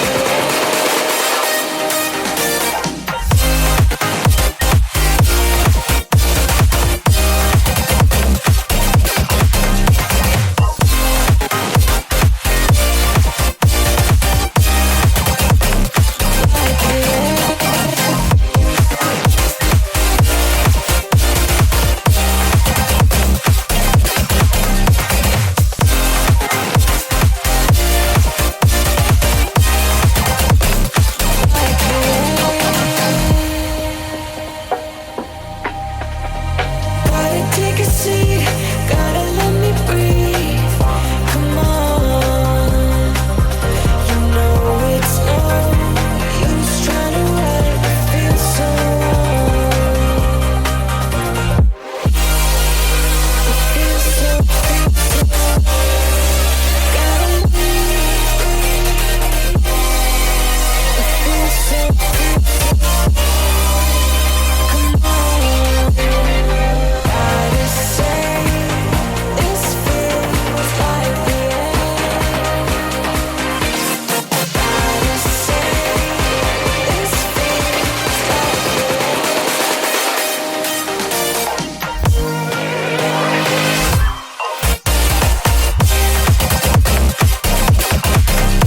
Okay. Sorry, I had to indulge myself. I had to hear how you dropped it. And I like that you dropped it differently the second time. Let me hear the first one. Yeah, okay. Very well done. Very well done. It's false drop on the second one, direct drop on the first one. So, yeah. That's a nice note, I gotta say. So I got a couple of notes. Not much, dude. The production is really good. The writing of the story and the dynamics, not only in the actual like volume and in the way of things, but mostly actually in the actual composition of things and the way that things are dancing around in a very bouncy fashion. That I find is accomplishing its goal quite well.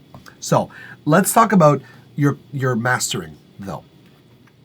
Personally, I believe your mastering is that pitch bend absolutely goes crazy. Crazy. I fucking love that. Love that. So, your mastering is a tiny bit flat here, Mers. So I gotta say to you that, like, with all sincerity, it's not bad. It's just I feel like there could be another dynamic, layer, sort of superimposed upon this, like as if some things are just crushed and the life is kind of being lost from some of your dynamic. So I think you're going to need to definitely investigate that because it's worth it. Your track does need that breathing room. That's the thing about it, is if it didn't need it, it wouldn't be a bad thing. But yeah, it's a big thing.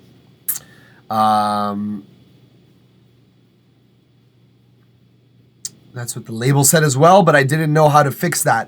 Well, it's the way you compress. It's actually, you're applying more compressors that are doing less effect each.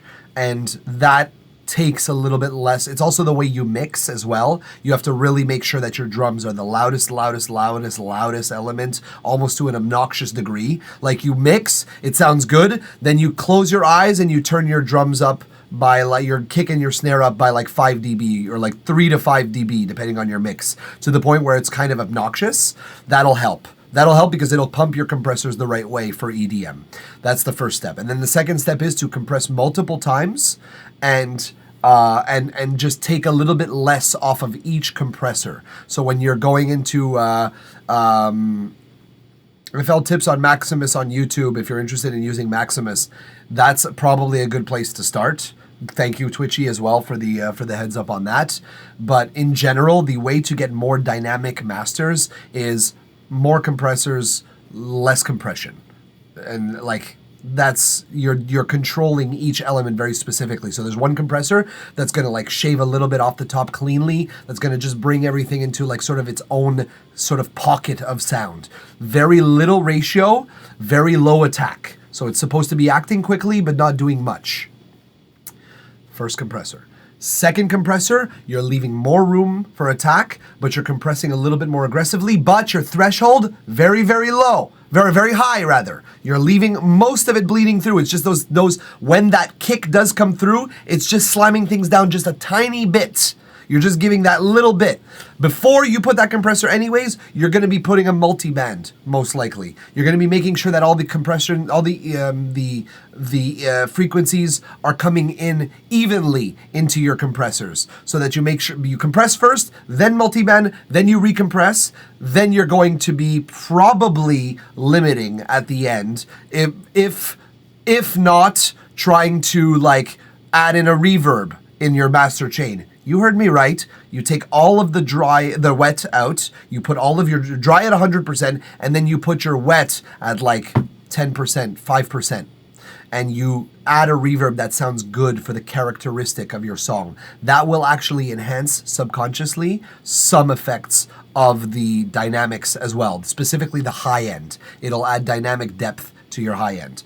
Another trick that I do is on one of my compressors, I don't just put them as stereo, I put it mono stereo. I put it like a mid-side compression. So it's dual mono, and instead of putting it left-right, I put it mid-side so that I compress the center differently than the left and the right, so that you would get a little bit more left and right compression, but you boost that up. And then the mid compression on that last compressor, you're not doing much to it. You're just taking a little bit off the top, and you're really affecting the decay rather than the actual attack.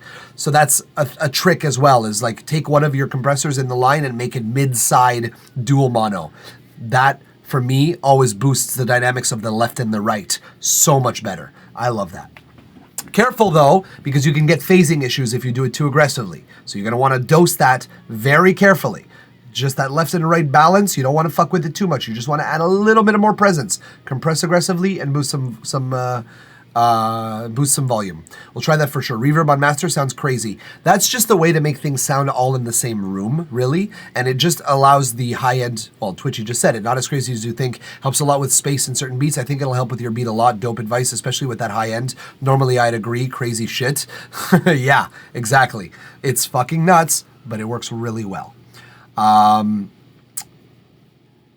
And the last thing that I'll say about your track is something that pertains to what I just said about the mid-side compression, because your track doesn't seem to have much going on in the left to right in general. You have a lot of emphasis on the center. You have a lot of things going into that center channel, so a lot of your presence is right here. And then you have a few things that every now and then will sparkle in the left and the right.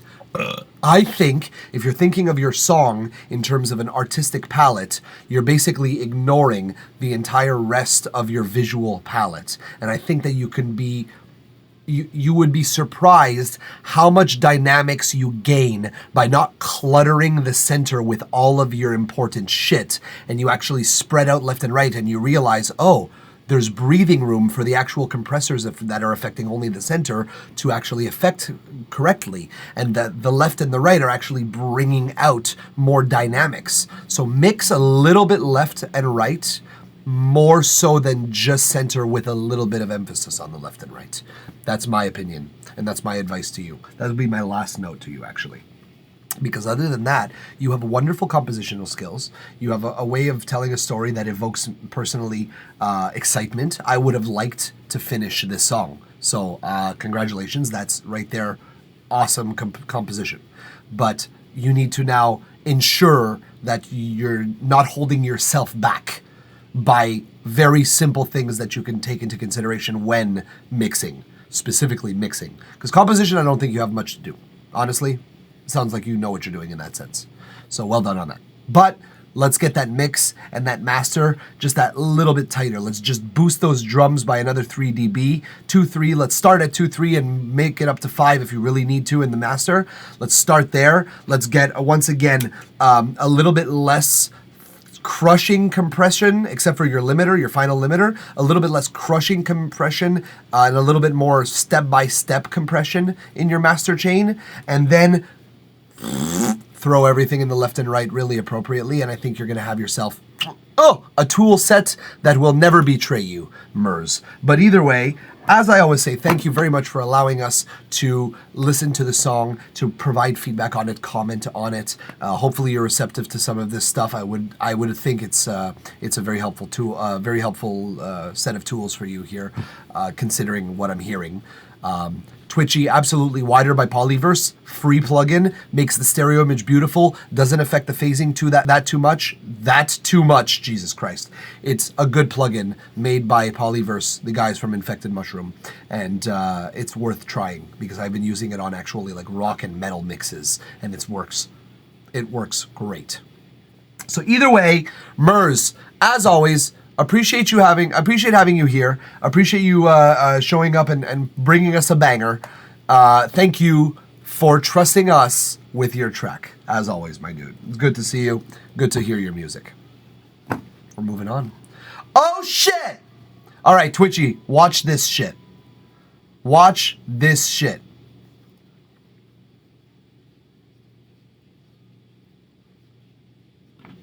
It's live. I just moved it. It's live.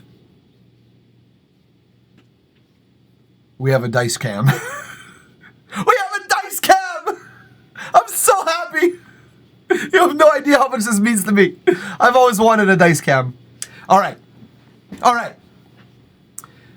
So, let me ask you how we're going to decide this. Are we going evens, odds, or are we going above or below? Like above a certain roll, we do this song, below that roll, we do the other song, or are we doing on odds song, one song, and on evens the other? You just tell me, and I'll roll, and we will figure that out. We did need this. We absolutely needed this, Twitchy. Above trap. So above 11 is going to be trap. Below 10, or 10 and below, is going to be D and B. We're going to do some drum and bass on a roll from 1 to 10, and from 11 to 20, we're doing some trap, all right? So I'm going to just shuffle the dice. Don't mind me just shuffling my dice. Just getting a real good shuffle here. My forearm's stiff from all this shuffling. All right, here we go. 1 to 10, 11 to 20. It's a 10. That'll be the D and B. Is that the one you wanted me to play? I don't think so, actually. Yeah, we know why it's stiff. Well, joke's on you, because I don't use that hand. Ha ha! Actually, that would make a joke on me, but oh well. So we're doing we're doing the D and B. We're doing the D and B. Hit me up with a link, my dude. That's why it's stiff. That's actually a really good point. That's touche. Touche. A 0-point dub file. Shit. He got me there. I'm gonna just take a bite of sandwich in reply.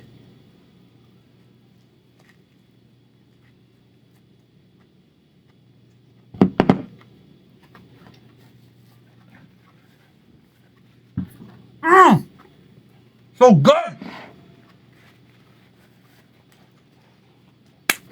Need to work those muscles? Not those ones.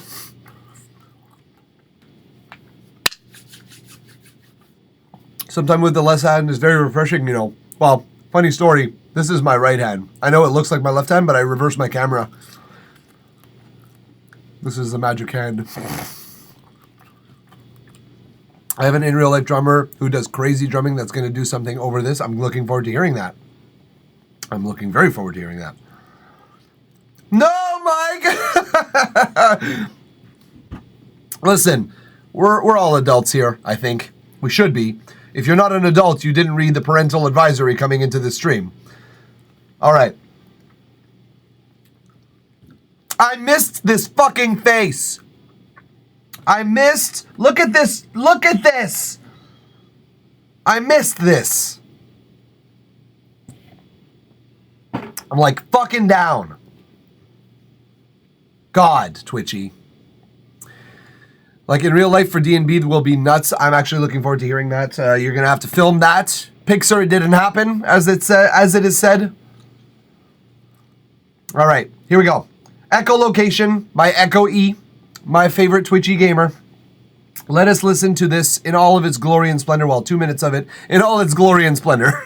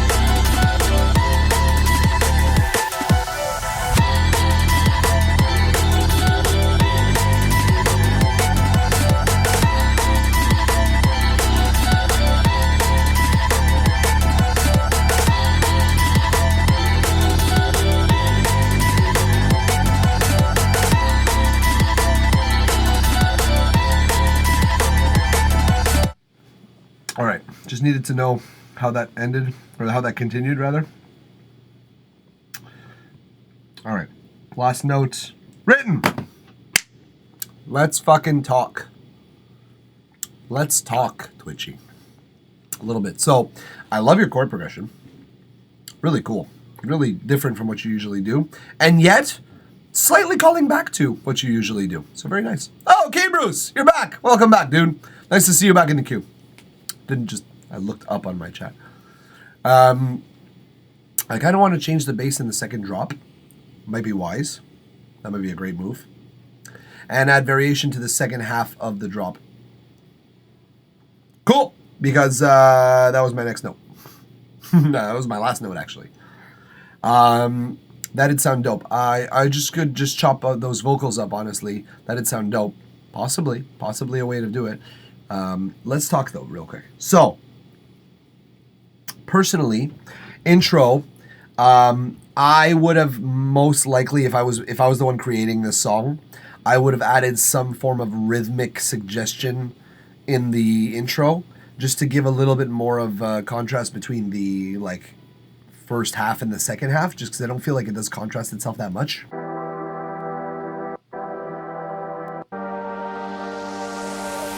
As soon as that riser comes in, it's like a refreshing, oh, okay, something's new. So I would have probably put in something very, very, very subtle, like suggesting the D&B beat, but no, it's not on. Hold on. Let me turn it on.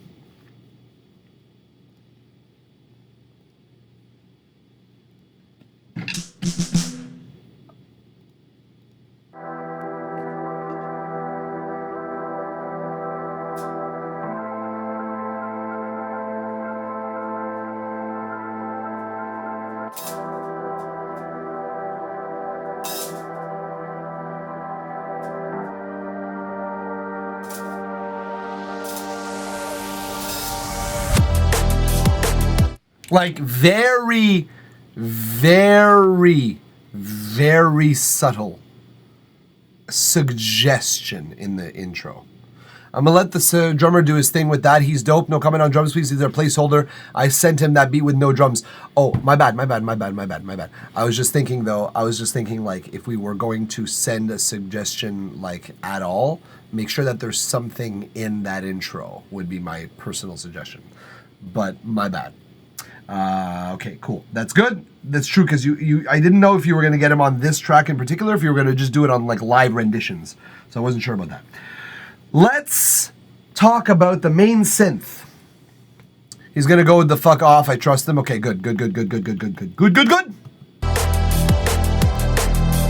So the main synth kind of sounds a little bit out of phase. I won't lie to you. It sounds out of phase throughout. It's not a bad thing.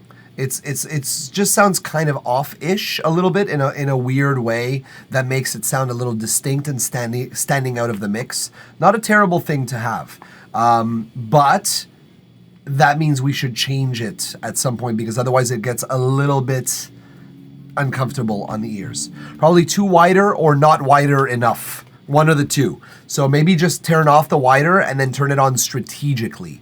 Let me reference something here though. Let me check something.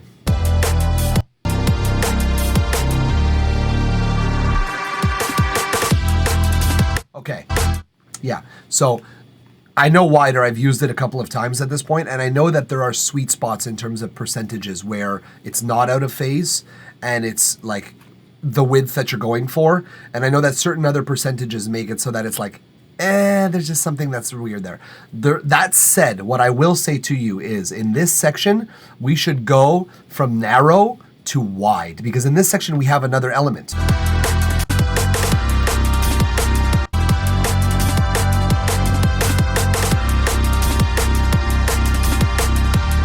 And the other element is actually wide as well. So I think that we could very well pick one of those things. My recommendation is the new element, those like awkward chords to come to the center and to take the place of that thing. And the reason I say that is because then afterwards,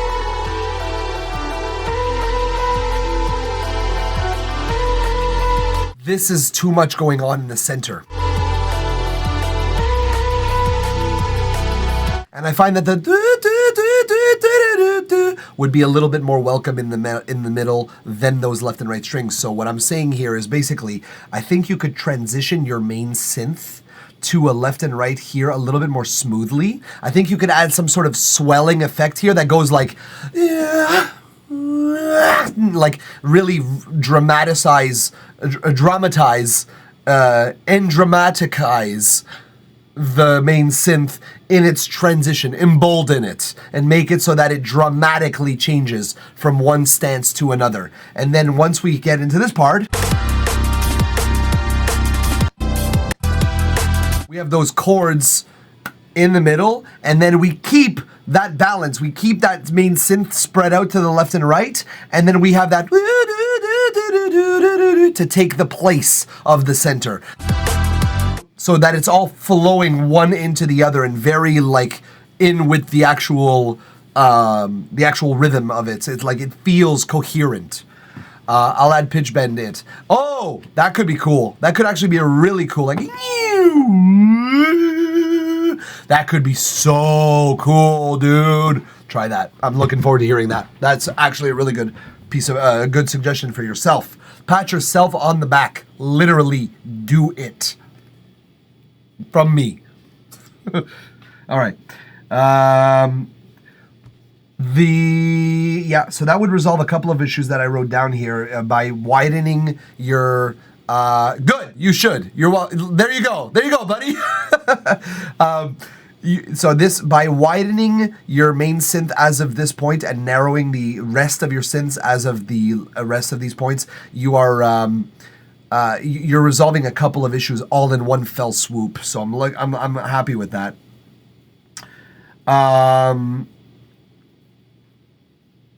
That literally resolves 3 of my notes by changing one thing. Wow. I guess I strongly suggest doing that. Then we talked about it already, but the second drop. So cool, by the way. That cool melody. It was like...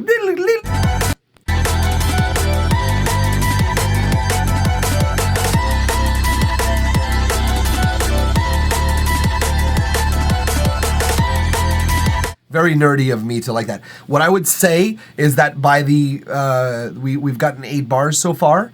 For the second half of this here, not just this, we're gonna want variation here either way. But here, you're doing so you're basically doing a pattern of like a.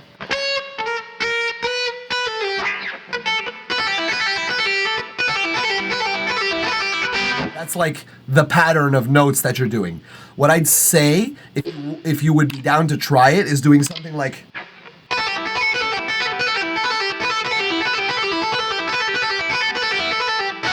So like... So that switch doesn't feel so dramatic. You don't have to change anything else in this, and that lead element will already change a lot. Not just changing certain notes of but changing the actual pattern itself, like as if it's an arpeggio. Well, it is an arpeggiator, but like changing the shape of the arpeggios. But that motion would be dope. It feels like a guitar tapping specifically. Like,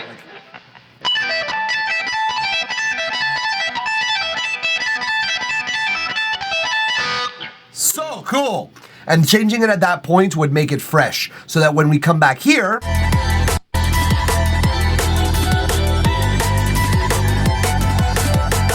we could do that loop again while adding our respace, so we can come back to the... Or rather, it's a... Start with the... And then... It's so metal. It's so metal. It's so fucking metal. I love it. I would love that. Personally, I would love that. So... You know, just an idea, and you agree, so that's great. And that's it. That's it, dude. I mean, we knock out like 3 problems with one move, which is to take your main synth and spread it left and right and replace the other synths and put them in the center instead. That takes care of so many sonic issues. Plus, but this is because you use wider and because you now are beginning to know how to use it. Beware of these events happening with wider, where the wider itself actually causes a phasing issue. And you have to like listen in. You really can't know until it makes you uncomfortable. And it's like, okay, this shouldn't be this way. And like it's hard to tell you how much percentages, because each instrument is differently affected depending on the frequencies. When do I put the main strings into the center again? I'd say, like, honestly...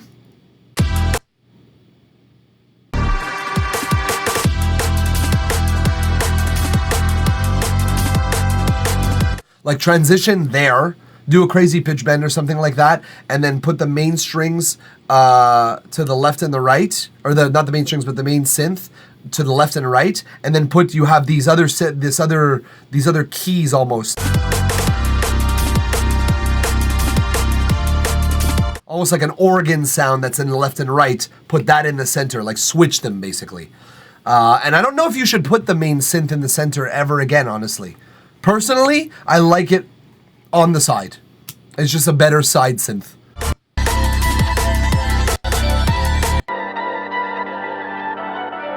You could put it in the outro, I guess. The outro wouldn't be a bad place to like bring it back in the center, honestly.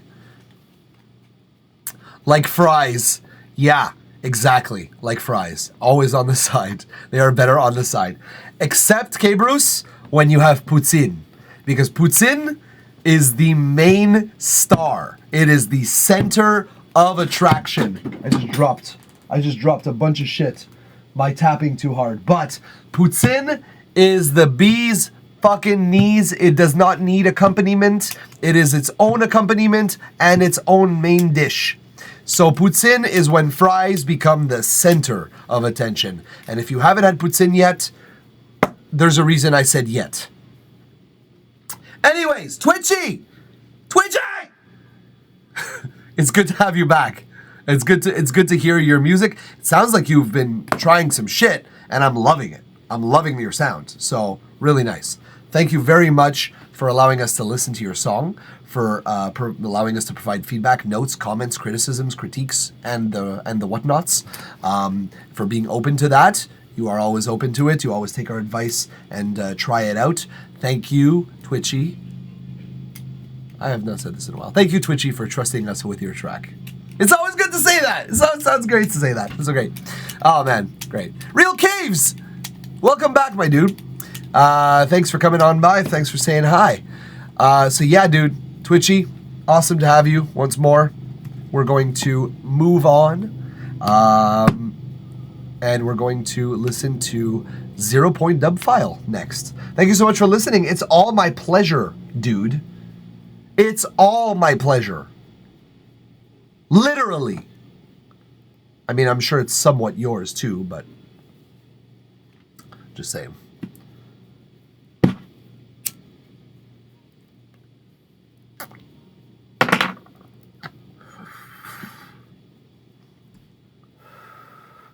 All right, 0 Point Dub File.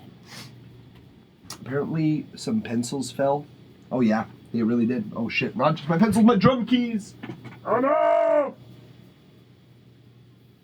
My drum key and my adapters and shit all fell.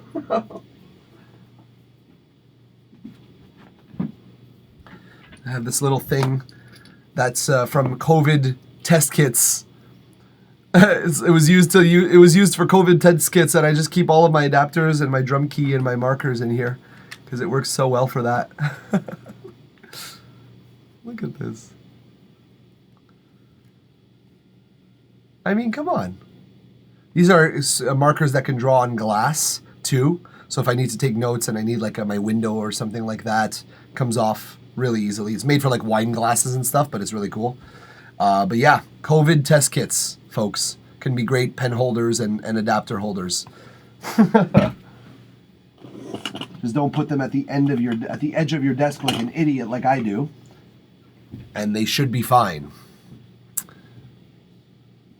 I'm gonna head out and keep the stream running in the background to work on the beat. Thank you so much, Twitchy. I appreciate your lurkage, as always. That way I don't forget or get lazy. Love you. I do that often. It's never as productive as I think it will be. Oh, okay, Bruce. That's awesome. Good luck with your stream if I don't come back or if it ends soon. Love that. Love you. Thank you very much. What the fuck is that? There you go. And now we're caught up. It does work so well, though. And thank you, 0 Points. You're right. I have not drank. It's right here. I have not drank in an hour or two at least.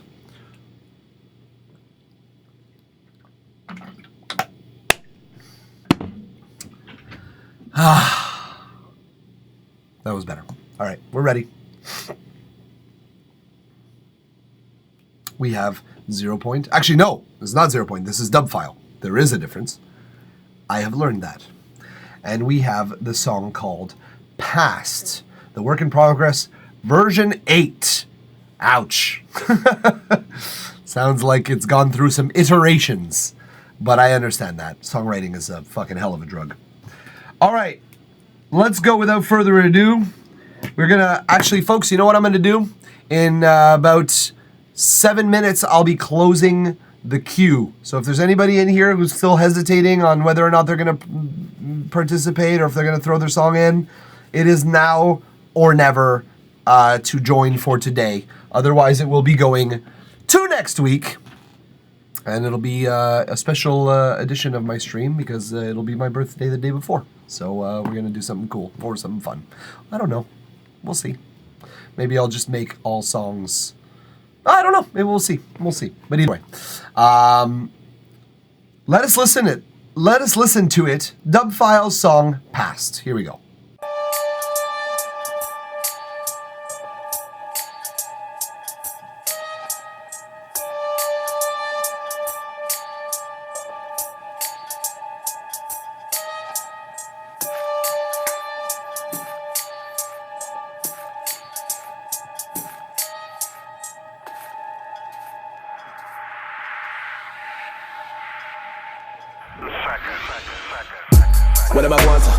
Whatever move like Barca. When we have it unlocked, so shell them, yeah, we shell them up, so Tell me what I move so. You're not ready for my crew from Bruno. Won't you watch my wrong game like Uno? Don't really nice for your life like Bruno. What am I out for? But I know what them boy jack for. Them I love chat crap so. Every day them I chat no action. Warning, we chat one time. When me not in and out talking. I'm a fit and I go see the laughing. Take me for joke, then me I go start bombarding.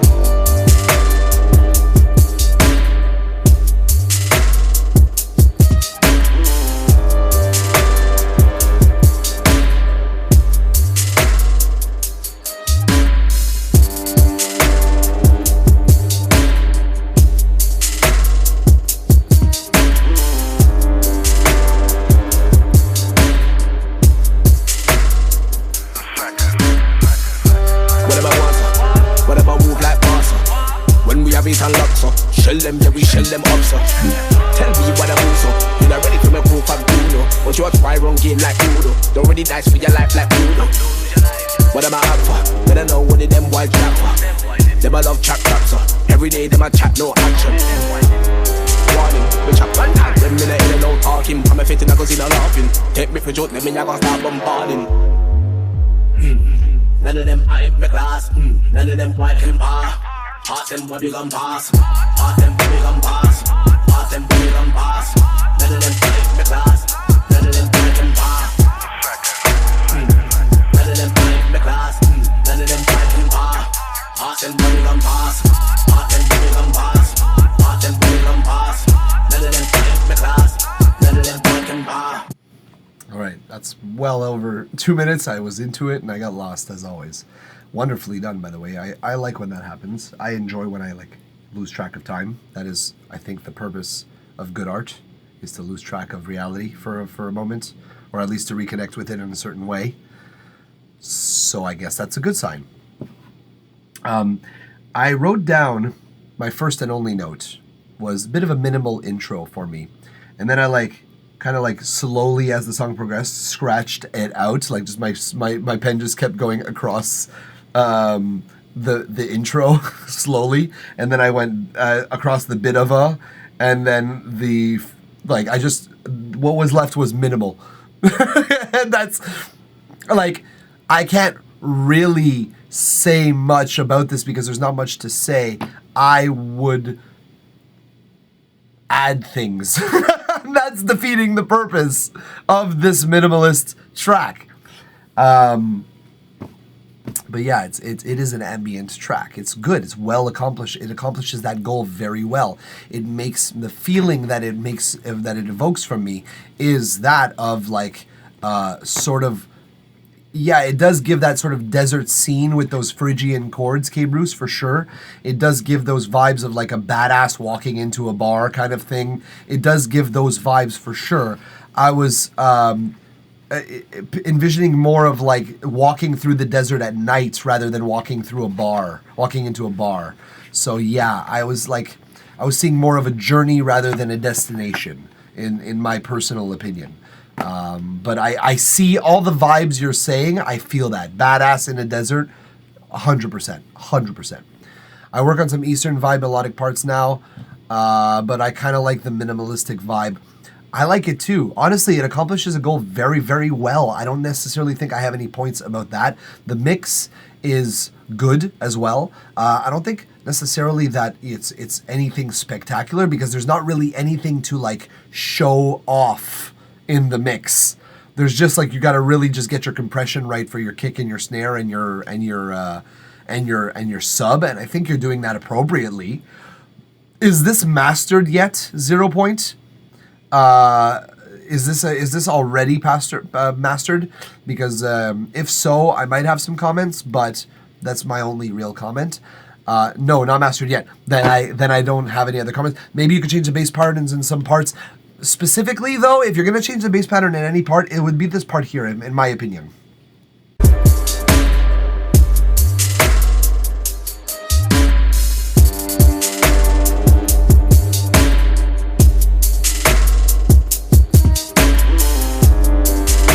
Because I understand you wanting to create that impression of floating.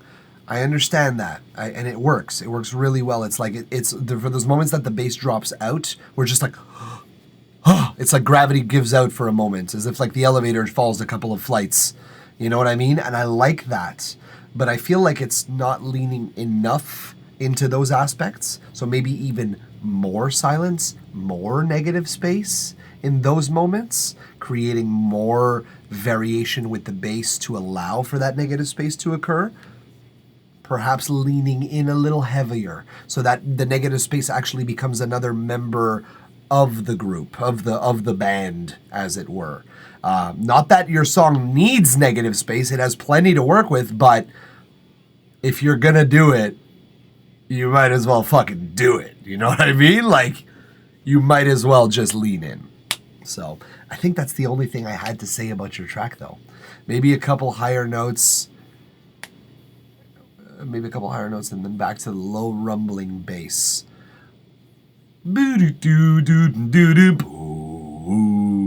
Could work.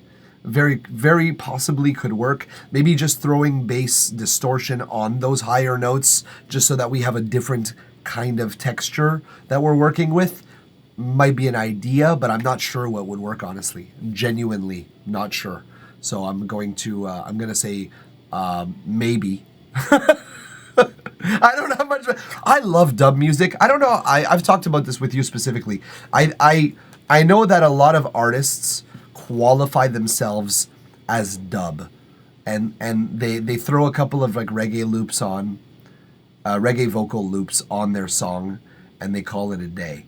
But this is the spirit of what dub actually is like supposed to be. Dub specifically, not necessarily dubstep, but dub. That style of music that feels like you dial reggae up to a digital threshold. That's really what it feels like for me.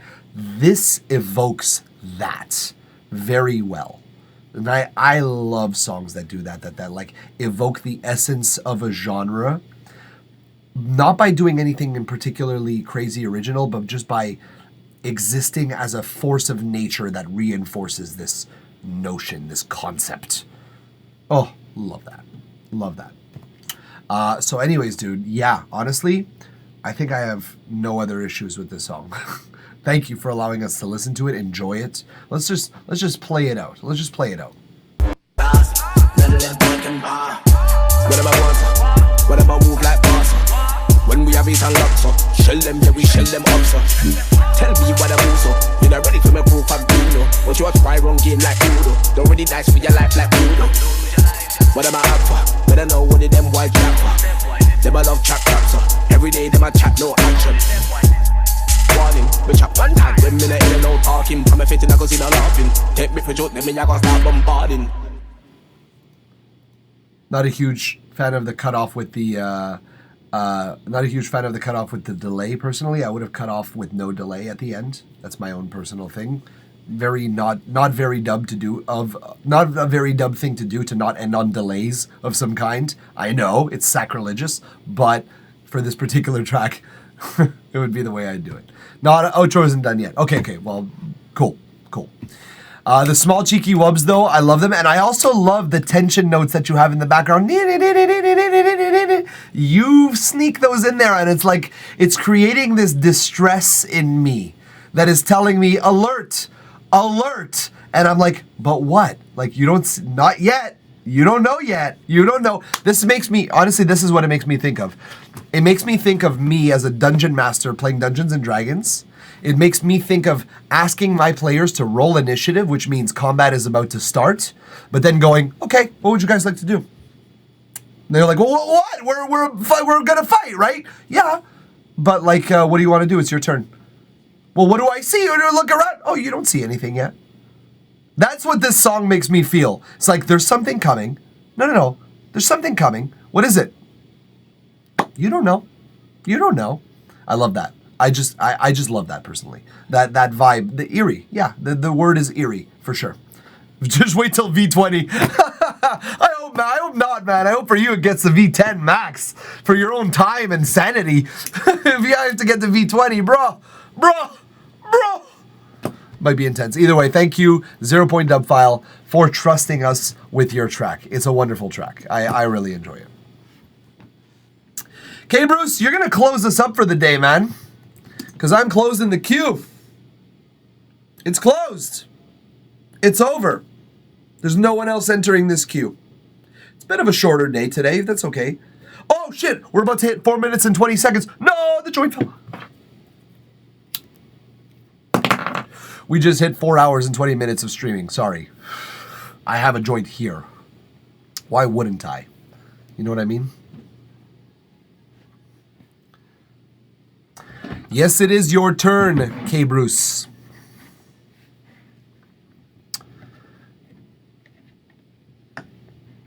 This is another take on the last song I sent you. Still work in progress. Okay.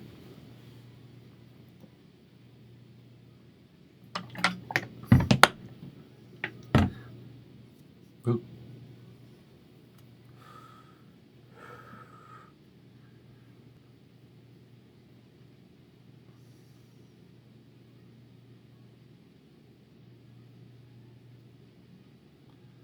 All right.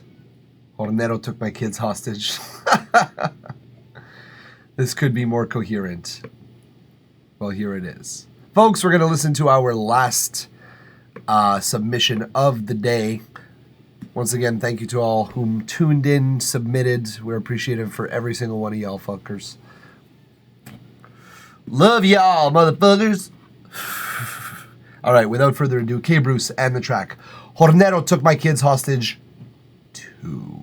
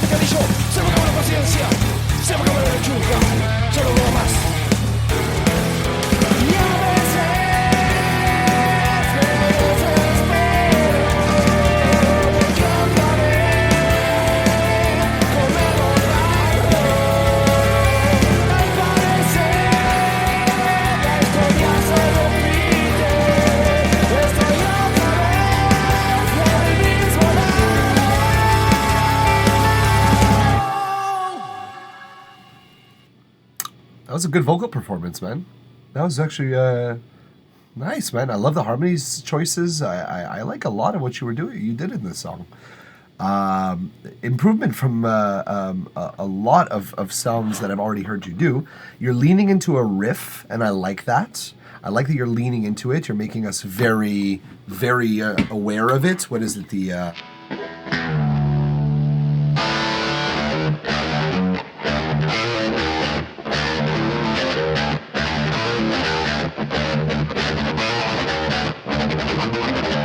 Something like that. Obviously, it's not the right tuning, but sounds super dope.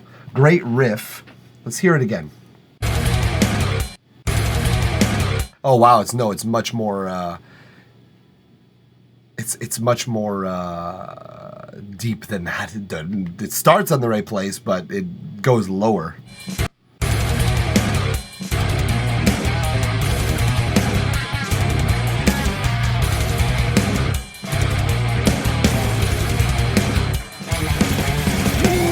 Your snare is sounding better, by the way, mix-wise. Your snare is sounding better. So I like that it's standing out so aggressively. Your kick is getting there, but I feel like your compression is like your double kick. It's triggering your compressor so heavily that you can't get a good shape from your compressor. It's kind of like it's slamming backwards your kicks a little bit after the first one.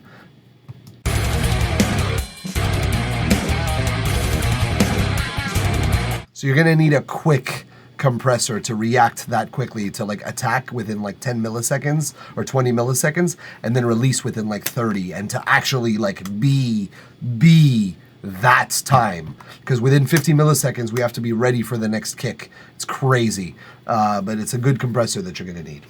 Either way, get one that's quick. Get one that's like an opto compressor, something real fast.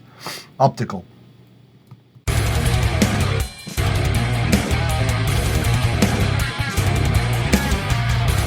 Toms too need to come out more from the woodwork. They're a little bit buried in the back. Toms should be really, really surprisingly dynamic because we don't hear them very often. So when they come out, they have to make a lasting impression. Unless they're like built into the like fabric of the riff, basically, then it's a whole other set of rules. But yeah.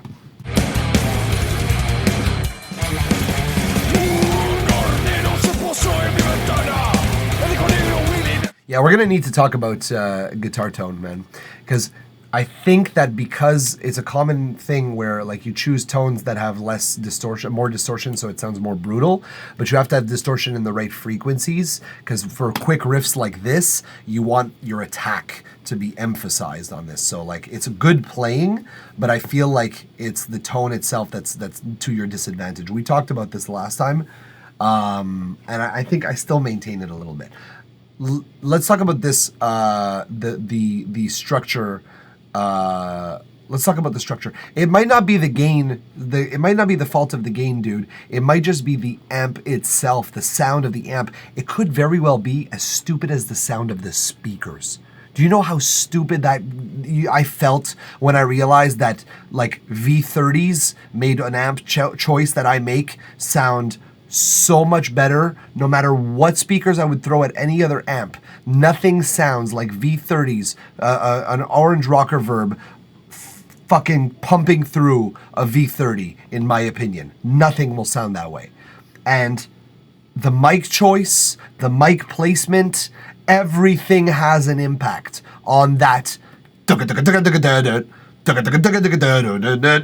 That is, it sounds so stupid, but like I found that microscopic changes have macroscopic effects when talking about guitar tone, and it's so stupid. But yeah, it's good that you have a bunch of IRs. That's excellent. We might need to test a couple of others. That's talking about tone. That's talking about like breaking open things and like fucking trying shit. And that takes time. And like, who has that fucking kind of time anymore? When I was 18, I had all that time. I was choosing speed. I was like,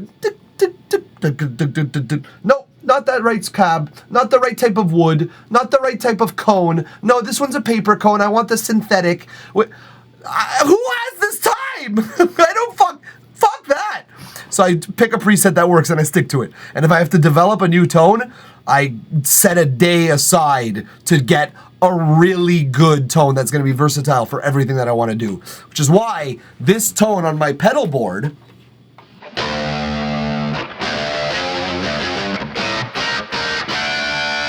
this is like sort of an what we call in French a passe-partout, which means like sort of a works with everything, an all-around tone.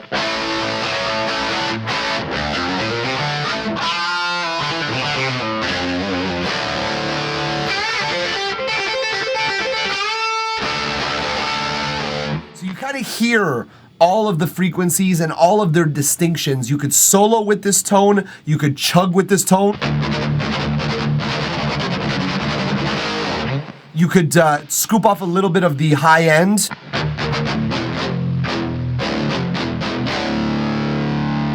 You could do like a whole bunch of cool shit, okay? And you could really get all you need from one tone. But this was me sitting on my bedroom floor with like a clean set of speakers, testing literally differences in microphone placement and differences in cab placement and differences, and I had to like scrutinize every detail, and it was a ton of work.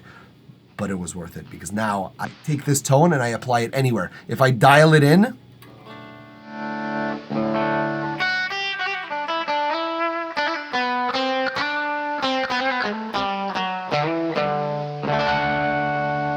I get a lot of noise, but I get this nice little crunchish tone. All I've touched was my volume knob. So I'm still getting clean.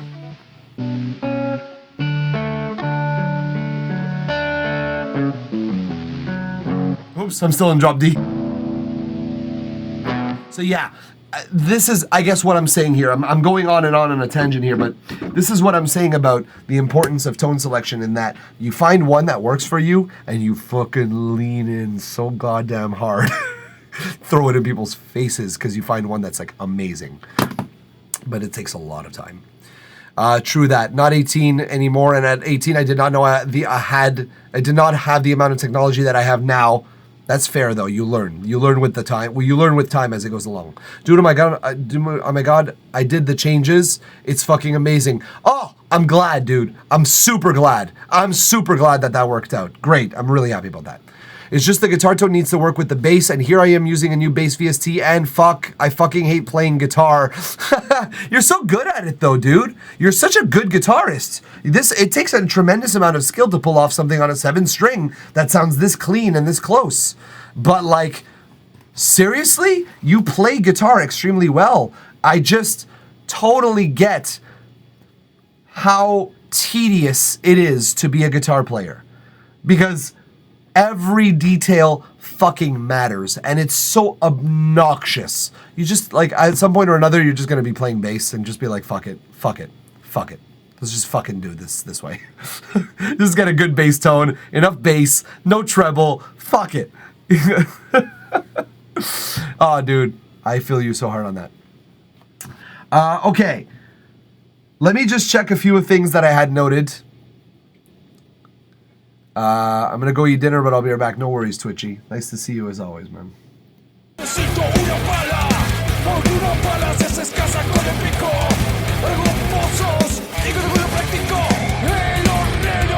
So around this point, when you come to this hi-hat,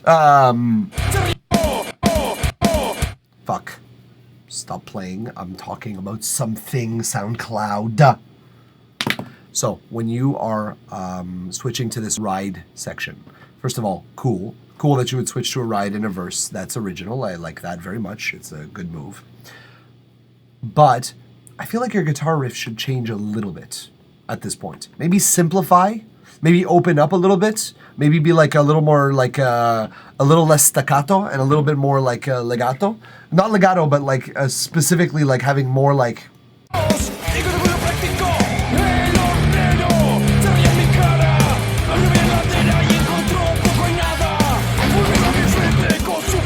Hold on.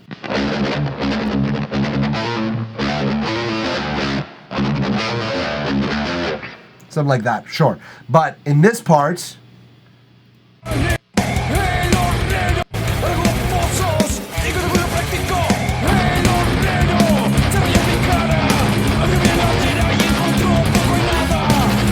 like keeping the chugging going.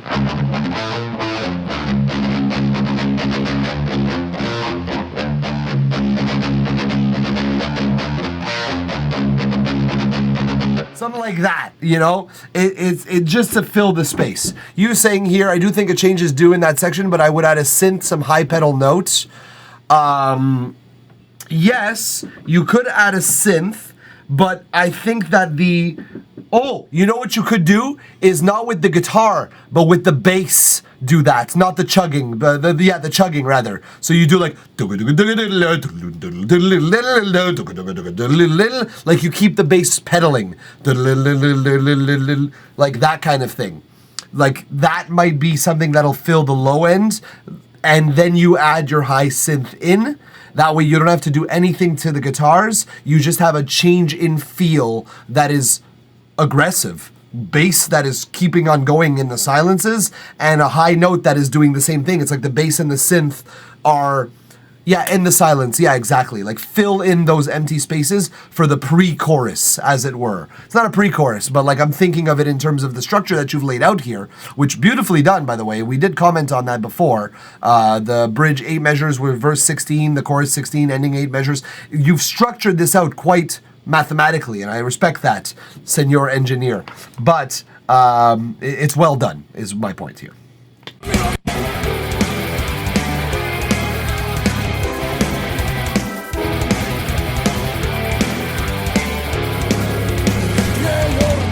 I feel like your guitar could have used a little bit more juice in this section, by the way.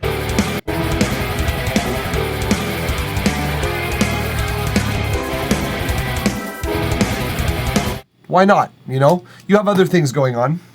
I don't know necessarily that the piano aggressively panned left and right would have been my choice, personally. Because we have a couple of things going on in this section, right? We have the chugging, well, the guitar with the very aggressive riff.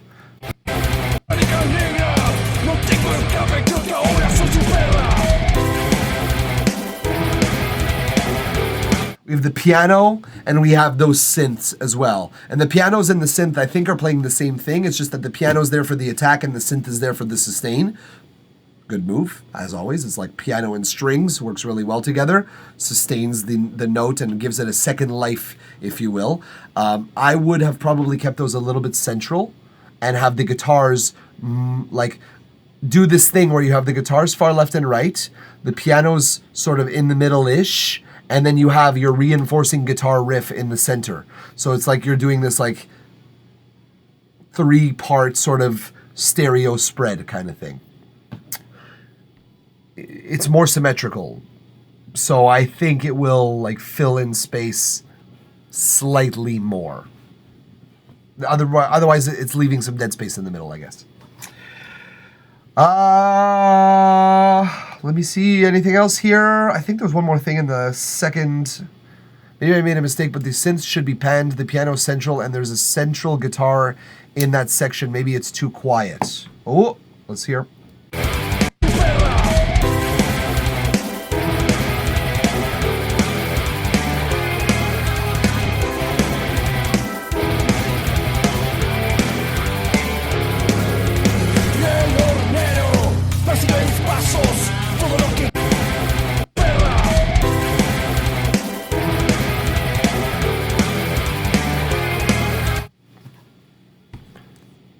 The synth is panned.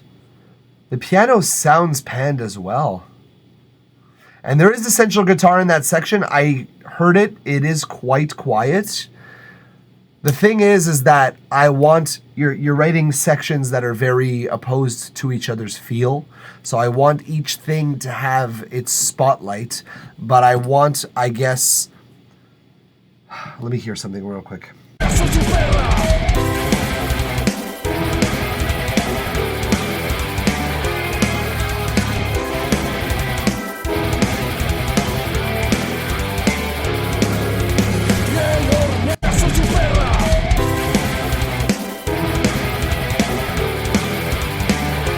Yeah.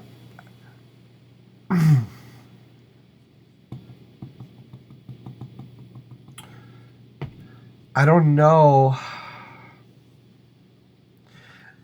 I don't know what should be the center of attention is my issue here. I don't know if the piano should be the center of attention or if the guitar should be the center of attention. My instinct is to say that the piano and the synth take up the center and the guitars take up the left and right. That center guitar, the more and more I think of it, it might just take energy away from your piano and your synth if you turn it up too much. And this is the sort of the problem with compositionally composing things that are kind of at odds with each other, is that if you turn one up, it'll just take away naturally attention from the other. And tonally speaking, you don't have much leeway frequency-wise either. because you're already EQing things. I can hear it. You're EQing things wisely. You're enhancing the mids of your piano and you're scooping the mids of your guitar so that it makes space for each other. But I almost want you to get a better piano sample that stands out better in the high mids so that you can enhance the mids in your guitar and your piano doesn't need to be enhanced only in the low or the middle mids. I want you to have more mids in your guitar and the piano itself to shine more in the high frequencies so that the synths actually breathe life back into the high frequencies a little bit more. Because yeah, I feel like your guitar's mids are scooped, and I think that might be one of the things that is affecting your attack, if I'm not mistaken. If I'm not mistaken, that could resolve a lot of issues. But I could be mistaken. I could be mistaken. Fucking flies. But yeah. Let me just check something in the rest of the section. I think that's pretty much all I gotta say.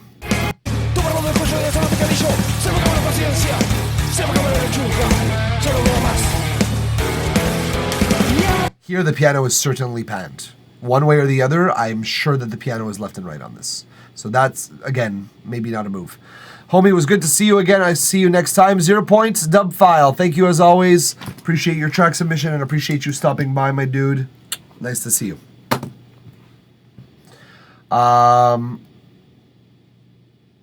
Yeah, so... What was I saying? Yeah, the piano.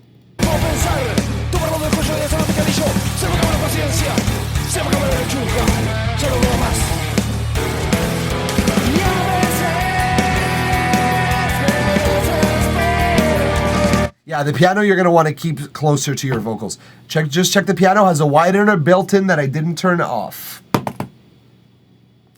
My ears do not deceive me. My ears don't deceive me yet.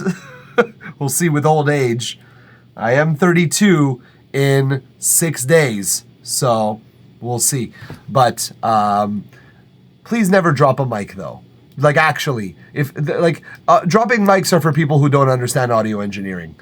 But yeah, yes, mic drop. Mic drop.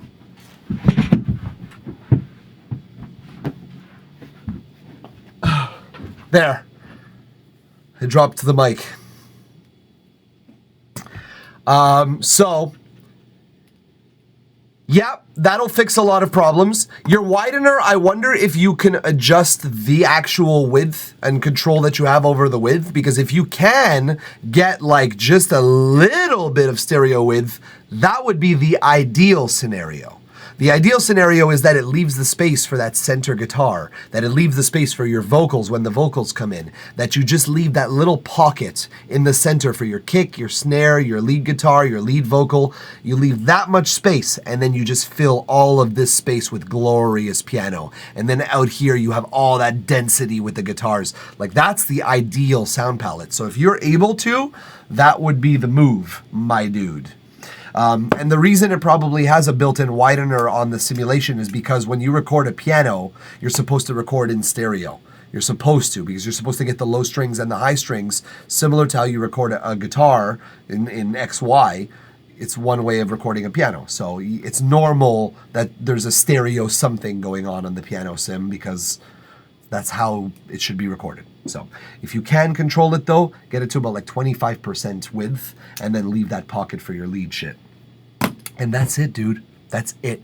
That's all I had to say about your track. I'm liking your production. It's coming on. It's coming on. And I'm hearing the progress. I'm hearing your vocal performances are getting better as well. Let's hear that real quick again. I just want to hear that performance.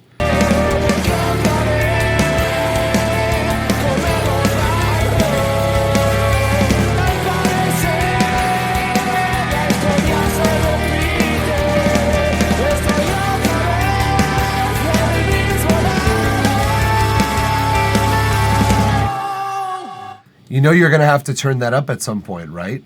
You know you're going to have to turn up your vocals at some point, right? Like, that's your lead element. You mix-wise, it's an error not to turn up your lead vocals. I know it's a self-confidence thing sometimes with some people, so I get it. It's like you have something to get over in some ways, in some respects. But your vocals are good enough, man. You could turn them up. I would turn them up. I would bring them up. I would maybe soften a little bit of the high frequencies so that we don't get too much shrill highs, and we turn up the vocals. Give them a boost, maybe even in the low end in that 200 hertz range. Give yourself a little bit of low end. What do I put on my mic over here? I put a boost. I actually cut at 450, and I boost at 200. That's what I'm using for this microphone that I'm using for the stream right now. So if you give yourself a little bit more of a boost at 200, a cut at 450, a cut also around between 7 and 8K, depending on the sound of your voice, and then you boost that up in the mix. Do it, man. It's ready. You're ready. And with great power comes great responsibility. So be sure to compose some good vocal songs, because you can now hit those notes. And I hear you're good, man. You're good. You're getting into good territory, dude. I'm excited to hear the rest of it. But that concludes today and the feedback streams, the feedbacks given for today. K. Bruce, I'd like to thank you specifically because not only are you our last feedback for today, you were there for a long ass time yesterday dealing with my fucking technical bullshit, and also you're a recurring viewer. I don't know if you saw the live notification today. I don't know if you saw it, but I was appreciative of your presence there yesterday, and yeah, I'm just like, it's nice to have someone who appreciates you in the way that you appreciate the stream. Honestly, it makes it all feel kind of worth it. You were working, you couldn't see anything. Well, what I wrote was fatigue, check. Raspy voice, check. Knowing that K. Bruce was happy with my performance stream yesterday, priceless. Feedback time. And so that's what I published when I went live today. No joke, that's what I wrote. It's still in my settings here. But you seem to value something that I seem to value, and I just want to express gratitude for that. So thanks, dude. You're nice. You're awesome. Just saying. It's important to express gratitude for those things that we usually take for granted. People who just come in and just say, "What's up?" are like, I am appreciative of that. People who come in and like spend time, like basically get to know me and get to know what I do, and then on top of it are courageous enough to share their own work with me and trust me with it. Especially to the frequency that you do. Like you are like probably my longest, almost weekly returning viewer since I don't remember when you started watching, but since you've started watching, I don't think you've missed more than a week in a row. And like, it's just, I take it for granted sometimes. I think, yeah, I'll see you for sure, no problem. But like, yeah, man, you were there yesterday. You're there for my mixing streams. You're there for my, for the feedback streams. You're there for the performance streams. You're just there, dog. And that's nice. That's really kind. So, thank you. And I know you say thank you because I help you for sure, but thank you. It's more appreciated than you know and that I could possibly express on screen. Oh yeah, I enjoyed the music of the stream. You got very interesting people coming in. We do. I'm so grateful for that as well. I'm so thankful that people like Dom Rocks comes in and exists on this stream, and that provides me with an opportunity for me to go like, I don't get anything about this, and I love every moment of it. I love that I have the opportunity for that to happen. And I love that I have the opportunity for people like yourself to come in with some actual honest-to-God metal, because there's so few. You know, you're here all the time. You know how little rock and metal there is. It's such a relief whenever I get anybody who plays guitar. Such a relief. Not to say anything against any of the producers. I love you guys equally. And like, I love everything that there is to do with your music. But there's just, it's weird when you play an instrument and you play with other people that play the same instrument or that play in adjacent instruments and you know what it is to play in a band. It just hits very different. And I'm just very relieved that someone recurring wants to be here despite the minimal presence of guitar music on this stream. So that's awesome. Yes, I know there's very little people playing real instruments around on Twitch, at least on Twitch. But it doesn't matter. We'll make it popular. We'll be the innovators. We'll be the flagpoles upon which future musicians can hang their banners. We are the groundbreakers. I'm sure there's a bunch of other like guitarists on Twitch that are like, what the fuck, dude? I've been streaming for like 8 years. Where you're like, we are planting the flagpole, not the flag, the pole. Like, get a grip. No, but honestly, I just wanted to say I'm grateful for you. I'm grateful for everyone who was on this stream and on every other stream. And I'm looking forward to every stream to come. We will probably be taking full week off. Not off, but probably won't be streaming again this week until next Tuesday. Because I would stream on Monday, but it's my birthday. So I'm going to enjoy it. And yeah. Take care of everyone's selves. Take care of yourselves and those close to you. Enjoy. And we will see you on the next feedback stream. Which, yeah, it might be a couple of days, but we're gonna have a lot of fun. We're gonna have a lot of fun together in the coming weeks. But until then, toodaloo, motherfuckers. Take care, guys.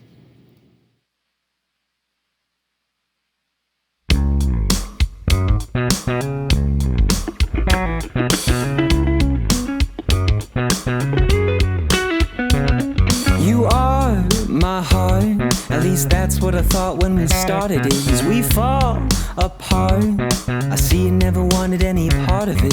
But you didn't like that joke I made, and I'm feeling like I'm lost in a mental haze. Bittersweet words left an aftertaste. You're my boo thing, I'm afraid. Sold my soul, traded it in for another man. Never even had a chance, only a passing glance as you grabbed your bag and stare out the window.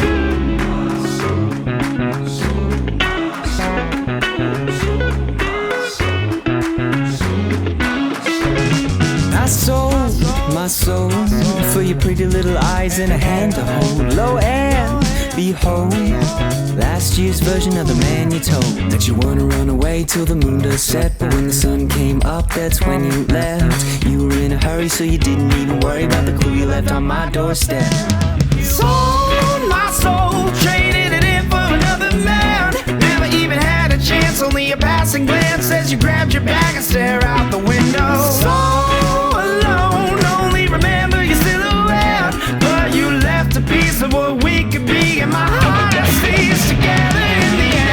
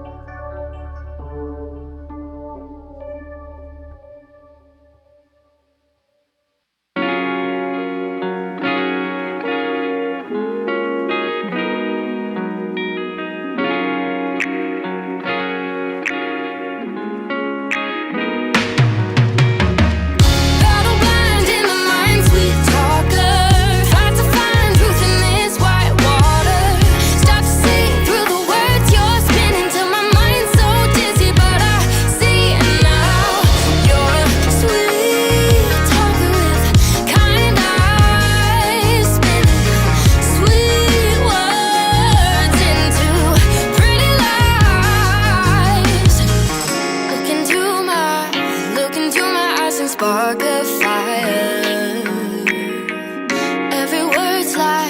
Every word is like a flaming ember.